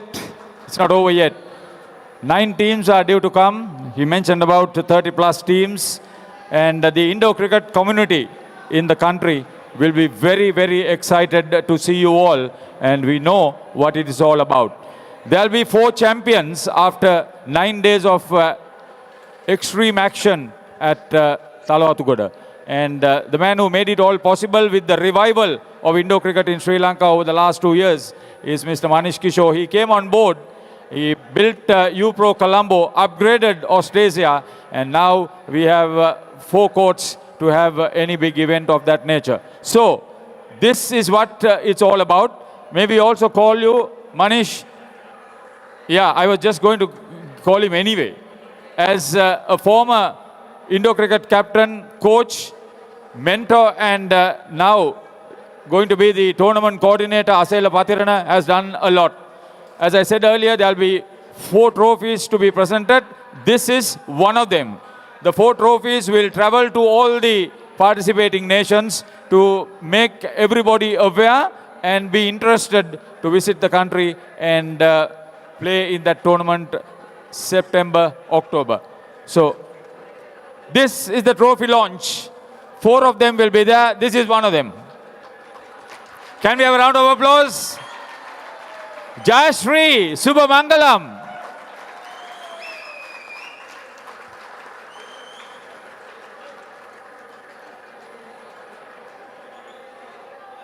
As you come over there, it's more than just a sporting event.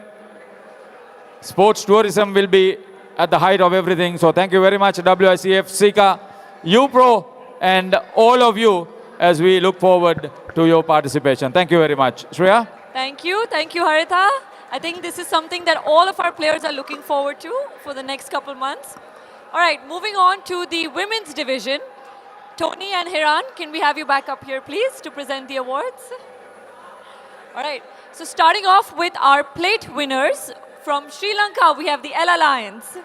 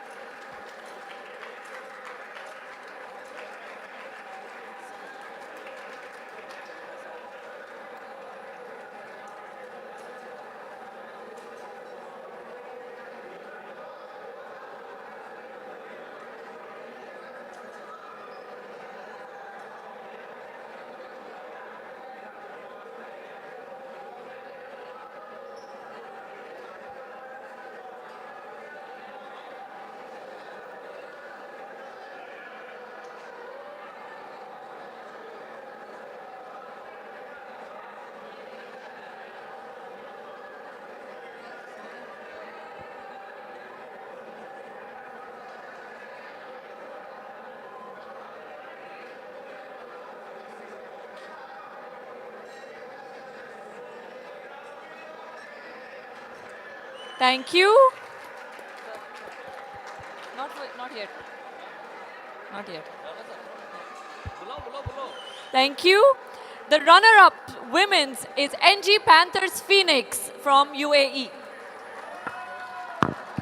Can we have the captain come last, please?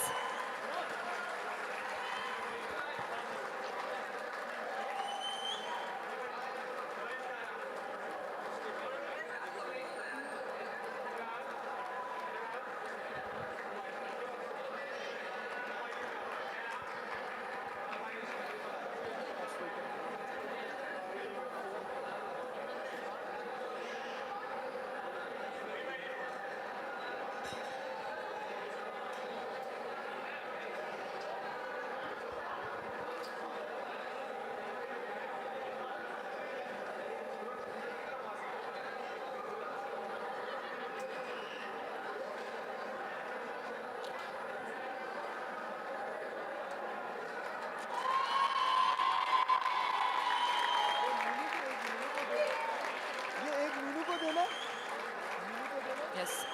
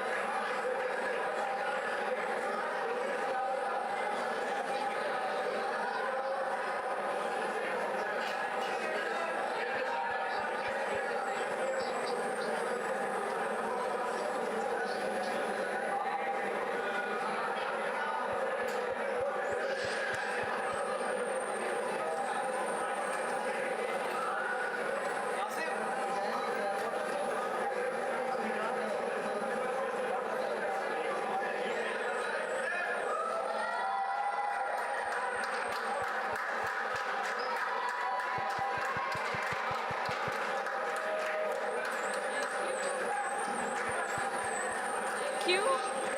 Now, the MVP, I told the owner of the team, I asked her how to pronounce the name, but I told her not to tell anyone, and apparently she doesn't know it yet. The MVP women's is Chamani from NG Panthers Phoenix.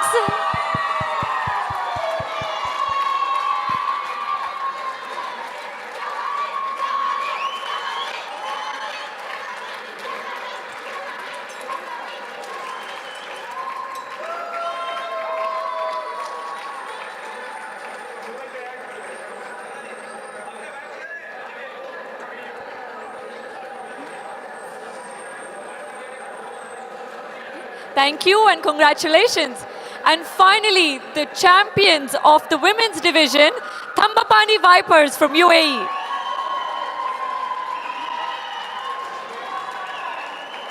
Can we have the captain last, please?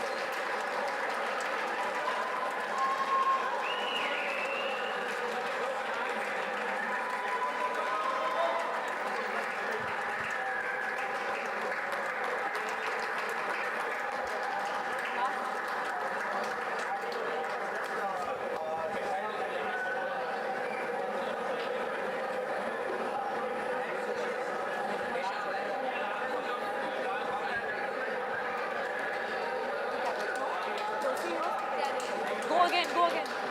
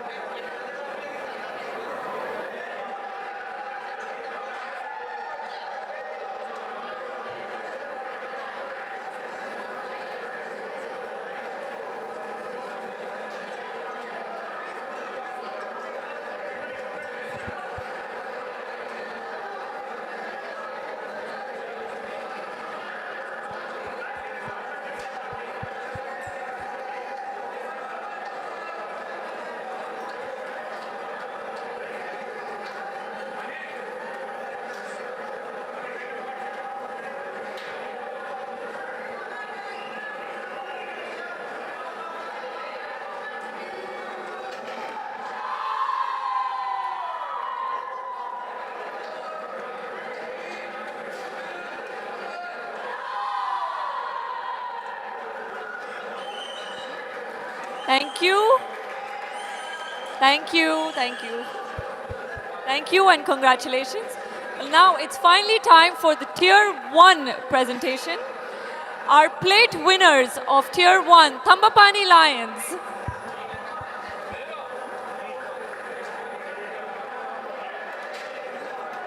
Thambapani Lions.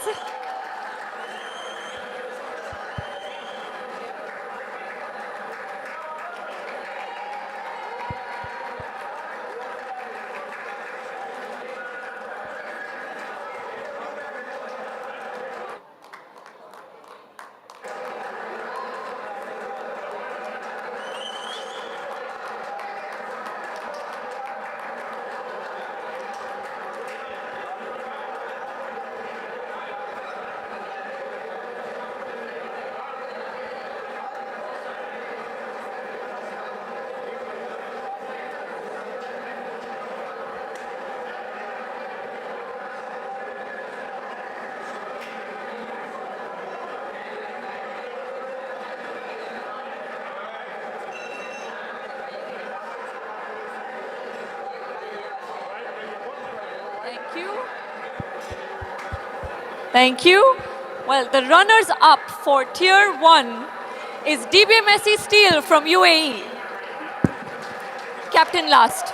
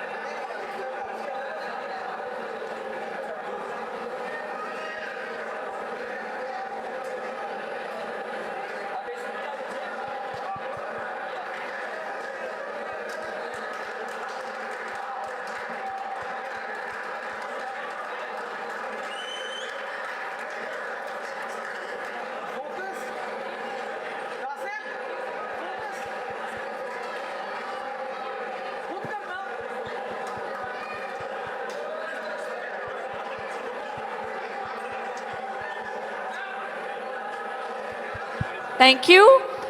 Next up, before we bring our champions, the MVP of Tier 1 from the champion side, the captain, Nav Patel.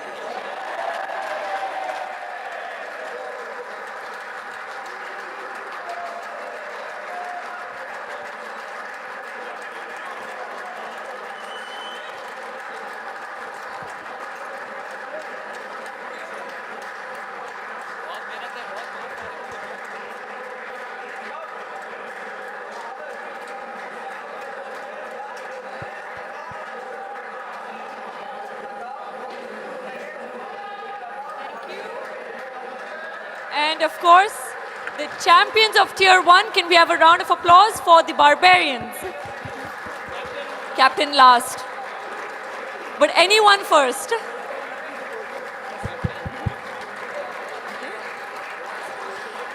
The team that made it to 3 finals of the Club World Series. Congratulations on the third time lucky. Third time's a charm.